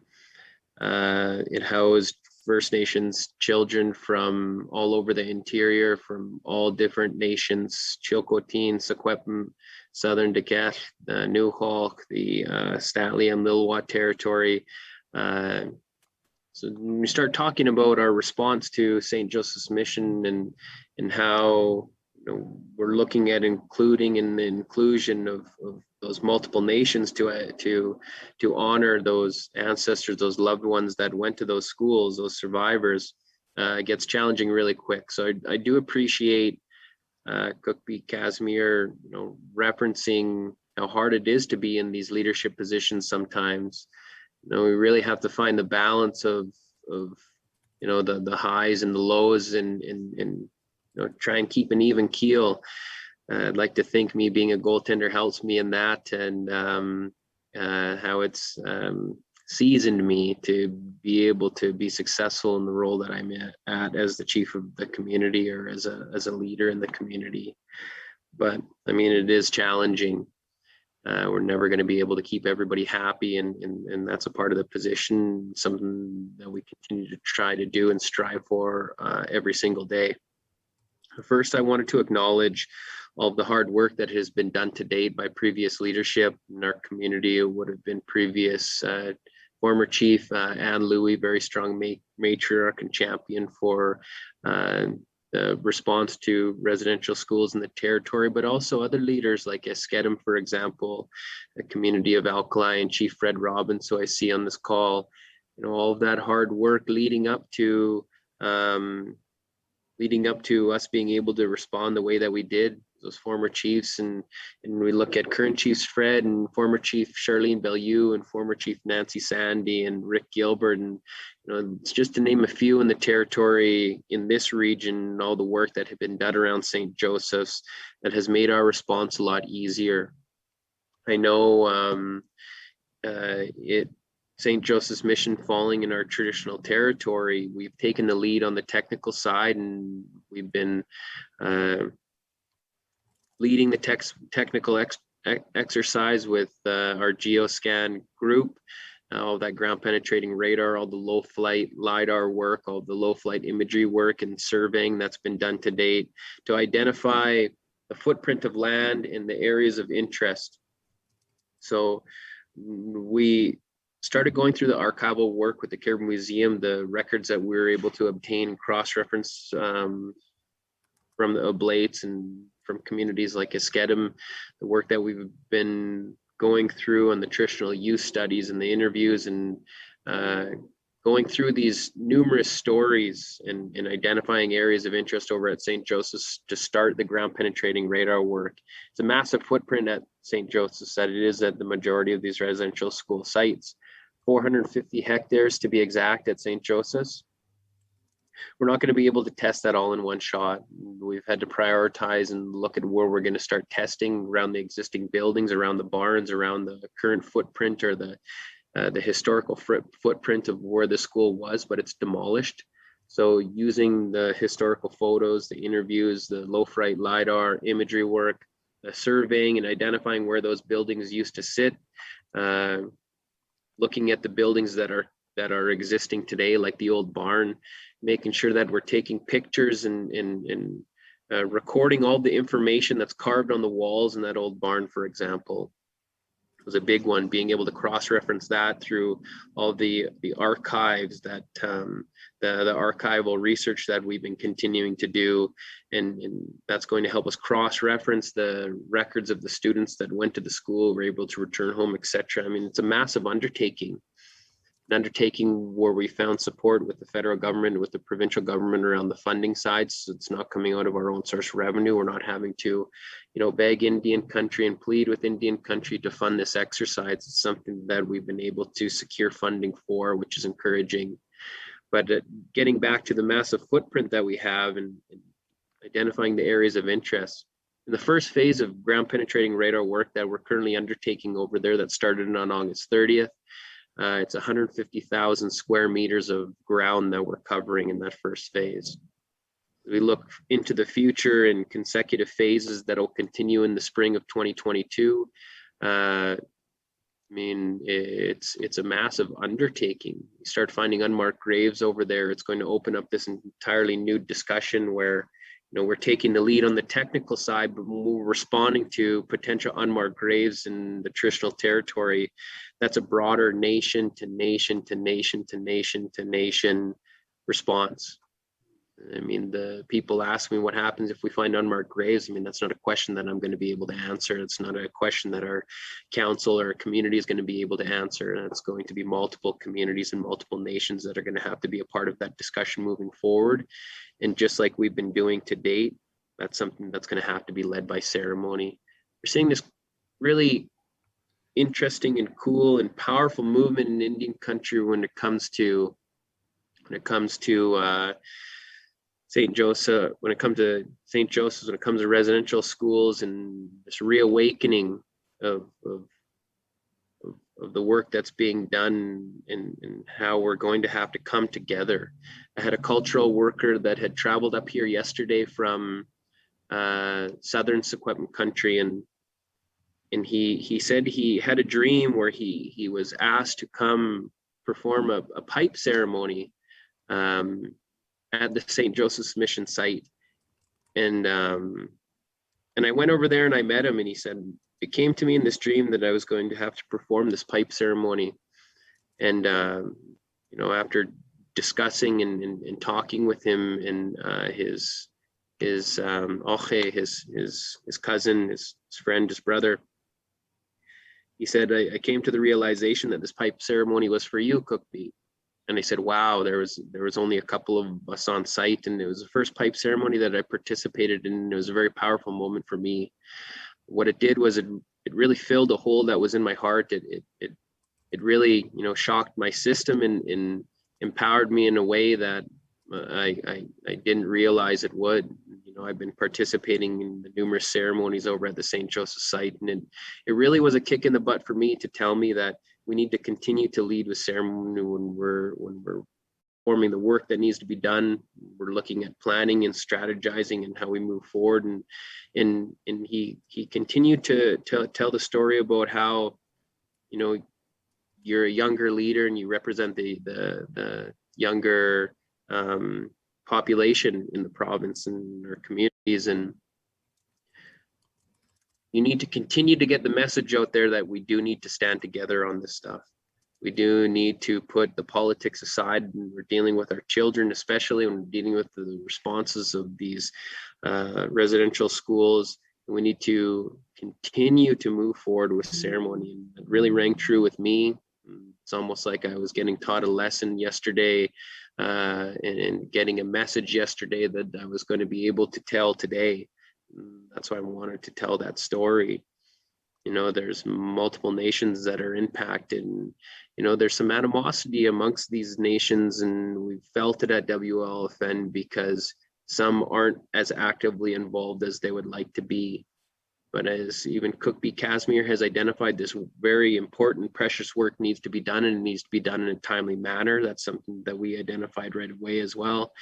And once we start finding those unmarked graves, once we start dealing with the hurt and the approach as we move past that, the healing component of all of that, we do need to come together with our ceremonies and with our traditions and with our cultures. And that's very apparent in every single discussion that I have, whether it's with a cultural leader, whether it's with an elected leader. So that message I'd like to put out there. We continue to update, as Cookbee Fred has said, the St. Joseph's Mission site there was an original site that burnt down, and then there was another building that was constructed. The amount of stories that are coming out of there through our research, through our interviews with the survivors that continue to reach out is pretty wild.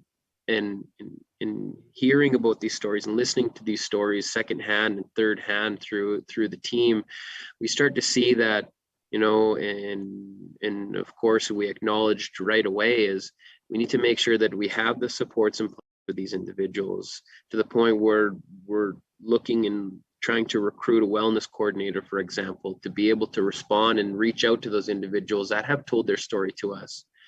I mean, we've been documenting and filming our response over there so that we're going to be able to share it in the future for future generations and use it as a learning tool. But, we're doing those interviews with my dad, for example, and me hearing them for the first time and him telling stories for the first time about being over there. You can imagine the triggers and the amount of wounds it not only opens up with him or those people that are being interviewed, but with the people that have been impacted down the road, suffering from intergenerational trauma like myself. It's not an easy topic of discussion by any means, but we need to make sure there's people there ready and willing to reach out and touch base, and whether it's a ceremony those individuals need, a brush off, or just making sure that their mental wellness is there throughout, the response and moving forward in their healing journey. It's something that also has a price tag attached to it, and we need to make sure is there and set out. There is also a number of individuals across the country who don't want to talk about this and still refuse to, and that's okay too, but we need to make it safe for them to be able to talk about it if they do decide to. So as we move forward through this process, our first phase of testing GPR work is going to be done at the end of the month. We're going to have results available for distribution, we're hoping by mid-October. I mean, could potentially be sooner, but I guess we'll see.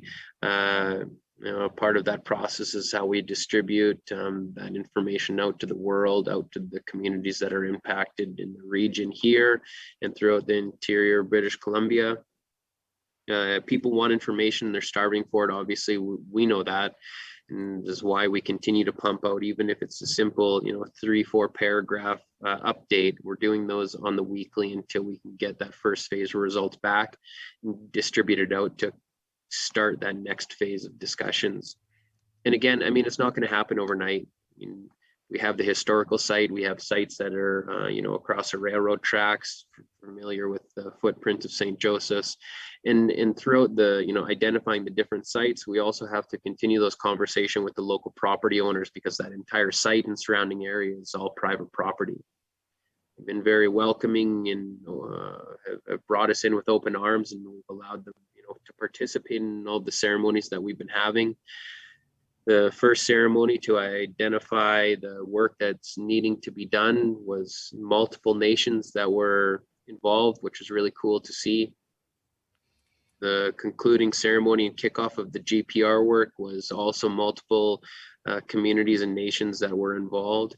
And it's as much as we talk about unity and we talk about coming together, those two ceremonies, and I mean, I'm a very young politician, so I know this kind of thing has happened in the past, but it's one of the first times that I've seen multiple nations come together in my region and sit down and perform ceremony and look at coming together in Bcafn and unity. And that was really neat to see. That's what we need to see more as we look at outside of residential school responses and outside of politics. In a post-COVID era, bringing people together and celebrating, just how strong we are, how strong those survivors were, and those ancestors were, to continue to hold on to our culture, continue to hold on to our traditions, continue to hold on to our language. Something that we need to celebrate more. So we're going to be looking at a WLFN, how we do that. I just cannot wait. If a vaccine passport is what it takes to bring the people together, it's I'm going to be a pro-vaccine guy, I guess, but it seems to be the way the world is working moving forward. Another thing that I wanted to acknowledge, through all the research that we've been doing, the archival database that we're developing at WLFN, focusing on the students who attended the mission, the thousands of documents, enrollment records, photographs, baptisms, and other records. It's going to, allow us to put together, a history that we'll also be able to hopefully share with other nations who are going to be, who are already asking for this work. And again, I mean, we've been tasked, because it's in our traditional territory, to do this technical work. It's work on behalf of all of us, and we know that, and we continue to say it. We just hope that everyone could be aware of that and come together when the time reflects that, and how we move forward as a collective as well. So that's our update at WLFN. We'll continue to pump those weekly updates out. Ground penetrating work is going to be multiple phases over multiple years, with the results following suit every single time. Further discussion, and just very appreciative of the amount of support that we've gotten, not only locally with the multiple nations that are impacted, and how supportive everybody has been, and allowing us to do the technical work, but outside of the territory, whether it's champions like Phyllis Webstad or Cookbeak Casimir at KIB, blazing that trail and being the tip of the spear, and allowing us to learn from their responses that are way ahead of all of us, to even those non-First Nation allies and champions that have helped us lobby for that funding and continue to support us from far as a visitor on our lands. So looking forward to if there's any questions or future dialogue, but again, very powerful stuff, and challenging and stressful but it's a very much needed work that needs to be done. The timing of it, the way the world is at right now in Indian country across this world, how we have such a strong voice. I think the timing is good for us to get that work done. Oh, all my relations.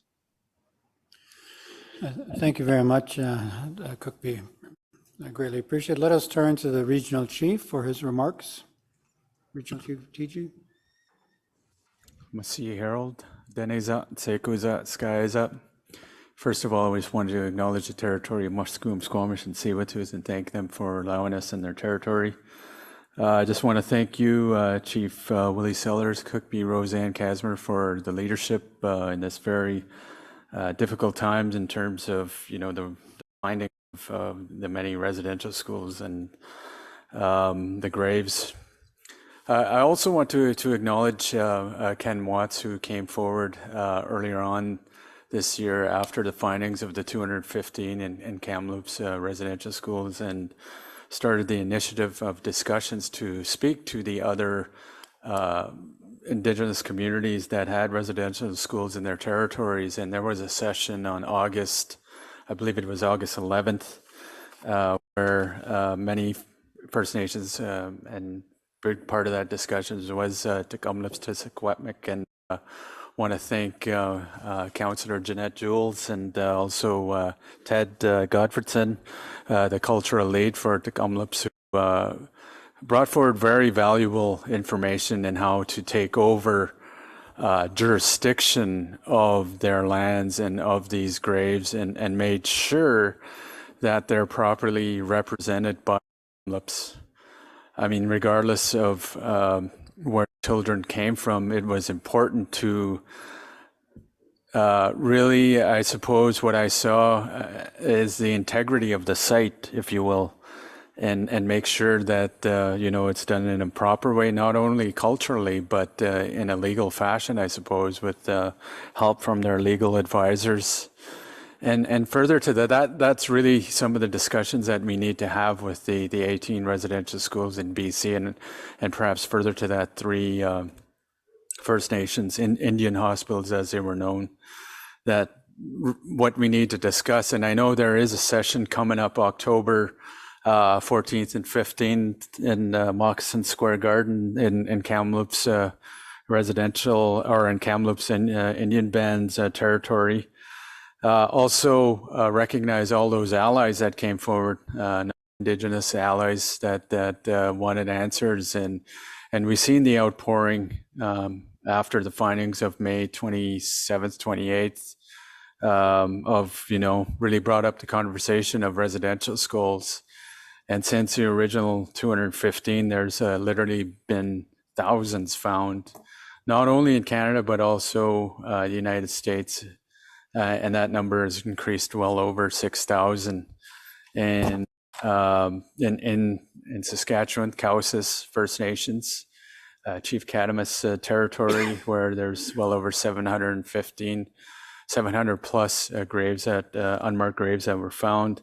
Now, in terms of a national discussion, and this is why I'm bringing up what we're doing here in British Columbia, not only the discussions we had in August, but and now October 14th, 15th, is to develop a position perhaps of British Columbia, what we need, the resources need.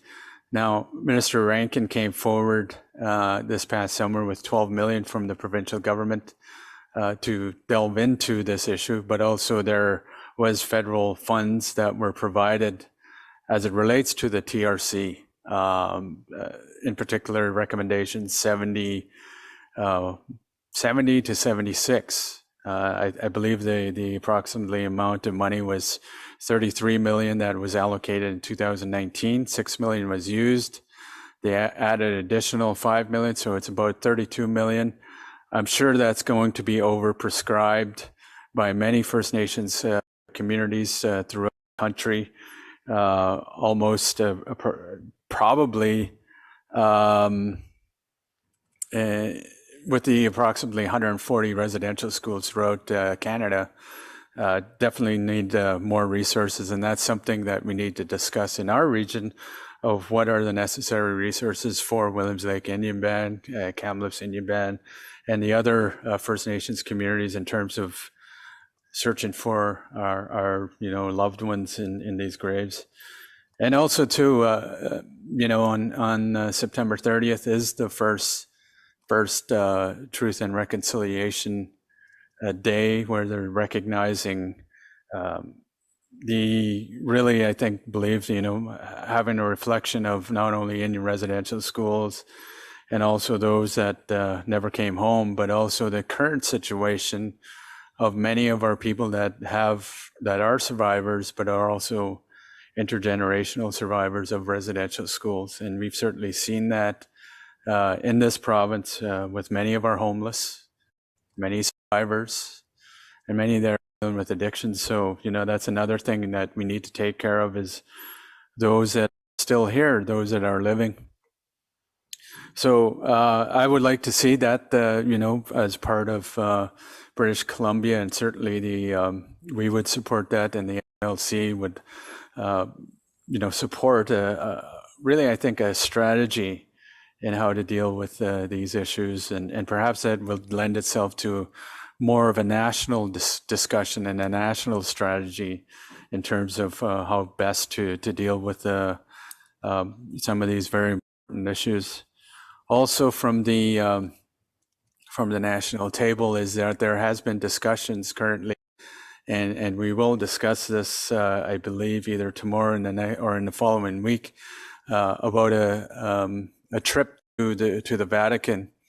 And the portfolio holder for residential schools is Regional Chief from Northwest Territories, Norman Yakalea, and he's in support of a delegation to head to the Vatican to seek not only apology, but also, I believe, further to that is to get the Pope over here to, really have that apology in Canada, and perhaps even at some of the sites in Canada. So that's an ongoing discussion, and certainly resourcing it is a big discussion there. But certainly, that's something I would support, and perhaps maybe some of our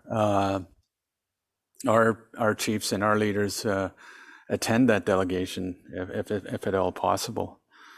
So I just want to say a few things that are happening right now, that this continuation of this discussion of the found graves, but also overall the discussion of residential schools continues on. Obviously, what this brought up is the truth of survivors that talked about those that didn't make it home. And right now I see it as we're still in the truth telling and truth and reconciliation. So as we move forward and certainly support all our First Nations communities that are taking initiative to search their residential school sites. But further to this, I think there's a long journey ahead in terms of, I would say, really healing of our people, of our communities, and those, all of us who have loved ones that went to residential school or had intergenerational trauma from residential school. So we need to continue down this journey, because quite simply, reconciliation hasn't occurred yet. There still needs a discussion of how to best deal in terms of and create that path and journey road. So with that, I just wanted to update on some of the initiatives that are happening nationally. Thank you, Harold. Thank you very much, Regional Chief. Chiefs and proxies, what I propose to do is let us move to the support resolution that is available in your kit on this, and then following that, we'll see what kind of time we have available. And we do make sure that we conclude this portion when we do conclude it with a bit of protocol to really help all of us deal with this situation. You do have a resolution demanding justice and accountability for the missing and unidentified children of residential schools, draft resolution 11 in your package. It is moved by Cookby Roseanne Casimir for Tecumseh Secwepemc, and it is seconded, I understand, by Chris Lewis, proxy for Squamish Nation. Just want to make sure that Chris is present. Yes, he is there in the Zoom. Thank you very much for that, Chris. Appreciate the raised hands. The resolution that you have before you is mirrored from resolutions that had gone forward to the other associations prior in previous meetings. It's slightly updated, just given some developments that have happened since this initial journey began. There are 15 whereas clauses, and so I won't try to paraphrase or read them. I think Cookby Casimir, Cookby Sellers have done an excellent job reminding us of what that disclosure meant, what its impact has been, and what that journey has been like to get us to today, and the continuing work that needs to be done. There are also 10 therefore be it resolves, and I do read through those, so that could take a bit of time. Therefore, be it resolved that the BCAFN Chiefs and Assembly stands in solidarity with the Tecumseh Secwepemc and all survivors of the residential school system, their families, and the families of the children that did not survive, and asserts that the mass graves discovered at the former Kamloops Indian Residential School reveals Crown conduct reflecting a pattern of mass human rights violation, including genocide against Indigenous peoples, that must be thoroughly documented, investigated, and examined in terms of Canada's accountability for actions taken and their continuing effects, including potential breaches of international humanitarian and human rights law. 2, the BCAFN Chiefs and Assembly calls upon the federal and provincial governments to provide sufficient and long-term funding and supports to Tecumseh Secwepemc and other First Nations as they develop and implement frameworks and processes to further identify, document, maintain, commemorate, and protect the remains of the children found buried at the Kamloops Indian Residential School and the site itself, and any additional supports required by Tecumseh Secwepemc in undertaking this difficult work as the First Nations to confirm the presence of mass unmarked graves. 3, the BCAFN Chiefs and Assembly fully supports UN Resolution 6147, UN Basic Principles and Guidelines on the Rights to a Remedy and Reparation for Victims of Gross Violations of International Human Rights Law and Serious Violations of International Humanitarian Law, and asserts that there is a serious evidence that Canada and the churches have violated international human rights and humanitarian law through the hiding, damaging, interfering with, and destroying mass graves and the concealment of records and archival material about the schools with an intent to delay or hide identification of the sites. 4, the BCAFN Chief Assembly calls on the federal and provincial governments in full partnership with First Nations to take immediate action to identify, seize, and control all records of the schools and the possession of all churches and Crown governments to ensure they inform the investigation needed and to provide Indian residential school survivors, their families, and First Nations full and complete access, including funding the necessary resources to access, review, and analyze the records held by the federal government. 5, the BCAFN Chiefs and Assembly calls upon the Government of Canada to work with First Nations impacted and identify and ensure that the Special Interlocutor and Advisory Group to conclude and establish a guardianship structure that respects the laws of First Nations, ensuring the entity has proper legal protection and takes all necessary measures to address this situation and comply with international and humanitarian standards, including powers to identify all unmarked burial sites connected to residential schools and protect these from erosion, destruction, manipulation, or disturbance. 6, the BCAFN Chiefs and Assembly call upon all Crown governments to recognize and uphold the inherent jurisdiction of First Nations as self-determining nations and peoples to access, hold, and maintain all records, remains, and physical sites pertaining to our children, lands, and territories as per the principles of ownership, control, access, and possession, and to ensure that all domestic, humanitarian, and international legal interests and rights of First Nations are respected. 7, the BCAFN Chiefs in Assembly calls on Canada and the Special Interlocutor to provide a verified list of all known locations of mass graves and undertake with First Nations a proactive search for additional sites, including those that have been desecrated or concealed by religious or state officials or other private or Crown entities, and to work in full partnership with First Nations to establish, fund, and regulate a proper framework regarding the use of digital technologies to discover mass burial sites, which ensures complete accountability for the death or inhumane disposal of the remains of our children. The BCAFN Chiefs in Assembly calls upon the Roman Catholic Church and the Holy See, having operated the Kamloops Indian Residential School and over 70% of all residential schools in Canada, to issue a meaningful and formal apology in Canada and to commit to acknowledging and working towards redress of this atrocity through the Pope during a visit to meet with survivors and to renounce the doctrines of moral superiority that justified the Church imposing its spirituality and beliefs through a harsh environment and reimposition of Sublimis Deus 1537. This must involve working with individual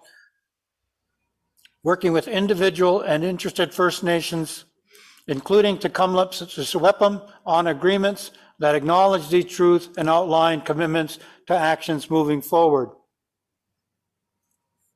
9, the BCAFN Chiefs in Assembly, in support of Tecumlip to Secwepemc, calls upon the Attorney General of British Columbia to appoint a special prosecutor jointly chosen with Tecumlip to Secwepemc to investigate, collect information and report on whether criminal charges are warranted in relation to the discovery of the mass graves at Kamloops Indian Residential School. And 10, that the BCAFN in Assembly calls upon the Government of Canada and the churches to acknowledge the continuing impact of First Nations in British Columbia of the genocide and to take active steps to support survivors, including intergenerational survivors, to find support for the trauma and harm they have borne witness to, and to take tangible steps to support healing and remembering, including a permanent exhibit developed by Indigenous peoples to serve as a national reminder to all of the truth of what happened to our peoples, so that this grievous mass violation of human rights will never be forgotten or repeated. Is there a need for discussion of this resolution? Is there a need for discussion of this resolution?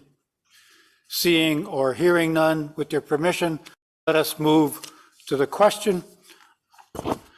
Are there any abstentions? Seeing or hearing none, are there any objections? Then, with your permission and with great gratitude, I want to thank the delegation for adopting this by unanimous consent. Congratulations, Cookby. Thank you very much. To help us with this, we do want to turn to an honor song to help us really process this. And in doing that, I do want to make note of the fact I want to thank Cookby Casimir, Cookby Sellers, the regional chief, and all those others who have taken on and committed to a leadership role in this ongoing process. They have, in many ways, willingly stepped into what I would call a crucible of collective grieving. And that's what I think these findings represent for all of us. I also want to thank them for really modeling the healthy ways and the ways they have maintained balance as they've worked their way through these difficult and trying times and circumstances. And I also want to compliment them on the diplomacy that they have shown, that each of you have demonstrated, as you have essentially on all of our behalf shined a light on the pathway forward that we can all follow. And in that respect, we do want to offer an honor song.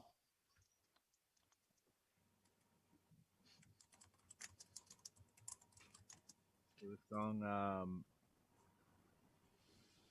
is a Cree song.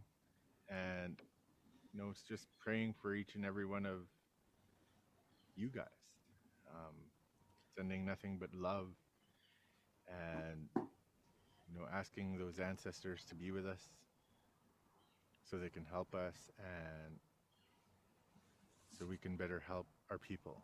So it's just a prayer song for each and every one of you.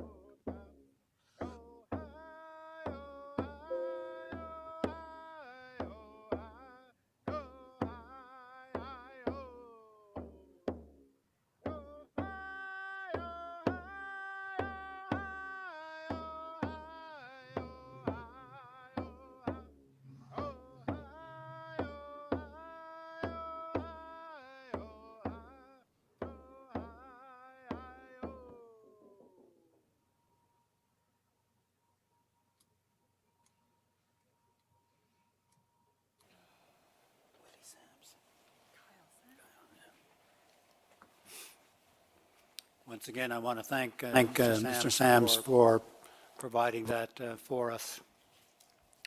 Before we move on, I do want to look to Cookby, Casimir and Cookby Sellers to see if there's any final comments before we move to our next agenda item. Microphone 5. I just want to say Cooksjatchum to every single one. This truly has been an emotional roller coaster. Right from day one, from when I had to share the preliminary findings with and to where we are today. And just moving forward, just want to continue holding and upholding love, respect, and honor for the children and for the survivors and all those who've been impacted. And together, we truly do need to stand in solidarity and continue in a very good way forward.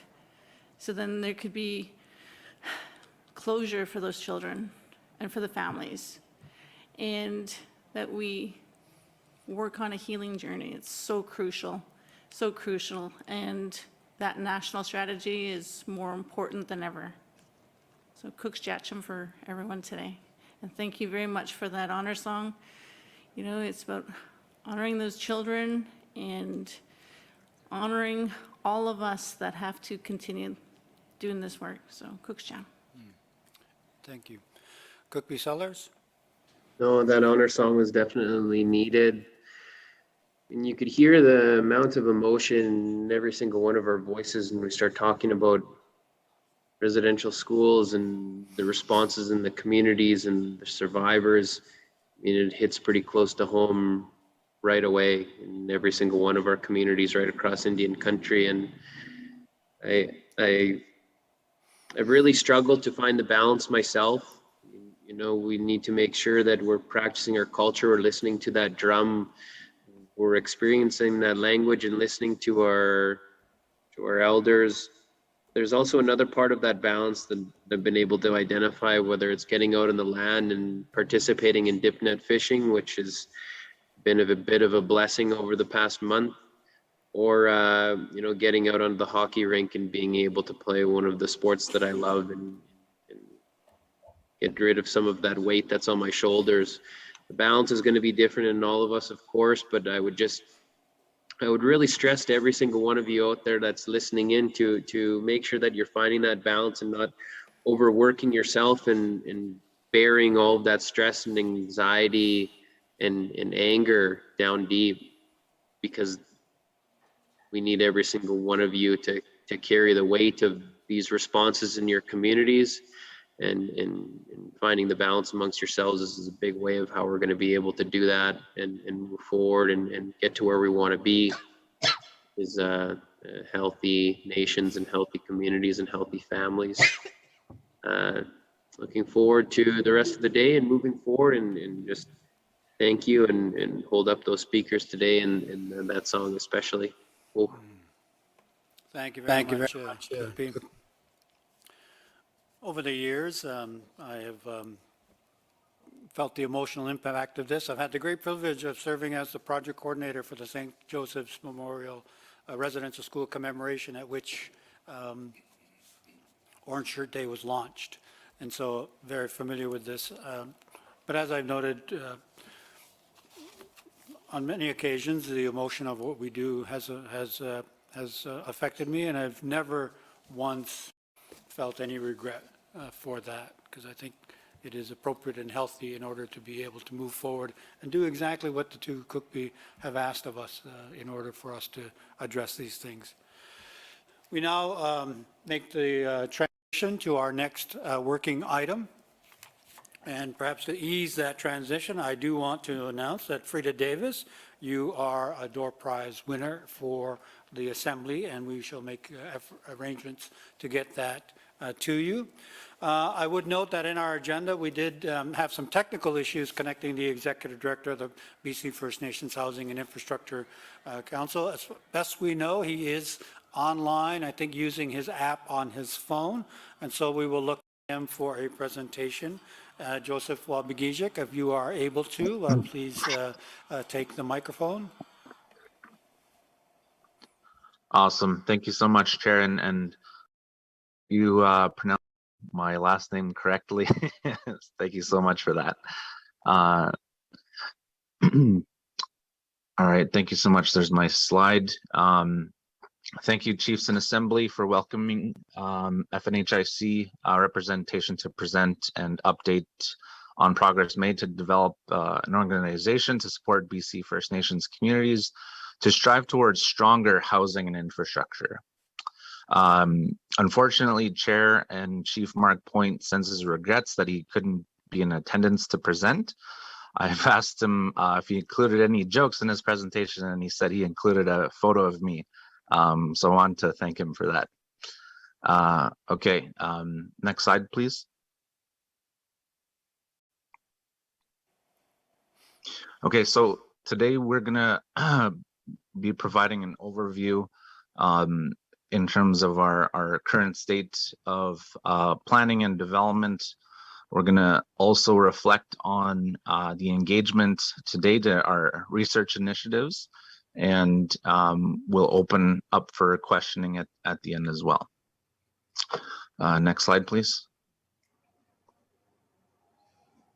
And again, reflecting on the importance of this initiative is that we wanted to ensure that in the work that we do is that we're grateful for the lands and the waters that support our communities and ensure that our families are kept safe and sustained in a strong and important cultural way. Thank you. Next slide, please.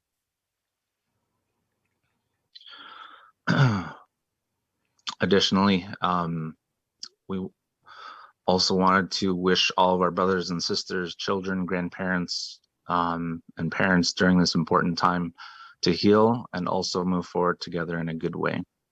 And next slide, please. Great. So again, for those who are seeing and getting an update from FNHIC for the first time, for those new leaders or those who may have missed some of our presentations in the past, we have been reaching out to a lot of the communities through some strong and strategic engagement over the last couple of years to provide an overview as that FNHIC was originally established in the fall of 2017 with a mandate from the Chiefs and Assembly to work toward developing a strategic and sustained approach in the areas of housing and infrastructure to support our communities. Next slide, please.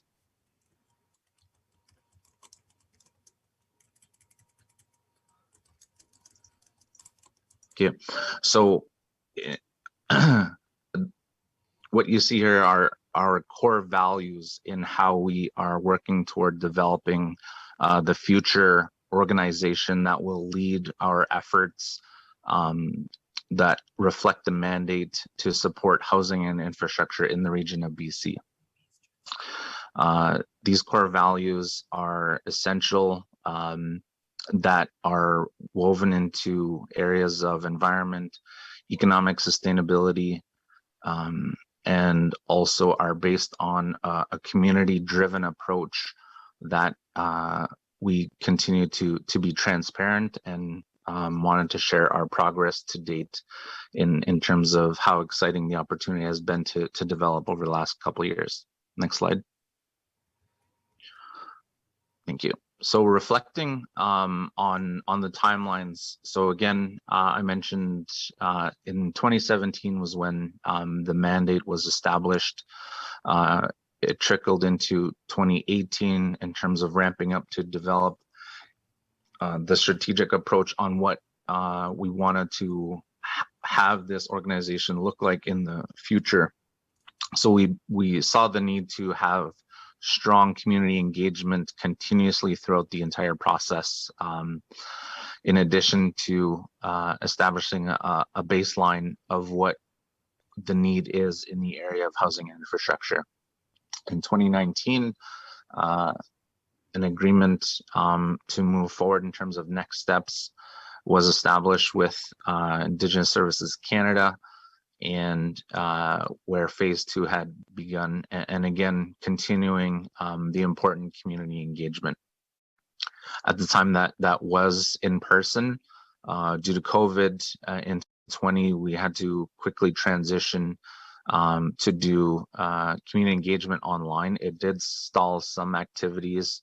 Unfortunately, however, in 2021, is that we've adjusted and pivoted a lot of our strategy, in addition to myself joining the team in the beginning of the summer of this year. Again, we've been wrapping up in a lot of the strategic research areas. We've modified our community engagement, and I'll touch on the modification of the community engagement this year. It's an exciting part that we're anticipating to have a lot of great feedback from our community experts that will fill out a more strategic, community-driven, innovative approach to creating a housing and infrastructure entity in the region of BC. Next year, now for those who have been following in great detail, is that the mandate is going to be a new one that we're going to be requesting from Chiefs and Assembly. Now, with that new mandate, this will be based on the research and the planning that is being drafted as we speak. Once that is in a position of being finalized, as we will present back in spring of next year to the Chiefs and Assembly to get a new mandate. And with that is the next step would be to get a framework agreement signed with Canada to move forward to the next phase to begin the development of the organization. Next slide. And here's the chair Mark Point's earlier comment about the new executive director, myself. So I didn't think I have to speak to a slide about myself, but so I am the new executive director. My name is Joseph Wabgijik. Wikumkong Donjaba. I'm from Wikumkong unceded territory on Manitoulin Island, on Anishinaabe, and totally excited to be a part of the organization to drive such an important initiative. Again, in terms of our progress, next slide.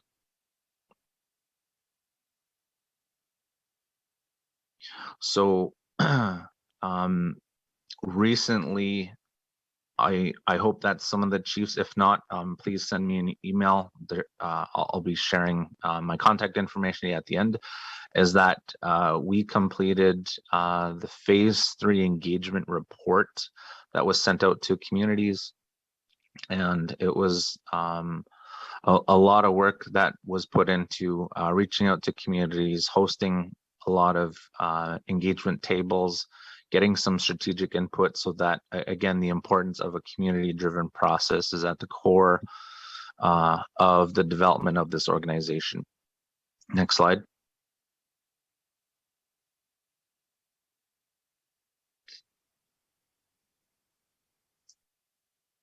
Oh, there it is. So again, in 2020 and 2021, we adjusted our engagement and ramped up additional research to fill out the structure and governance model of what the future entity is going to look like. We had a lot of good feedback, and also what was, let's say, the most exciting part was the excitement that a lot of community members and technicians and administrators had in terms of the vision of a BC First Nations and housing infrastructure-led entity to address a lot of the challenges that our communities are facing. So again, it's probably one of the most exciting aspects of the work that we have been doing is hearing the vision and experiencing the incredible ideas that a lot of our people have in the region to really drive that First Nations led approach. Next slide.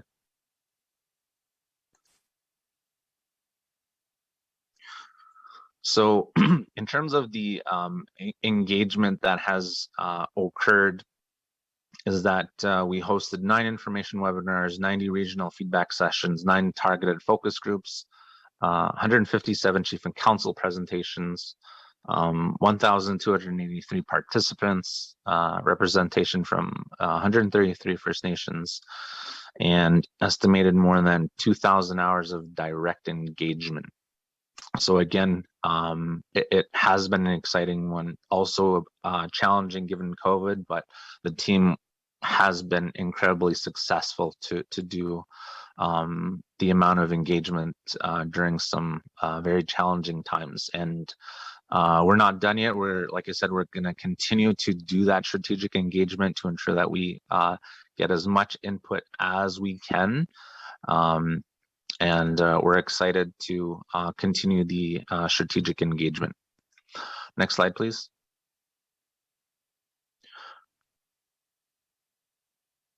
So in addition to the overall aspect and effort is that the communities and the technicians have always repeated back to us, ensuring that it will include all federal housing and related infrastructure programs and services in beyond the bare minimum that has been provided to our communities, so that it is a more strategic and sustained effort to provide robust services that our communities needs.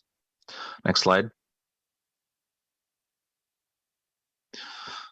And again, the new system will and must deliver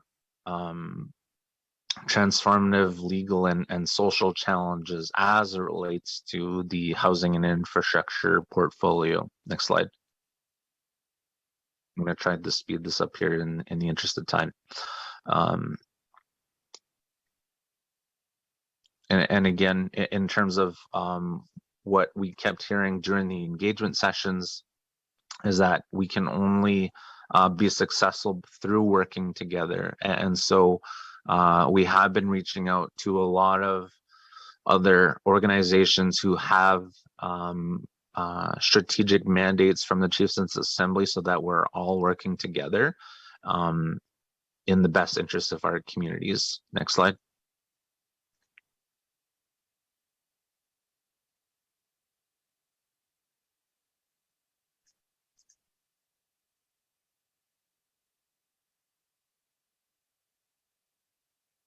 Great, thank you. Now, again, in terms of its development, is that it will move beyond a competitive model, and it'll go beyond the aspect of addressing those challenges when we continuously hear that there's limited funds, is that we're going to go beyond that. And we're hoping to build a robust and strategic approach, again, that is beyond just transfer of basic and existing services of a broken system. And again, that is what we're receiving in terms of some amazing and innovative ideas to assist in driving the new institution. Next slide.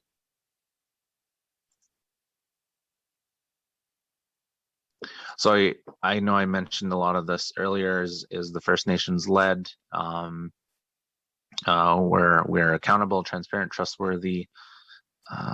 Next slide.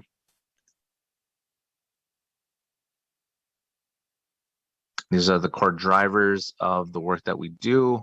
Next slide. I'm just trying to speed it up here. And again, we want to recognize a lot of the First Nations participants and our community leaders in participating in a lot of the events. Without that, we wouldn't really have a community-driven approach, and we're so appreciative of all the great ideas that we've been receiving. Next slide.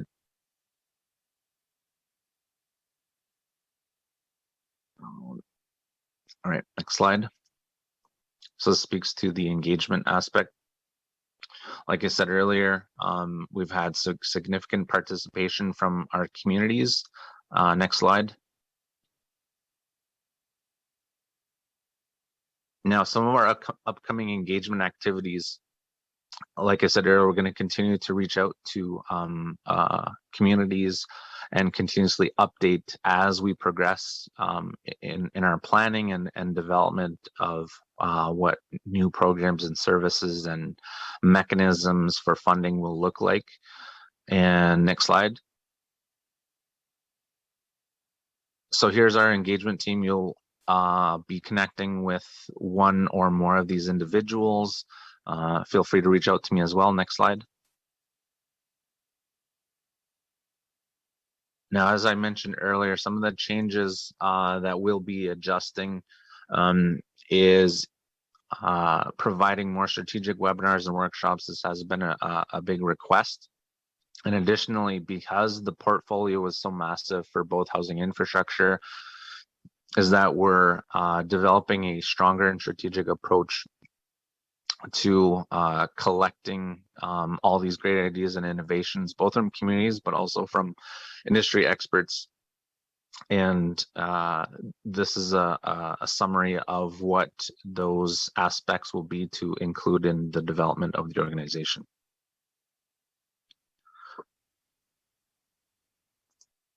Next slide.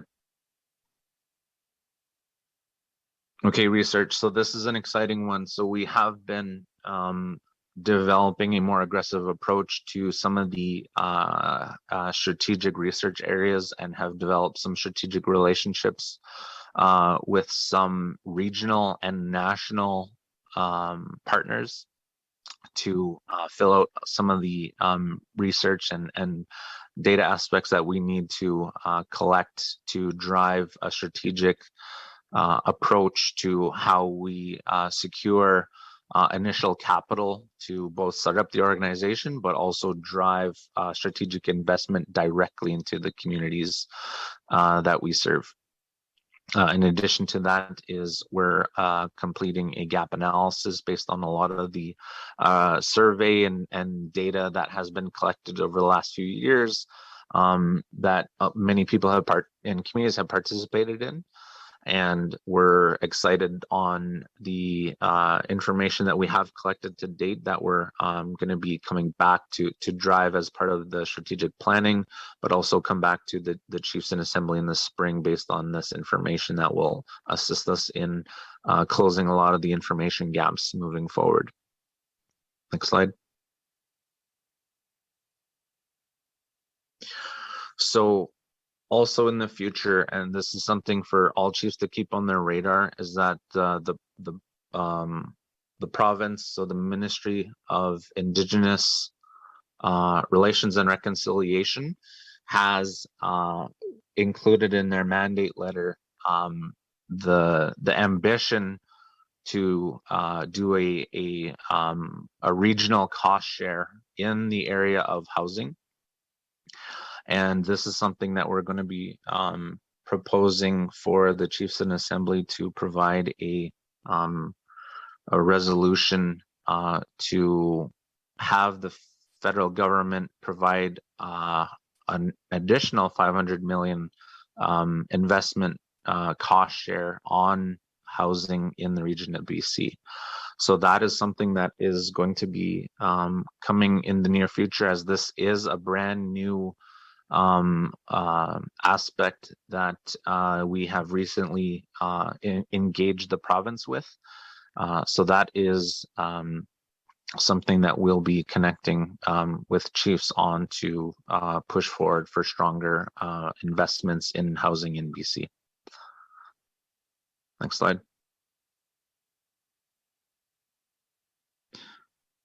All right, and that's it. Thank you for your time. And are there any questions?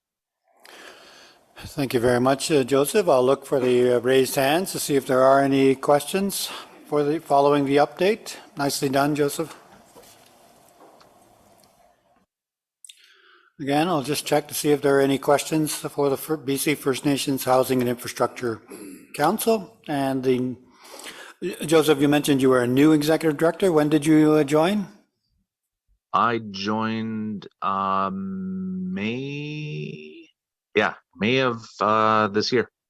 Okay. Great. And where are you located? Here in Vancouver? Due to COVID, I am delayed and I am still residing in Ontario. Yep. I know exactly how that works. All right, I'm not seeing hands, and so therefore, thank you very much, Joseph. Really great to see you. And also, I've had the great privilege over the course of my career to work with a number of the chiefs on Manitou and Lydon, and particularly in Wikwimicon. So, which is how I knew how your name went. So, thank you very much for that, and good luck. Thank you so much. All right. Ladies and gentlemen, let's take a break. We have a scheduled health break until 3:40, so just 13 minutes from now, we will return for the economic development strategy. As mentioned, the education piece is no longer on our agenda. That was not available. And so following that, we will look to recess and move immediately to the all candidates forum. So see you back here at 3:40.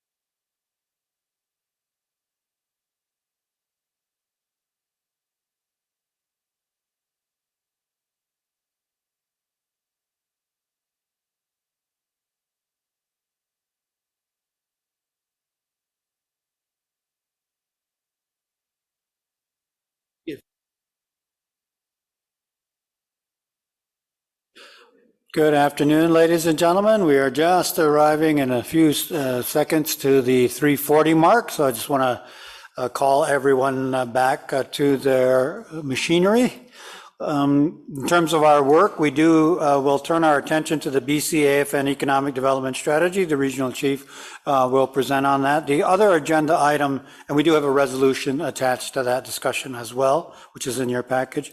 The other item we had on our agenda for today was the Education School District 57 findings and report, and unfortunately the special advisor was unavailable and unable to make it, and so we won't fully pursue that. The regional chief will speak to that issue prior to our recess.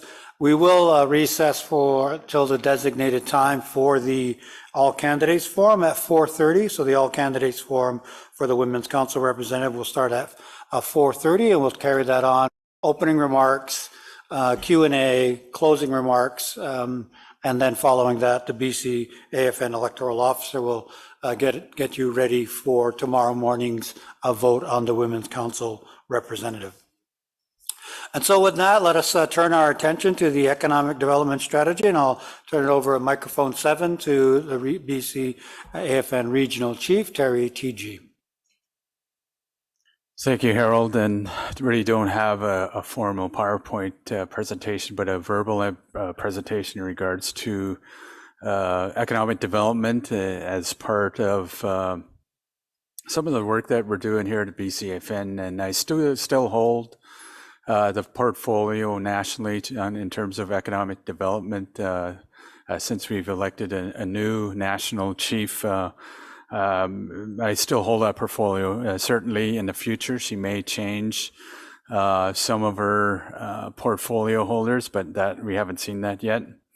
Certainly over the past year, we've continued to advocate for improved supports to First Nations businesses and fiscal relations with our First Nations communities and our people, especially during this trying time of COVID.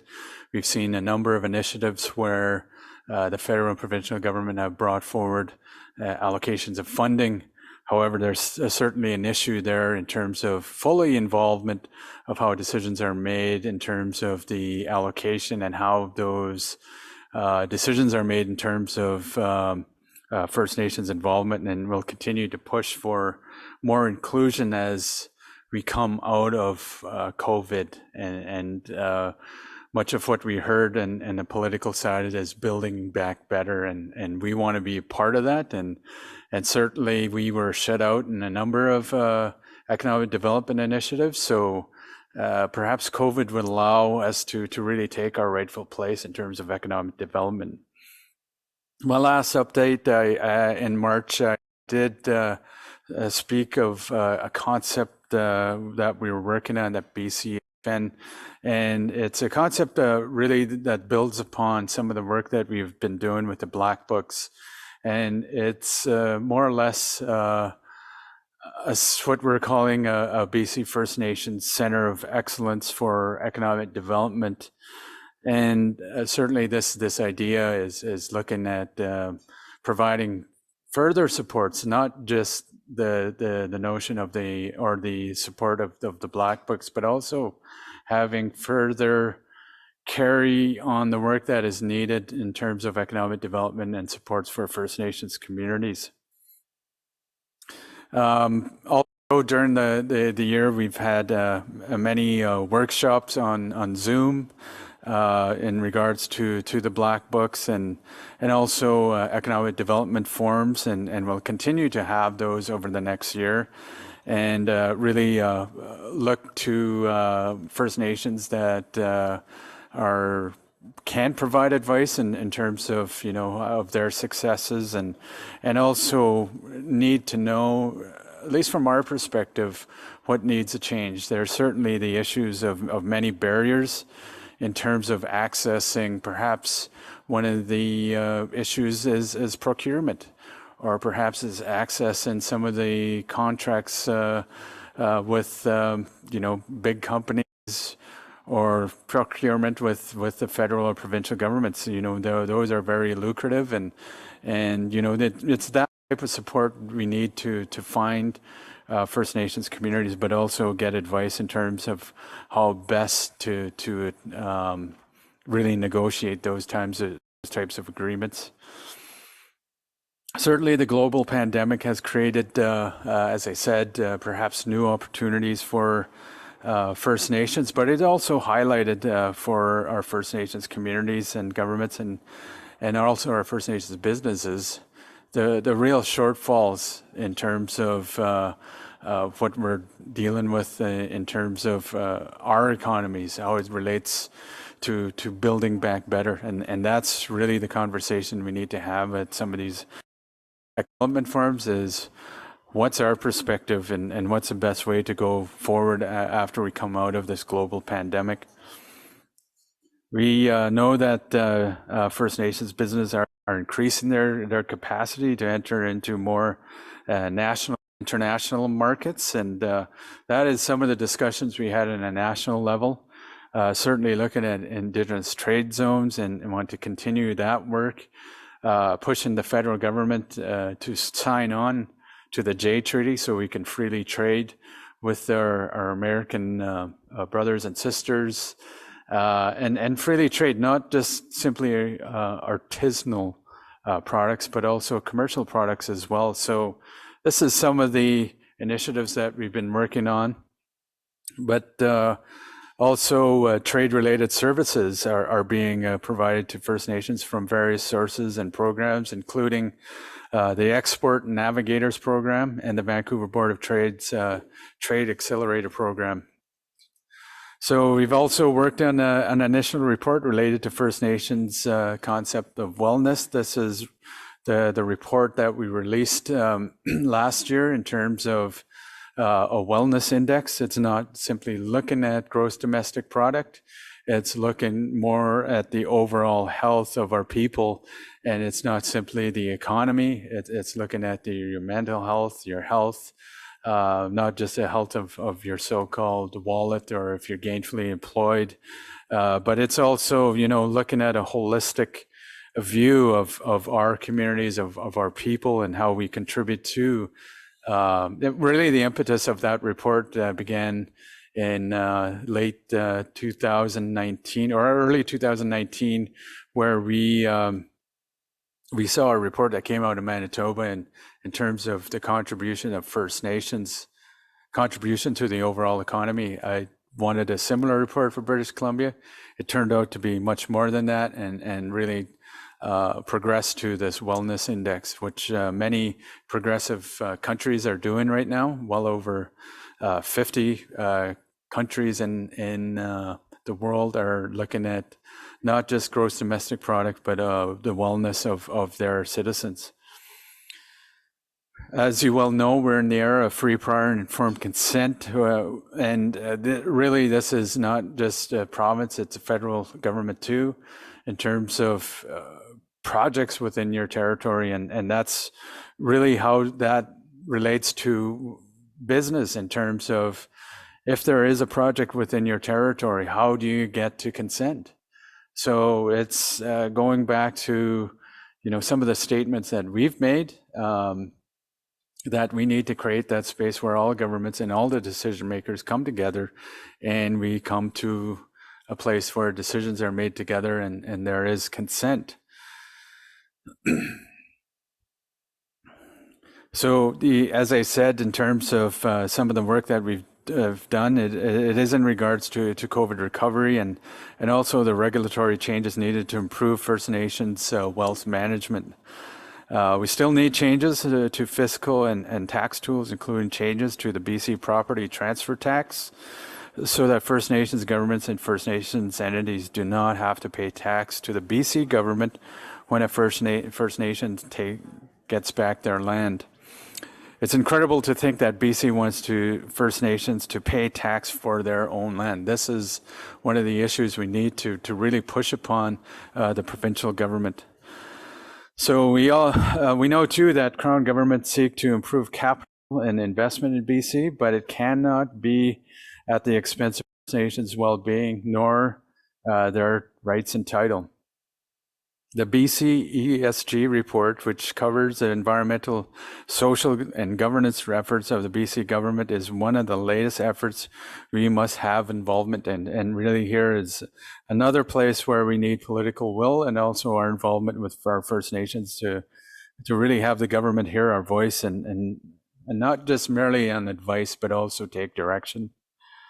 This year, we want to continue doing this type of work in partnership with First Nations fiscal and economic development organizations and our partners and willing partners to deal, really look at the state of our First Nations communities and how involved we are with the economy. Over the years, we have been hearing and I've noticed there's not a coordinated entity or organization that supports First Nations economic development, which is why we would like to continue exploring the creation, and this is a concept I was speaking of First Nations Center of Excellence for Economic Development. We have included in the kit a discussion paper that outlines our research and our initial really development of this concept. We would like to continue continue supporting First Nations in many areas, including trade, advocating for legislative and regulatory changes, and help with building a wealth management capacity of First Nations governments and their businesses.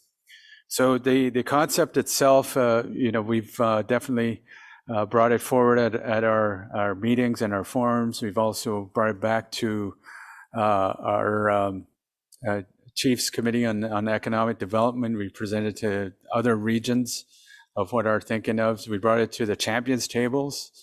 If you recall, the Champions Table is 11 CEOs and 11 First Nations leaders. Our leaders are really excited about this whole concept and looking for resourcing for this Center of Excellence, which would delve into the issues that we're dealing with in terms of economic development.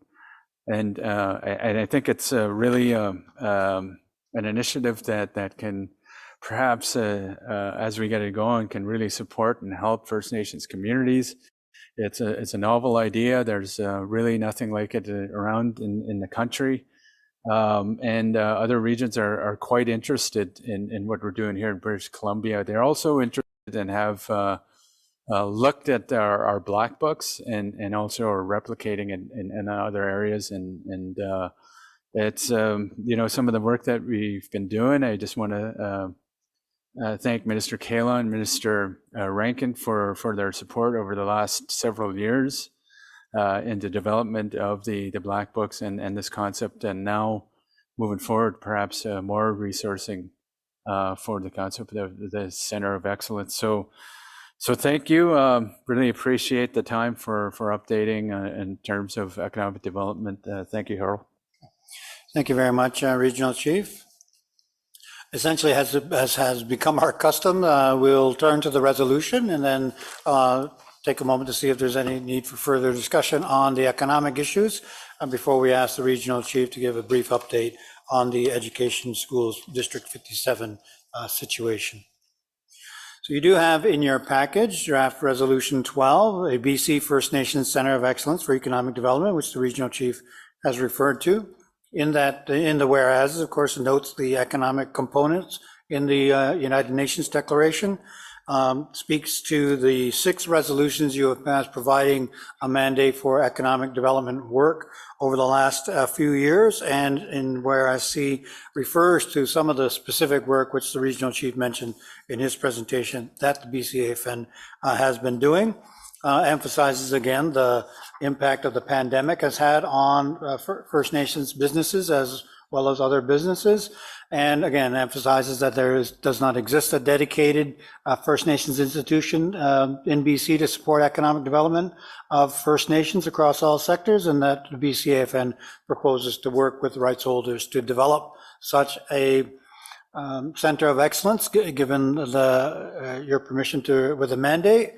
And so therefore be it resolved that the Bcafn Chiefs in Assembly direct the Regional Chief and Bcafn staff to work towards developing and implementing the concept of a BC First Nations Center of Excellence for Economic Development, and to the Bcafn Chiefs in Assembly direct the Regional Chief and Bcafn staff to ensure a transparent process is developed and implemented in the creation and implementation of the Center of Excellence, including regional representation by First Nations experts and leaders, and annual reporting to the chiefs in assembly.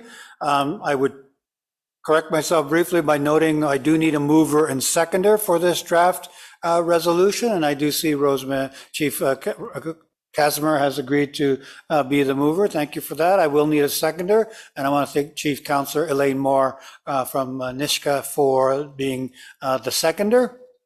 Is there a need for discussion of this resolution to create the BC First Nations Center of Excellence for Economic Development? Is there a need for discussion?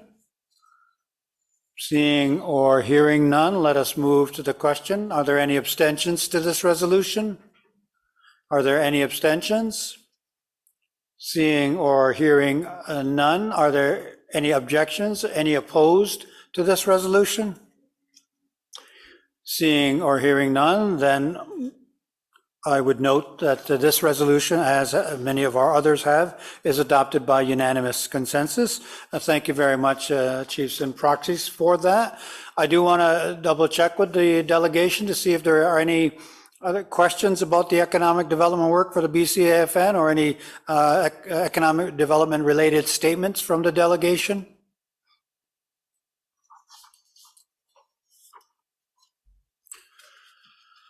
Seeing or hearing none, then let us move to the final agenda item on our schedule before we take a break leading into the BC Women's Council Representative Candidates Forum. Regional Chief, you wish to speak to the issue of the School District 57 findings and report in that sort of racism and the relationship to the earlier resolution that we passed. Yeah, thank you, Harold. And first and foremost, I just want to acknowledge and thank Corey Wilson and Catherine McGregor for the report that they developed about School District 57. And speaking of truth, and really what the report stated was the truth of many Indigenous peoples that were trying to make changes in School District 57. And I myself being a part of that for the last well over 10 years, and going to many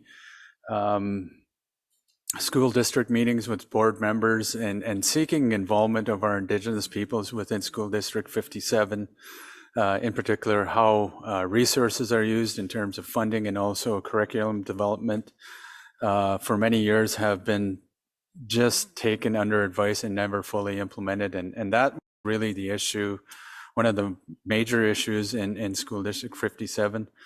And this speaks to also further developments over this the last few days, is that the board chair or School District 57, Trent Derrick, who is of Gitxsan ancestry, and the vice chair of School District 57, who is of Southeast Asian descent, resigned from School District 57 and simply stated that this really reaffirms, the report reaffirms of what they experienced at the board level, not only by trustees and board members, but also by senior level staff at School District 57 in terms of racism. And the voice of, and who pays the price here is the children. It's not just the Indigenous children, it's those that don't have a voice, those minorities within the school. And there were two letters, one from Trent Derrick and one from the vice chair, that's talked about racism and that their voice is not heard at the board level. So this really speaks to the report also, that has many recommendations, including proper representation on boards and also implementation of staff to really involve First Nations and the development of inclusivity of our Indigenous peoples when in regards to our children. And this has been ongoing for much longer than I've been around in Prince George. It's well over 25, 30 years. And what saddens me is all those children that didn't get the proper help, our young learners during these 25, 30 years. So we have generations of Indigenous children that didn't have the the resources, nor the ability to really fully involve themselves in their career, their learning career. So perhaps, you know, some of our Indigenous learners in Prince George and School District 57 were stunted or didn't get the proper help that they need to get their dogwood diploma. And these were identified previously numerous times when I was on the Aboriginal Education Board in Prince George. And I think what we're seeing here, and I hold my hands up to Minister Whiteside, Minister of Education, who's seeing this report through, there is a timeline to this. And not only is Catherine McGregor and Corey Wilson, and I believe there's a third person that are overseeing the implementation of this report and the recommendations, there will be a reporting back during this time period up until the end of March 2022 to see where School District 57 is at. That's really a positive move and a great move. The other concern I have is that when I spoke to this several times to the Bcafn before I ever was a regional chief, many other chiefs spoke about the same situations in their respective territories. So, reflecting back to the resolutions that was passed yesterday about racism within the school system, we know that there is similar districts like Prince George School District 57. I believe there's 11, 12 that are on the radar. So certainly we've heard other chiefs speak up about this, but also too, I think there needs to be a concerted effort to address those issues at those other school districts where there isn't proper representation, especially now that we have the United Nations Declaration of Rights of Indigenous Peoples.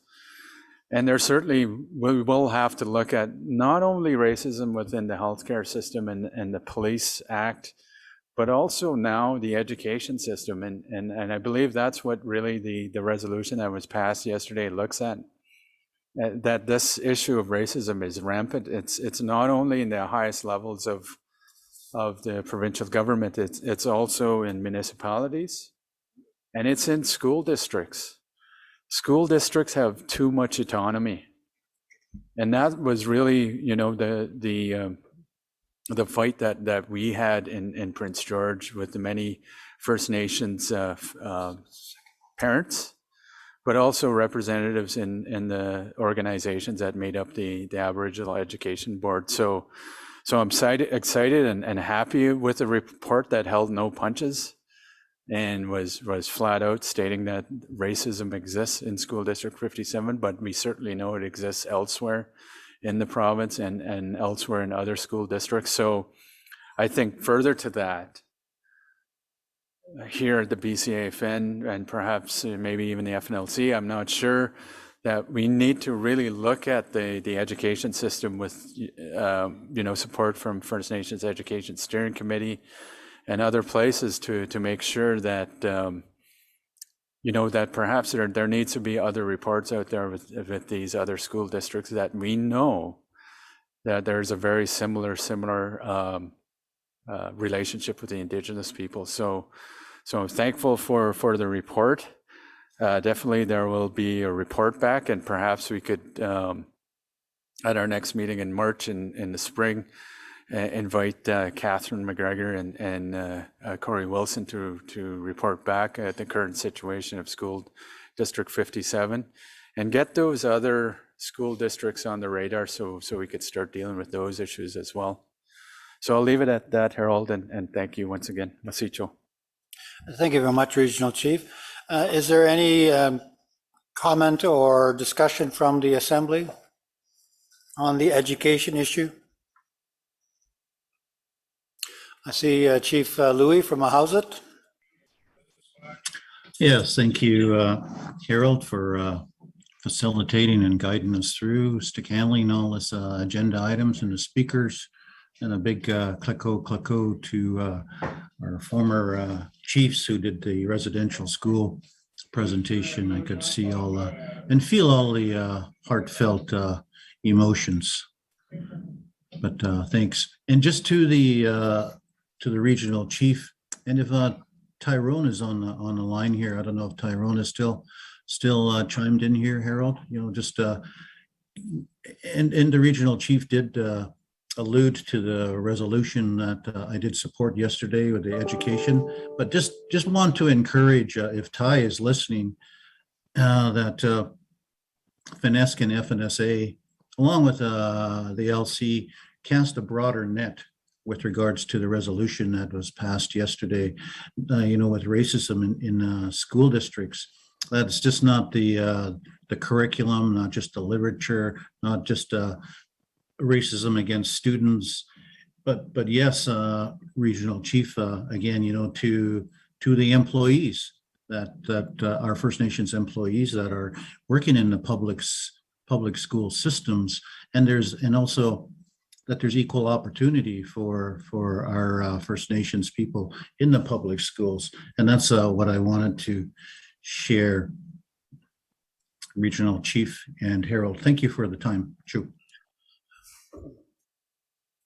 Thank you for that. And it's very similar to what we're seeing or what we found in Marielle Interpel-Lafon's report in Plain Sight, is that the experience of Indigenous doctors and Indigenous nurses in the healthcare system in regards to racism that they've experienced from fellow employees within the healthcare system. So this is very similar situation, and yeah, certainly take that under advisement, and also make sure that teachers, Indigenous teachers, can come forward and speak to this issue of what they've experienced within the school district or the education system itself. So yeah, that's a good point. Chief Don Tom, microphone 3. Thank you, Harold. And thank you for the update, Regional Chief. And it is certainly sad for past students within that school district, and I think within many school districts throughout BC. I think we have a difficult time with social determinants of health, and making sure that the needs for students are being met, let alone to have systemically pushing children out, pushing children through the education system. Every school district is to provide a plan or a strategic plan to the Ministry of Education. And I'm curious as to what the school district up in Prince George area would have in their strategic plan when it comes to diversity, or when it comes to inclusivity. So I think to keep a fire under this, because it's affecting the learning outcomes of our students every day. And I don't think this is a one-off. And I think based on our experience and the resolution that was put forward yesterday, that much like in the health field, I think systemic racism is very much prevalent within the school districts and within the education here in BC. And I think that it requires leadership to be shown by school districts and the Minister of Education to come forward with real solutions and real support, and give that a firm mandate to the school districts. Because what is currently there right now is just not serving our students and serving the educational outcomes that are just so very important. I think of all the missed opportunities of students who've gone through that school district of either higher learning or pursuit of post-secondary education.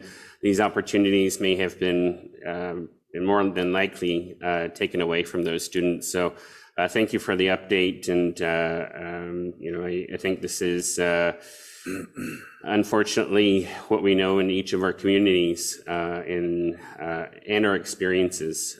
Thank you, Harold. Thank you, Chief, for those comments. And, we certainly know that there are a number of school districts that aren't living up to our expectations, but there are other school districts out there that are very successful with very high graduation rates, well over 90%, more than the norm. So we also have to learn from what's what are good practices there, and how they're more involved in the school district and the school governance, and how they're implementing that. And there's some good examples out there that we can take from as well, that we can replicate in different districts, and certainly too looking at those agreements, those LEA agreements that some First Nations have been successful at. So there are some good stories out there as well, so that we need to learn from as well, and perhaps some of the school districts and some of the First Nations communities can be successful in terms of increasing graduation rates, or really implementing a larger voice to in governance of education. Thank you very much for that. I do not see any additional hands at this moment. Excuse me, Chief Linda Price.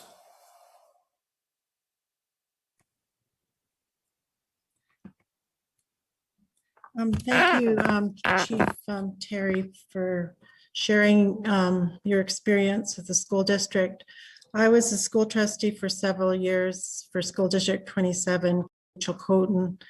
And I recall when I started that in the structure of the school district administration, there was no director of First Nations education.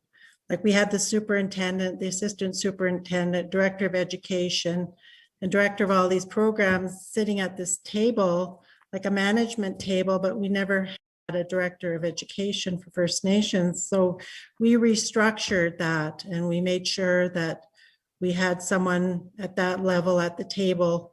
And the other thing we did too was I chaired the BC First Nations, BCSTA, School Trustees Association's First Nations Education Committee. And we didn't have targeted funds for many of our school districts. And so what we did was we put a motion on the floor at the BCSTA AGM and asked for funds to be targeted. Now, I just want to share with you that there were a number of school districts that did not want their money targeted to support First Nations liaisons and more culture and language programs and things like that.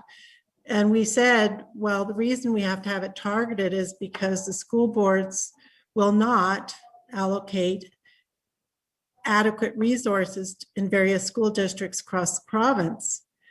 And so we have to ask for it to be targeted. It's a shame. It's a shame that we have to ask for funds to be targeted when it should come naturally. We don't want the money targeted either, but we had to ask for it. And so it did get targeted. Thank goodness we had the support of the majority of the boards across BC. But I'm just telling you that I understand where you're coming from. And I just want to say to you, thank you for, supporting the trustees and School District 57. And I'm happy that Corey has completed this report, and I'll look forward to reading it. Thank you so much.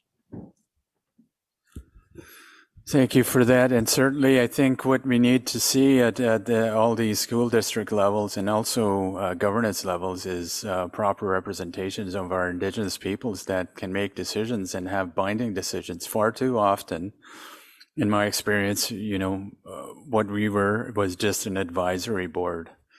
We put our recommendations together, give it to the board school district, and they'll take it under advice, and they wouldn't implement any of the recommendations. That's the problem with some of the governance work that we do, not only in school districts or any other governments. I mean, look at the provincial government. How many advisory boards are there? Do they ever implement any of our recommendations? So I think it's getting away from just advice. It's actually having proper representation, that you have binding decisions where we can make decisions for ourselves and state that this is our position, and you have to take these recommendations and implement them. I think we need to get away from these advisory boards and some of these issues and have binding decisions where it properly represents our people and our children. Thank you, Harold. Thank you very much. Let's turn to Chief James Hobart, and just in order to provide a little bit of transition time between the recess here and the candidates forum for the Women's Council representative, we'll look to sort of wrap up after that, and then again provide that brief transition period for us. Chief Hobart. Thank you. Thanks, Harold, for fitting me in, and thank you, Terry. Thank you, everyone. Can you hear me okay? Yes. Okay. One of the things that is really disturbing is the interpretation from one school district to another on what Indigenous knowledge, Indigenous learning is. We have kids that were missing school because they're out hunting with their grandpa, and in the Hope District, they included that as being in attendance in Indigenous knowledge-based education. They don't do that in all the different schools. There's a school in the one in Mission. If your son misses or daughter misses school for an Indigenous class or Indigenous experience with maybe out on the land harvesting or hunting, they count that as an excused absence. But when in the end, we've seen this where it comes up as an important as children and families. The ministry has said, well, when the kid is with the mom or the dad, you see all the days that they're missing, their excused absence.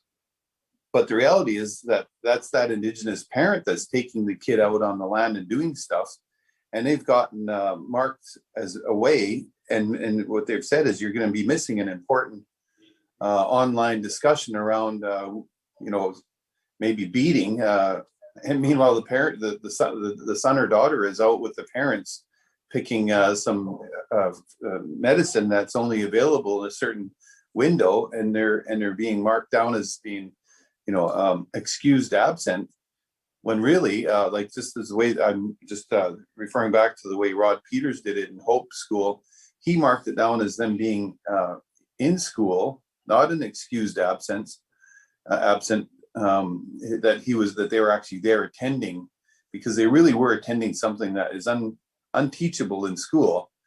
So I'm just thinking that we need to make sure that there's even though it's written in certain ways that's allowable, the interpretation right up to the Indigenous principles, it doesn't come across the same in every school. And I think that when I've asked different principals why that is, they said they don't read it that way. And I'm thinking we really need to make more stronger wording so that when a child is out doing something, or children are out doing something with an elder or even with their parents, that's really pertains to Indigenous knowledge, stuff that's going to be lost without that one-on-one, that they need to have that, the school needs to be able to put that down as important in education, just as important as if they were there learning about, beating online, right? So put that out there. So, Coach Shamla.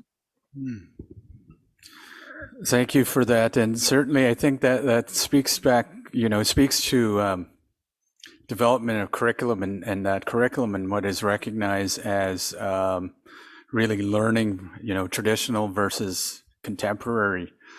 And it kind of speaks to, some of that debate we have, Western science versus traditional knowledge. And I'm wondering, how your father, Mr. Hobart, who's the late Mr. Hobart, your father, who was a teacher at Fort St. James Secondary School, who was a great educator, taught many of my older brothers and sisters would think about this. So I think it speaks to really having that voice at the school district level in the development of curriculum and what is recognized as, I suppose what we call would contribute to your graduation or contribute to your learning journey. So I think, that's what we need. And that's really looking at the governance of our own people in terms of education. And I think you bring up a point there. Some districts recognize it and others don't. So I think it really does. I think the good thing about that is that there is, a lot of First Nations that come out and state that, yeah, they should be recognized as part of the curriculum. And that's what we need to have as standard in this day and age. And this is why we need to really look at the policy and the acts that govern our education. Thanks, Harold. Thank you. I see two more hands, so let's hear from Chief Donna Aljam and then Knowledge Keeper Gwendolyn Point, and then we'll look to close the session. Chief Aljam. Thank you. Hello, everyone. Greetings to all, and thank you for the prayers this morning. I won't be with you tomorrow as there's another scheduled meeting coming up, but this is a really interesting topic in regards to moving forward, because in the past, I can't remember how many years ago it was, but there was a case that was brought up in court proceedings, and it was handled nicely by the coastal bands, and that was the fact that schools were doing a smudge session and demonstrating that, and the parents went ballistic because they didn't want their child to be smudged or recognize this type of religion or culture type thing. So they have to be careful, and I think this is where it's at the discretion of the school districts themselves in regards to how much they recognize the cultural aspect of everything. I know we're going through the truth and recognition or reconciliation of stuff that also in that factor that yeah, not everybody wants to be part of our religion either, that we have to respect that as well too. So just being cautious of that. I understand where Chief James Hobart is talking about in regards to some schools do, some schools don't. And again, I guess that's that policy in regards to if they're going to be with the parents or not. And if they're with the school, that's a different aspect of it being separated. But again, my band also incorporates the same thing with our staffing too, that we recognize cultural days, and cultural days happen whenever the food is there and ready for us. So we, as long as notice is given for our staff members and the families that go with them, we provide leeway for that availability. So I just wanted to point that out about the court case that came up regarding the smudging. So cautious, we have to be a cautious approach. Thank you. Thank you very much for that, Chief Aljam. Perhaps the final intervention for the afternoon to Gwen Point. Thank you, Regional Chief, and to everyone that spoke. And I know Greg Louie mentioned Tyrone McNeil, and I really believe, I agree, this should go to the finesse table. And the finesse table has a number of the representatives across BC that can address this. And of course, finesse largely dealt with First Nation schools, but more so lately have been dealing with the public education system as well, and students attending the public schools. And I have to tell you that it's probably about 1999, 2000, I was asked to speak to administrators for the North, which meant Williams Lake all the way to Lower Post and Haida Gwaii, school district administrators. And I knew it was going to be a challenge. And I lived in Prince Rupert at the time. And when I went in there, I didn't quite know how to start. So I hit the table and I said, you know, I've grown up in southern British Columbia in an urban setting, attending a public school. And here I am in Prince Rupert, and where almost every other person I pass in the street is First Nation. And I said out loud, there must be good things happening in the North in Aboriginal education. And you could feel the tension in the room. And anyway, I did my presentation, and some of them came up to me and quietly thanked me not publicly thanking me, but quietly. And but before I left and I was getting my coat, the one administrator came up and he said, "Stay the hell out of my school district." And of course, his school district was the first one I went to, right? So it is a real issue. And I can tell you, I have 3 grandchildren right now, 8, 11, and 13. And my granddaughter said to me last week, she said, "Grandma, I want to look up my grade 2 teacher. And I want to ask her why she said those things she said to me. Why she talked to me and made me feel bad." And she started describing everything her teacher said to her, grade 2. And I said, "Natalie, if you want, I'll help you look up that teacher." And I think the difference today, Regional Chief, and to everyone here, the difference today is our children have confidence. They have a confidence that certainly didn't exist in my generation, and for the most part, my children's generation. So I think the lesson that I've learned over the years is this, is yes, we do need to address racism and discrimination, but we also have to teach our children and our families and our communities that they have a right to education. And that all these folks that work in our school districts today to support our children need support. They need to know they have support. Because otherwise they're carrying the responsibility and feeling quite isolated. I know, because I worked in that position for 3 years. And you feel isolated as the only Indian in the whole district sometimes. But I really believe I'm grateful that this is brought to the forefront. I'm grateful that there's work being done to address it. And I know it'll make a difference. I know it'll make a difference for the students and the people that work in school district, that they have support.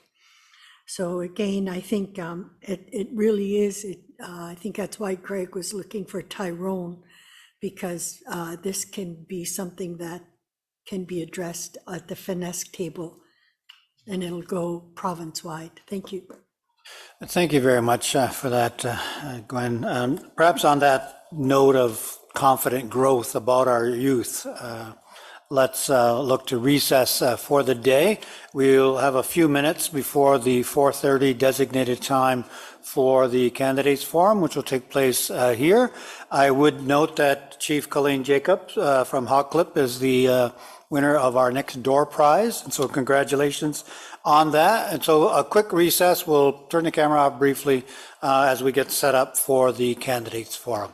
Thank you very much, ladies and gentlemen. We'll talk to you momentarily.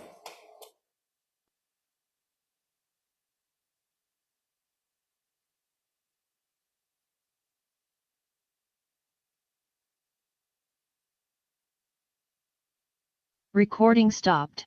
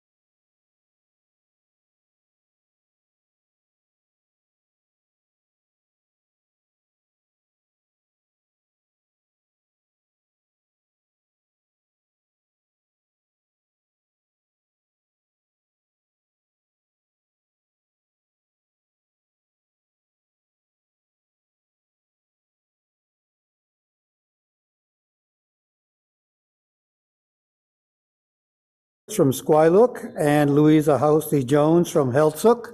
The way the process will work is we will show, each of them has prepared a video, so we'll show that video as an introduction to them. Then they will take the podium for their remarks. And then following each of those remarks, we will then look to the delegation for Q&A. And so with that, let us begin, and please help me welcome to the podium Gina Edwards from Squiluk.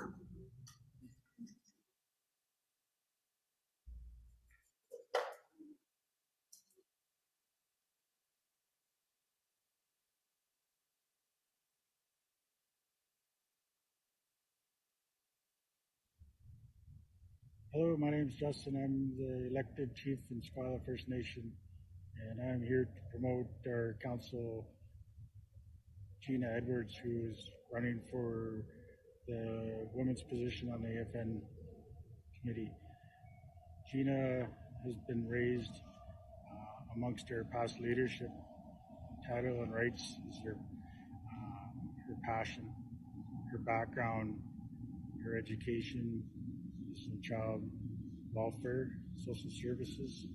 She's passionate about caring and protecting the rights and providing for our elders, our youth, children. I hope that you would support and vote for Gina come elections, and our community is supportive of her on her endeavors. Thank you. White Kakwaiatip. I'm Chief Judy Wilson of the Nisconnet Indian Band.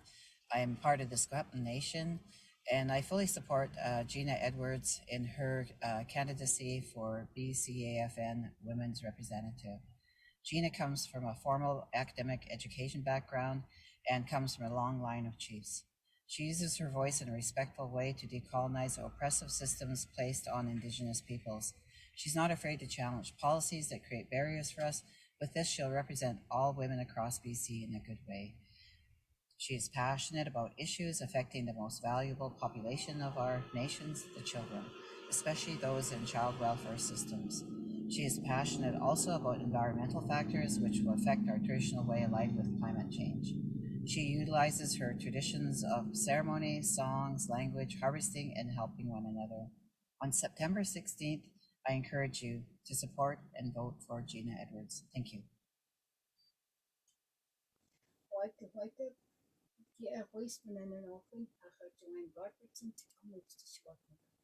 My name is Joanne Gottfredson. My traditional name is Kiahuispananokan from Kamloops. It gives me great honor today to be able to testify and to promote Gina Edwards. I've known Gina all her life.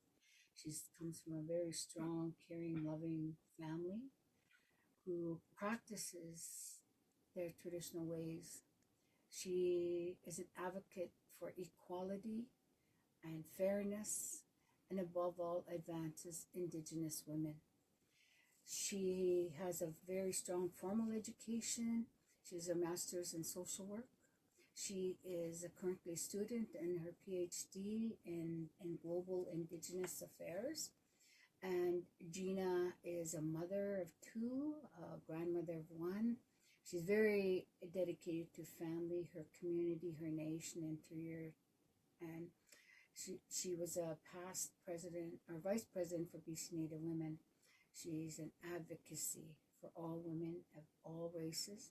Her particular interest is the East Side women, that she believes that all women should be treated equally and respectfully, and that they have a voice at every level.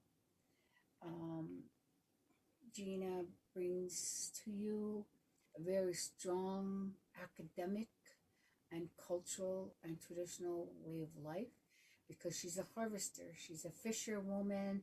She brought me these beautiful cans of sockeye, and she often brings me traditional foods and medicines that she gathers, and she's learned all these traditional ways from her own land and her own community, and she's adaptable. So it is without any hesitation that I highly recommend Gina as the BC Women's Rep for British Columbia. She'll bring you great honor and respect. Thank you.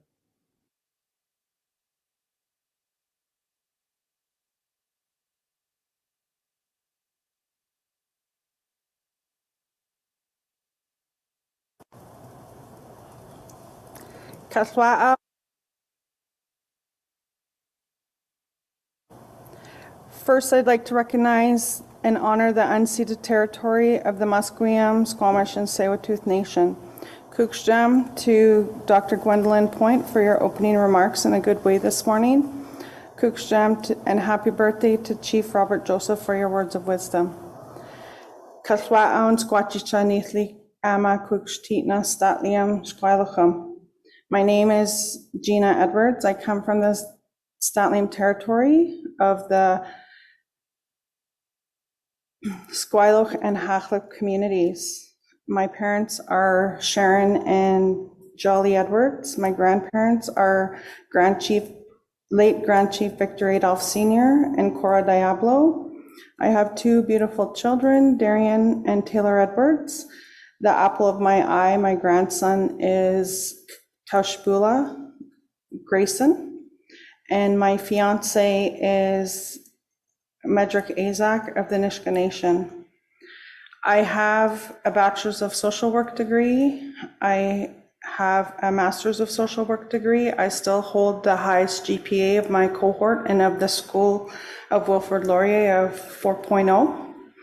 I am also a PhD student at Wilfrid Laurier in global governance. I have served as the vice president for BC First Nations Women's Association. I'm currently on the Jordan's Principal Action National Table and the Statliam Governance Services. And I am proud to say that my late grandfather, Chief Victor Adolph Sr., was one of the founding chiefs of the National Brotherhood of Canada, which we now know as Assembly First Nation. Today, there are over 270,000 Indigenous people in BC who identify as female. There are 204 communities in BC that are Indigenous, and BC is home to 16.6 of this country's Indigenous population.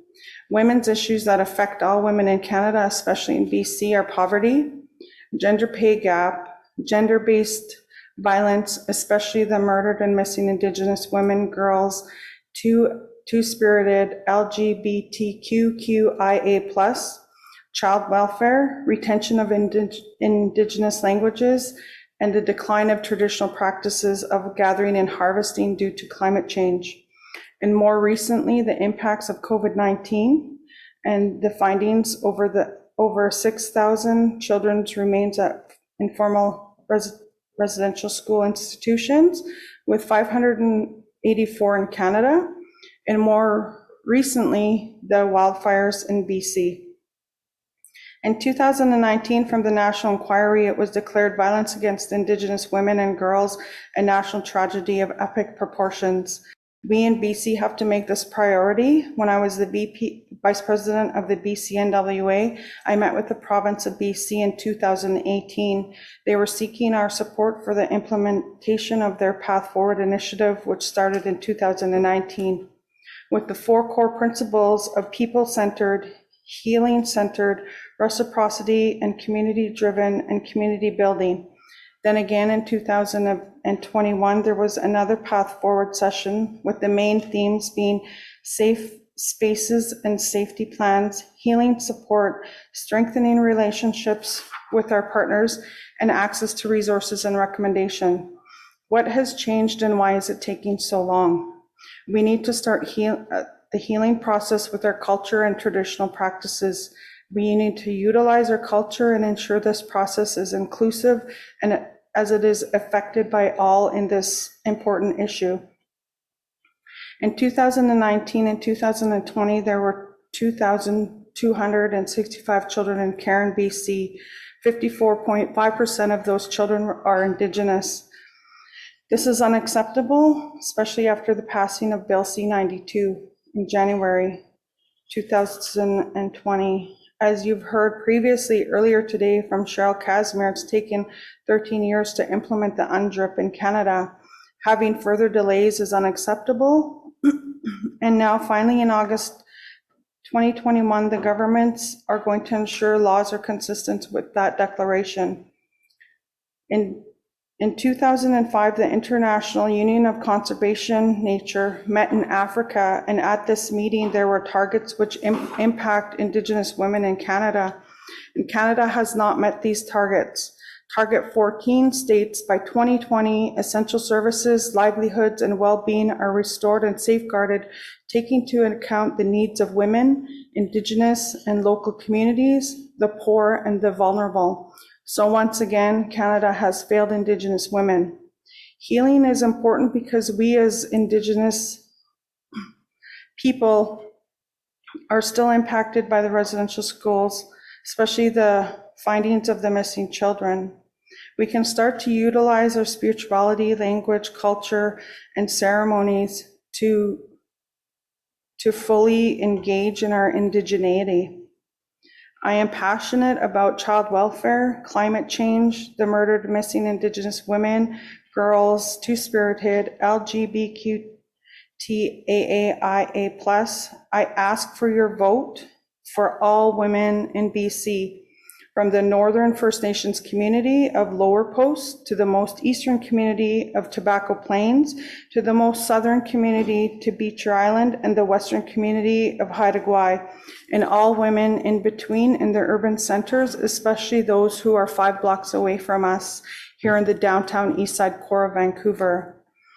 I would like to acknowledge the amazing and important work previously done. I assure you my passion will ensure this work continues, and moving forward will be solution focused and with tangible results. If I'm elected, I will work for and with all BC women in a good way with honor, pride, truth, integrity, fairness, transparency, and I will have listening skills. Thank you to Cook B. Judy Wilson for believing in me to nominate me. Thank you to the chiefs, the proxies, the elders, observers, chair, and the BCAFN staff. Good luck to Louisa, and may the best woman win. Kuksha.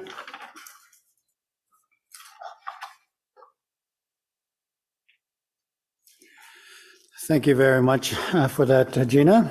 And now let's turn to Louisa Halsey Jones from Heiltsuk, and I will begin her video.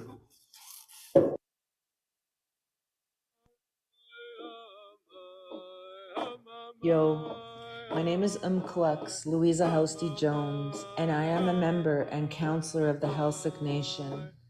I have served as a BCAFN women's representative for the past 3 years, and I am running for this position again to build on the progress we have achieved together in supporting women and families. As a daughter, mother, grandmother, and survivor of domestic violence, I am raising daughters and a granddaughter who know their amazing worth, and a son and a grandson who honor and respect women and matriarchs. I have also been putting them to work as a crew on my spawn on kelp fishing boat for the past 4 years. Through these experiences, I have become incredibly passionate about the healing for our women, girls, and gender diverse people who have experienced violence, and for the support and protection of the families of missing and murdered Indigenous women and two-spirit individuals. I am so pleased and proud today to uplift Louisa Jones as a strong candidate for the BCAFN Women's Representative.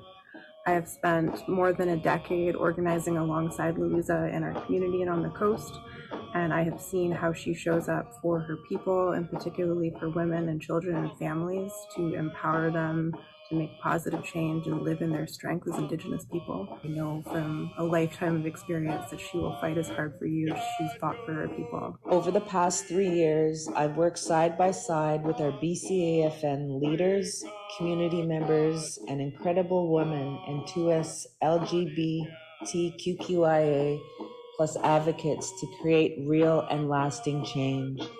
In taking on this work, I am unwavering in my dedication to land-based healing and creating safe spaces and access to wellness and cultural supports. This is how we can help our brothers and sisters to walk their paths of healing and find their way back. I am also passionate about restoring the traditional governance function of women in our communities, and I am proud to have played a role in seeing our Manuyuks Council Women's Council sign on to the Helsinki Declaration of Title and Rights, reclaiming the role of women in our Helsinki governance system. This reclaiming is critical to the well-being of our women and girls as it restores our culture, identity, and reestablishes the true governance of our society. Supporting and empowering our women and girls means a better, safer future for us all. It is my deepest hope to continue this work with BCAFN to help ensure every woman and girl is honored and empowered to live a life of promise, hope, and healing. I thank you for watching this video and hope you will all consider re-electing me as a BCAFN Women's Representative. Gayasika. Afternoon.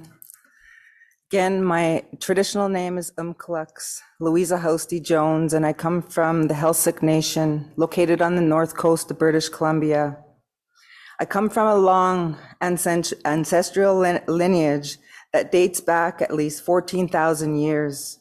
I have been raised and embodied by Helsikh values of unity, compassion, hard work, honesty, kindness, and courage that define and guide the work I do for the highest good as a human family.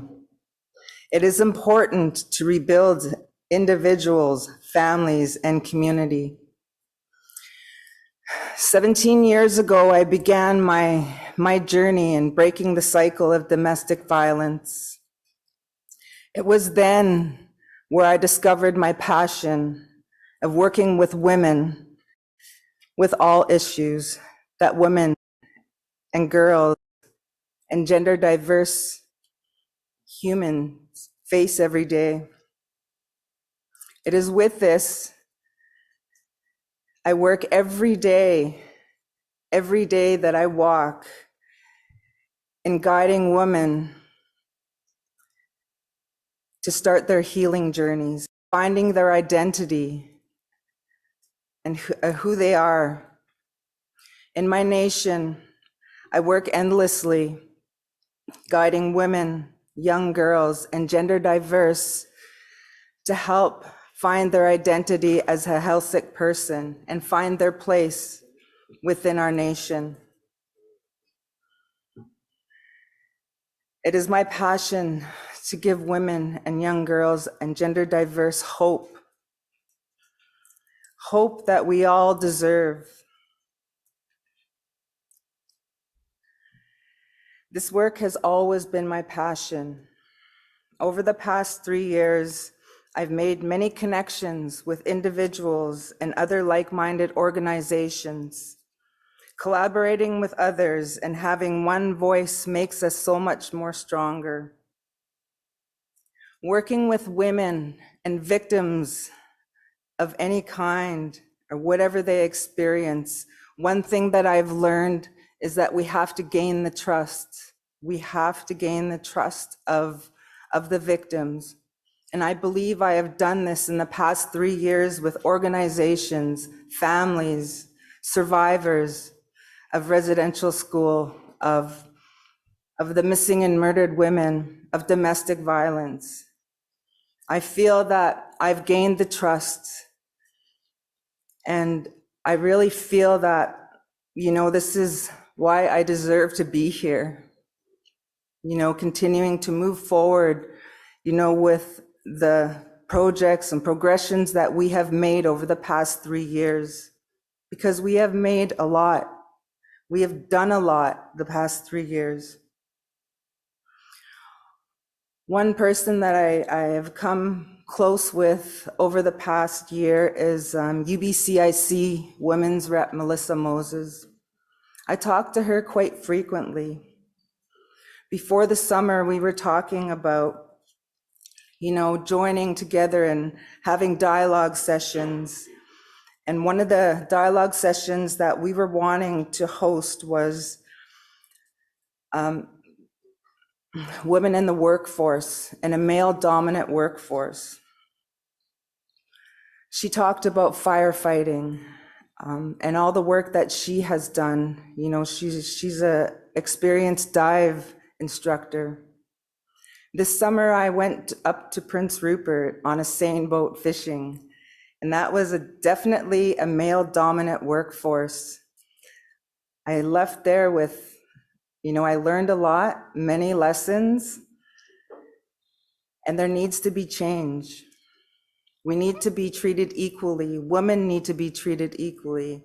And that's a part of my work. What I do on a daily basis is guide and help women build confidence within themselves. In my own community of Bella Bella, some of the work I am most proud of in these areas include helping to organize my community to participate in the National Inquiry, teaching my cultural practices, and working directly with people and nonprofits to meet a wide range of needs. For example, I recently am working planning a 3-day healing ceremony for the survivors of residential school, day school, boarding schools, and Indian hospitals.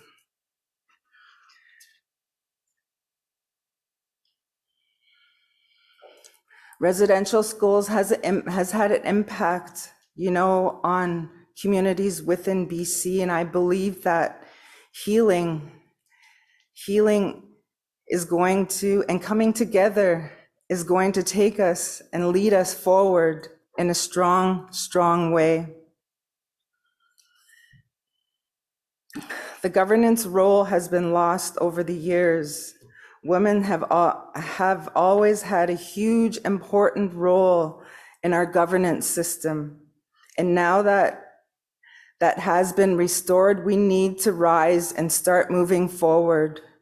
We need to stick together. We need to stick together and become stronger and push the government to start hearing our voices. Through the work that I have done with Bcafn over the past 3 years, I've been able to bring many things back to my community and bring many things back from my community back to Bcafn at a wider Indigenous community. Out of this, you know, I've been working with the women and girls in my community for 17 years, I mentioned. And last week, we were just granted a $400,000 grant to educate around sexual violence, which is something that is needed, you know, in every community. Although my passion is around women, girls, and 2LGB individuals, I am passionate about all individuals as a whole. Ultimately, my goal is to build wellness that continues to honor and empower women. And it really would be an honor to work with Bcafn in this role as a woman's representative. Thank you.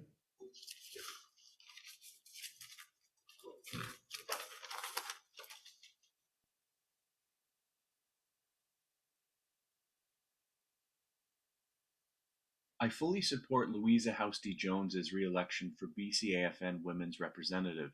She is a frontline women's advocate, a role model for women having overcome adversity herself, and her work empowers women to reclaim space, such as our Women's Council for Healthy Participation in our Healthsick governance. Marilyn Slett, Chief Counselor, Healthsick Nation. Louisa is a very strong advocate for her people. She does not hesitate to help others no matter where they are in her life. Louisa has incredible strength and leadership, and she would definitely be an asset to the Bcafn. Joanne Green, Hereditary Chief and Executive Director, Healthsick College and Waglisla Adult Learning Center. Louisa comes from a long line of strong and resilient matriarchs. She is not only my colleague as a fellow tribal counselor, but my Wawaktus, my blood relative. Louisa's intentional love and respect for her family and nation is insurmountable. She activates a heart-centered approach in all that she does. Her own life's truths enrich the health and well-being of other women and girls. Chief Slett and I jokingly said we would introduce her as our earthquake, as she is a mover and shaker. Want to get things done? Vote for Louisa. For that, thank you for that. The technical team had indicated that as part of the electronic package, those 3 additional slides were there, and so we just wanted to make sure we those played. So we do turn to the point where we open it up to the delegation for questions to the candidates, and they are seated here to my right at microphones 7 and 6. And so I'll look again to the hands raised function to see if there are any questions for either of the candidates or both the candidates.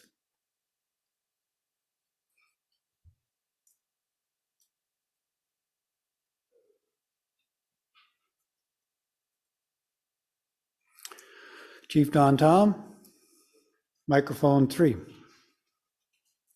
Thank you. Thank you.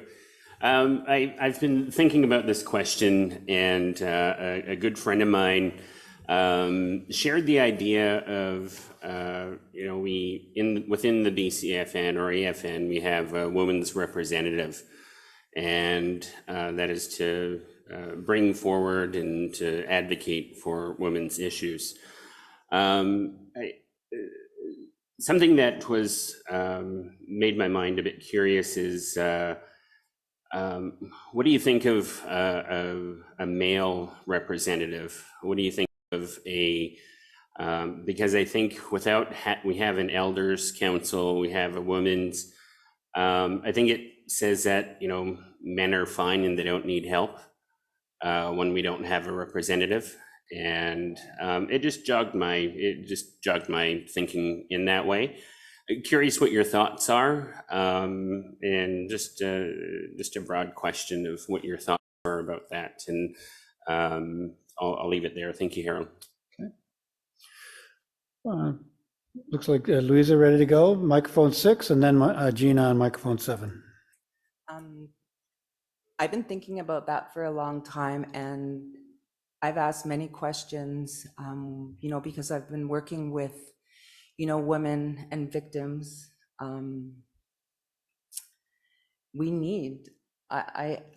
believe that we need to have a male representative because there needs to be the full circle of healing.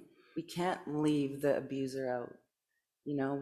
There needs to be that male representation to have the full, complete circle of healing. Thank you. Gina, microphone 7. Thank you for that question, Don. I think that it's integral for a male representative for this position. I've often asked previous chiefs that I worked with, why isn't there a male representative? Why are males left out? Because males need healing as well. And when I was working for First Nations 3 years ago, me and a man, we started asking, well, why isn't there? So I fully support, because to be equal, there needs to be a whole healthy person, you need both man and a woman. So I think that it's important to have a male's representative, and I'd fully support that. Follow up? Thank you. I've had some discussions with our UBCIC female representative, and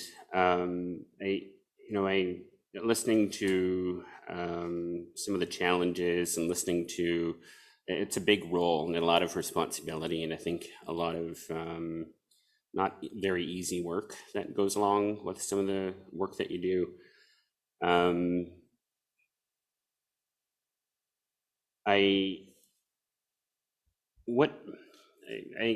guess when I think of this, sorry, my mind is not thinking clearly, but when I think of youth engagement, it's not youth talking about youth issues. And when I guess, what are your thoughts around, like, more than talking about broad issues, but what can chiefs do more? What can how can what can we do more from the position where you sit, and whether it's engaging or whatever it may be, what can the chiefs of BC do better to support women, and then also the women's representative position? Thank you. I'll start with Gina on that one. Chiefs need to take the time to listen. They need to step out of the political arena. They need to go on the land with the youth, especially the youth. They need to go play with the youth. They need to laugh with the youth. When it's not a structured environment, I find from my line of work, being a social worker, that when you engage with youth, you do it in their environment that they are comfortable with. And to better support women is to encourage healing on all levels. And I'm not saying that men are the perpetuators of women's issues, because men have their own issues, and women need to support men as well. So I think that you need to meet youth and women in a safe, healthy environment where nobody feels that they're underneath, where everybody is equal. Thank you. Lisa? Thank you for your question. If you remember in my video, I talked about playing a huge role in the creation of the Women's Declaration and, bringing our Women's Council back together, to complete our circle of governance and, recognizing that the Manuyuks Council, our Women's Council, isn't any less than our men, than our hereditary chiefs. But, just been educated, know your role, and just realizing that, we're equal. We're not above one another. And I believe that, just having the support from the BC chiefs, having some engagement sessions and, some sort of involvement where they have input into, the things that I was working on would have been, very appreciated. Because really, the past 3 years, I really haven't had any feedback on the reports from the BC chiefs. Thank you for that. There is a question in the chat, and it is, what are your thoughts on land-based healing for women and families? And we'll begin with Louisa on that. Land-based healing is my priority. In my community, I was brought up, in traditional ways, in our culture, on the land. I harvest food. I own my own boats. I have 2 boats where I take people out on the boats and on the waters and in the lands, and, do ceremony. But yeah, it's a key. Land-based healing is a key to healing for all Indigenous. Gina?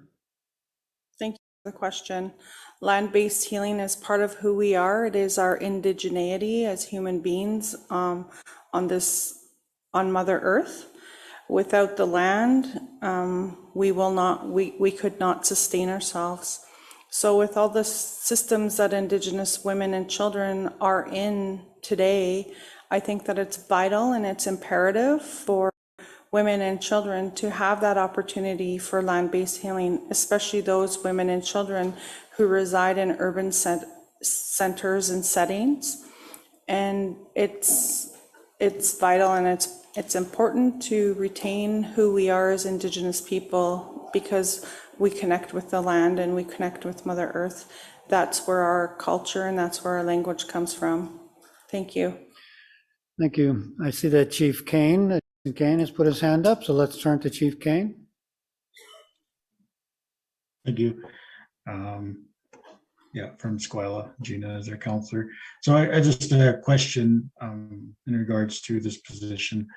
What do you see as the value of having a woman representative on this council?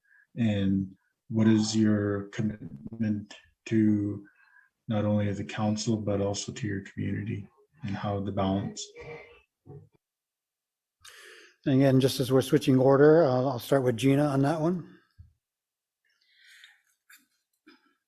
My value for this position as the BC Women's Representative is so that all BC women in this large, vast province that we reside in, from the north to the east to the south to the west, have a voice. And being on council, for Squilo, it's important because our interior women need a voice. I've learned a lot from being on the BC Native Women's Association as a vice president. And for my community and with my schooling, it's important that everything has a place in the space. If I'm elected, I will still continue to be a proud representative and elected leader for Squamish First Nation. Louisa? My value to this position is the healing. We need to heal as women, and bringing, the women's issues forth. We face issues every day. And, to be honest, women, face the issues a lot more than men do. And, the road that we are on, it's, it's a lot tougher, for women to stand up. And that's why I really believe in helping women build confidence in themselves, to become one and become stronger. And as for me, on my elected council, on our elected council, we have a council made up of 12, and 9 of us are women. We've learned to stand together and, voice, our rights, and, we've just become so much stronger. I know times are changing and women are rising. Thank you. Any further questions? Again, I'll look to the chat and to the raised hands.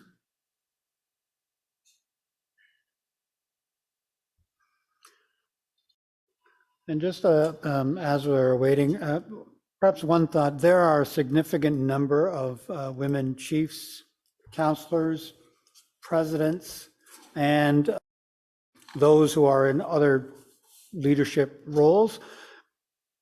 Could you talk a little bit about how you see the role of the Women's Council representative in supporting those and then how you would approach that? And just again, in reversing the order, we'll start with Louisa. Over the past years, I've worked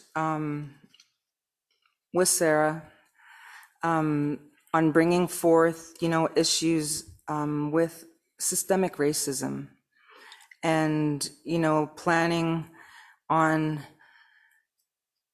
talking and having dialogue sessions around building the confidence in women and letting women express their experiences, and just dialogue sessions around helping women rise and become more confident in themselves.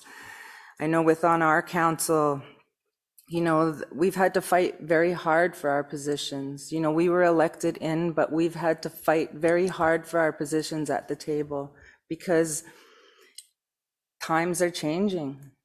Times are changing, and, bringing my experience to the table and been able to help other women within BC, the basis is building the confidence.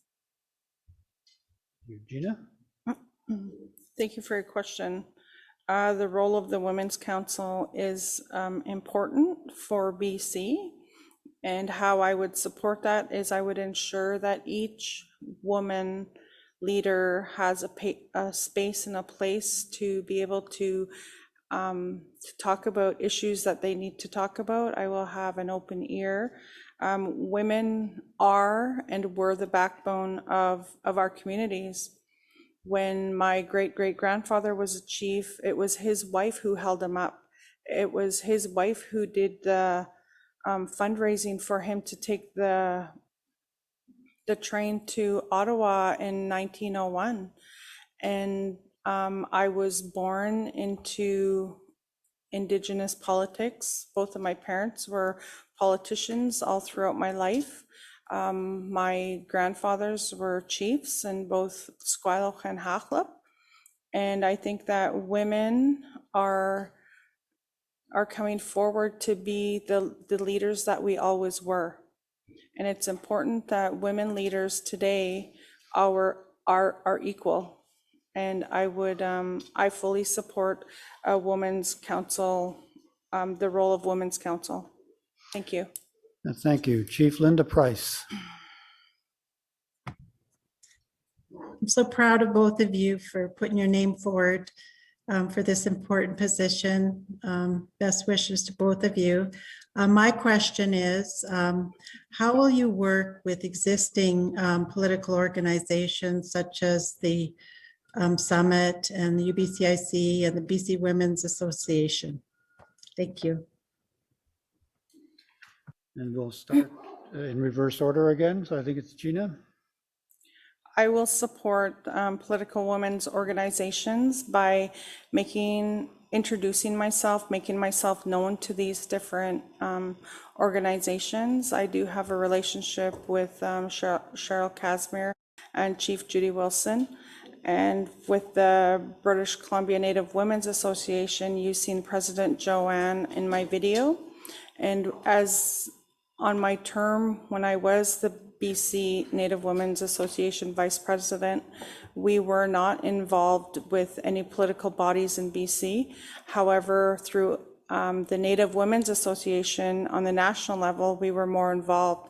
So I will be more inclusive. I would include different political bodies and I would have meetings with them. And the most important thing I think would be to introduce myself to them and let them know that I'm here to support them in their organization.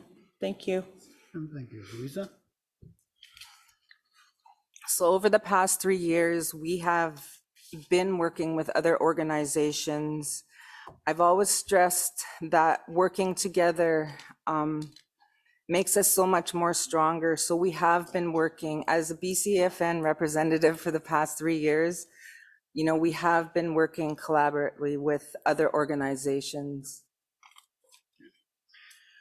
Thank you. I'll just look to the delegation to see if there's any final question. We are coming upon the 5:30 time. I do see Chief Louis from Ahousaht. Thank you, Harold, and thank you to both of the candidates, sir. I'll start with Louise. Louise, I've learned that hurt people hurt other people. Hurt people hurt people. And I know, I speak from experience too, that there are some men, many men who suffer in silence at the hands of abuse when they were young by older women. And I'm just curious to know if you as a representative, current representative, have these discussions about men that have been hurt at the hands of older women or women. And I would say to your colleague there sitting next to you, if also voted in, how would you see yourself bringing this conversation forward with the women's representative group? Thank you. Louisa? Definitely, as a survivor of domestic violence 17 years ago, you know, I have seen that it's just not the women that are victims. We do have a lot of male victims. And I believe that we need to have the full circle of healing. We need to have that full circle of healing in order for us to start moving forward. And, we've talked about it within Bcafn, that it's just not women that are the victims, but we recognize there are male victims as well. Gina? Thank you for your question. Being a frontline social worker, I've heard this story over and over again where males are the victims of older females. And it's not surprising to me because in my own community, this has happened. Even in my own family, this has happened. And to heal as a whole nation, as a whole people, we need to bring this and we need to talk about it openly and transparently. It's sad that these things have happened to both male and females. And that's why it's so important to have the male representative. That's why I've been asking for years, where's the male voice in this? Because in order for equilibrium, we need both male and female. So thank you. All right, thank you very much for that. And we are just about 5:20, and so perhaps at this point we'll turn to the closing comments. And as we have been reversing the order, we did start with Gina doing the opening first remarks. So we'll close with Louisa doing her closing remarks, and I'll invite you back to the podium if you wish.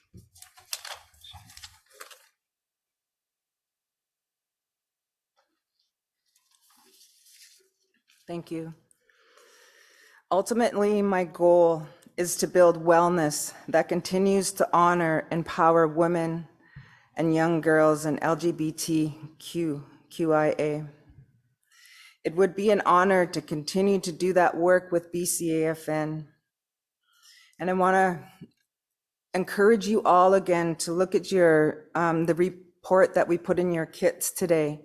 There was 2 resolutions passed that we did bring forth, and the resolution one was women and 2S LGBTQIA+, and the recommendations put forth.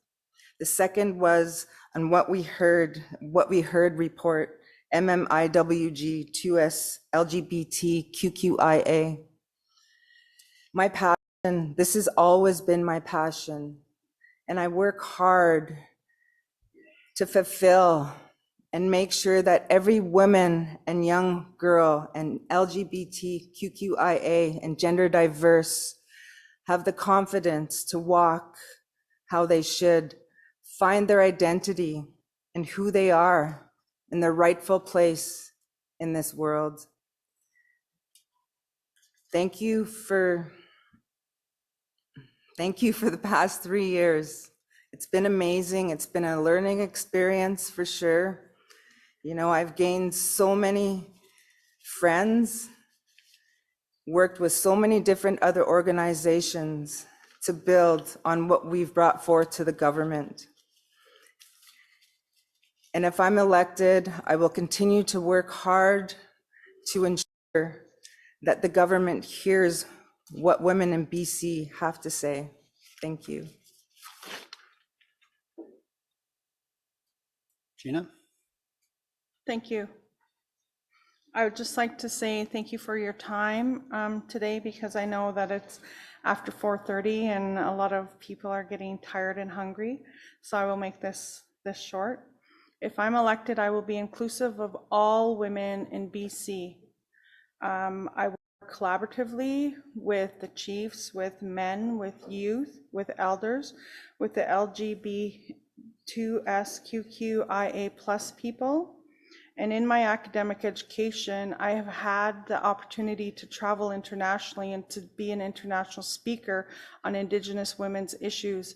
I'm not afraid to call a spade a spade. I'm not afraid to speak to government officials, and I'm not afraid to challenge these that will do more harm to Indigenous women in BC. I thank you for your time once again. And if I'm elected, I will do so with everything I have in my heart as an Indigenous woman, as Quechua of the St'át'imc Nation. Thank you. Have a good evening. Yes, thank you to both of you. That was well done. Excellent done. You'll note that in the chat comments as well. What we will do now is we will welcome, I think joining us online will be Ron Lawfer, the Chief Electoral Officer for BCAFN. While he is present with us, I believe he'll use laptop and Zoom, so to speak. And so let's turn to him for a review of the election procedures for tomorrow morning.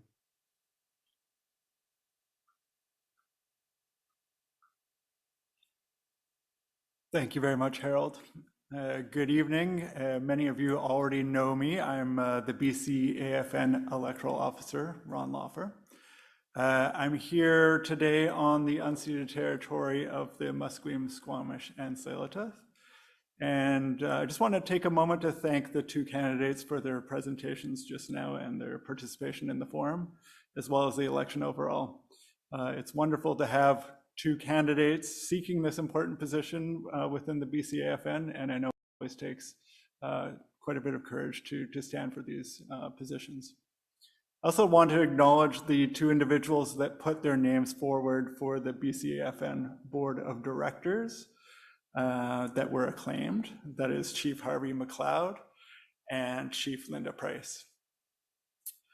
I'm sure you're all ready to take part in the voting process, which will begin tomorrow morning at 9 a.m. I'm going to take a moment to explain that process that will be held electronically by either voting online or by telephone. And I have implemented many online elections like this one previously, and mostly using the Simply Voting platform, which is the platform we will be using again this year with the BCAFN. Both the telephone voting and online voting are part of the Simply Voting platform. They're completely integrated into one. As mentioned, the voting will start tomorrow morning at 9 a.m. and will finish tomorrow at noon. So on the same day, it's a 3-hour window. Unlike last year, if you prefer to vote by telephone, you may do so using the automated phone system. And that phone number will be sent to you in an email. Those of you that have registered already today, you will receive an email with that phone number tonight. But the phone number, if you like, is 1-866-272-2333. You will need to access your PIN code, which will be sent in the email. None of that voting happens until that 3-hour voting window between 9 and noon tomorrow, 9 a.m. and noon tomorrow. So to take you through the process, just remember when you registered for this AGM, you provided your email address as well as your status card number or an equivalent identification number. Both of these are used as credentials to access your ballot. You'll also receive that PIN code in that email that comes directly from Simply Voting. So I'm going to take you through a sample vote right now and show you exactly what that looks like. I'll be voting on a computer now, but you can vote on a tablet, on a mobile phone, on any internet-enabled device. And of course, if you are voting by phone, any telephone. Just wait. Shut the door. Sharing screen. Great. So this is my email here. And basically, this is the email you will receive shortly after 9 o'clock tomorrow morning. In it, you will see your name, as well as some short instructions on how to cast your ballot. The most important parts are the PIN code, which is just here, number 2, as well as the link to the voting platform. And of course, the phone number for voting by phone. If you have any issues at this stage, please do feel free to call any of us on the elections team, myself, or Brandon, whose email address is down here, as well as the phone number. Both of us can help you access your vote without any issues at all. So once you're ready, you click on the link here, which will take you into the voting system. You'll enter your status card number or your equivalent. So there you go. And then you need your PIN code, which is in your email. I cannot remember it, so I'm just going back to look. 18082 is mine. I might not remember it over this next 5 seconds, so I'm copying it. And you can paste it in there. Again, our contact information is on this page as well. Should you have any issues or questions, feel free to get a hold of us and log in. Now this is just a sample election here. I've got 2 candidates debate. So you can choose any of the 2 quote unquote candidates, Pepsi or Coke.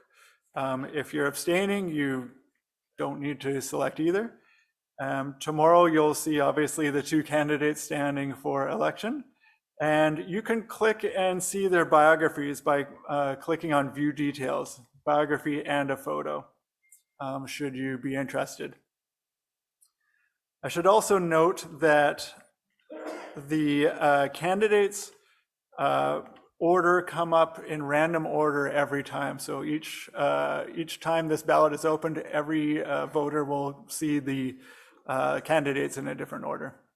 And that's done by the system.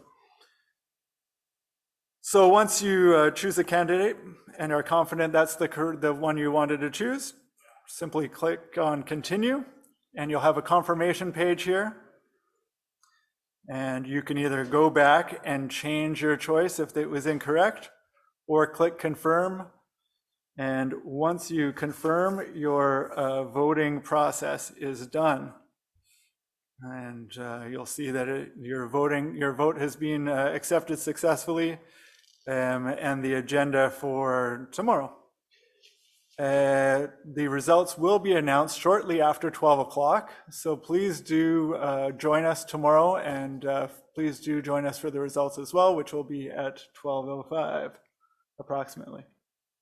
If for some reason you don't receive your voting email by about 9:15 or 9:30 tomorrow morning, and you have registered and have been present in the AGM, in the Zoom call on for the AGM, please do give me or my other election team member a phone call or an email, and we'll look to see what occurred. It's possible that there was some kind of registration glitch or something else, but we would sort it out immediately. That is it. Feel free to be in touch in the meantime, and I look forward to seeing all of you tomorrow.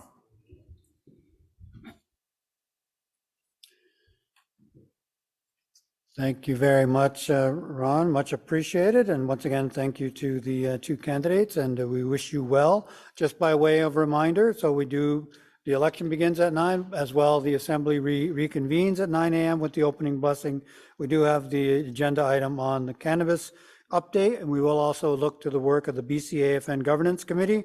Please note, we will be looking for a volunteer or a nomination to fill a vacancy on that position. Then we will move to the resolutions. We have 3 on-time resolutions remaining.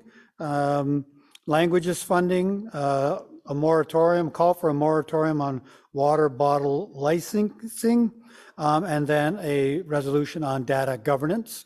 There are 2 late resolutions that came in on time for the late resolution before noon today. One is related to the Declaration of the Rights of Indigenous Peoples Act implementation relative to the role of municipal governments. And then the second one is on the wild salmon advocate. And you may recall that that came up in a part of that conversation that we did have around the fisheries discussion. And following that, I do want to note, we do have a break scheduled at 11 a.m., but we will ask you to rejoin us at 11:45. Jagmeet Singh, the leader of the Federal New Democratic Party, will be zooming in from his campaign bus for remarks to the delegation. And then we will turn back to the BC AFN electoral officer at 12:05 for the election results. And then, of course, turn to the successful candidates and the acclaimed board members for their remarks before we look to close around the 1 o'clock time. So with that, thank you very much, ladies and gentlemen. I know it's been a long day. Please enjoy your evening, and we will see you in the morning. Thank you very much.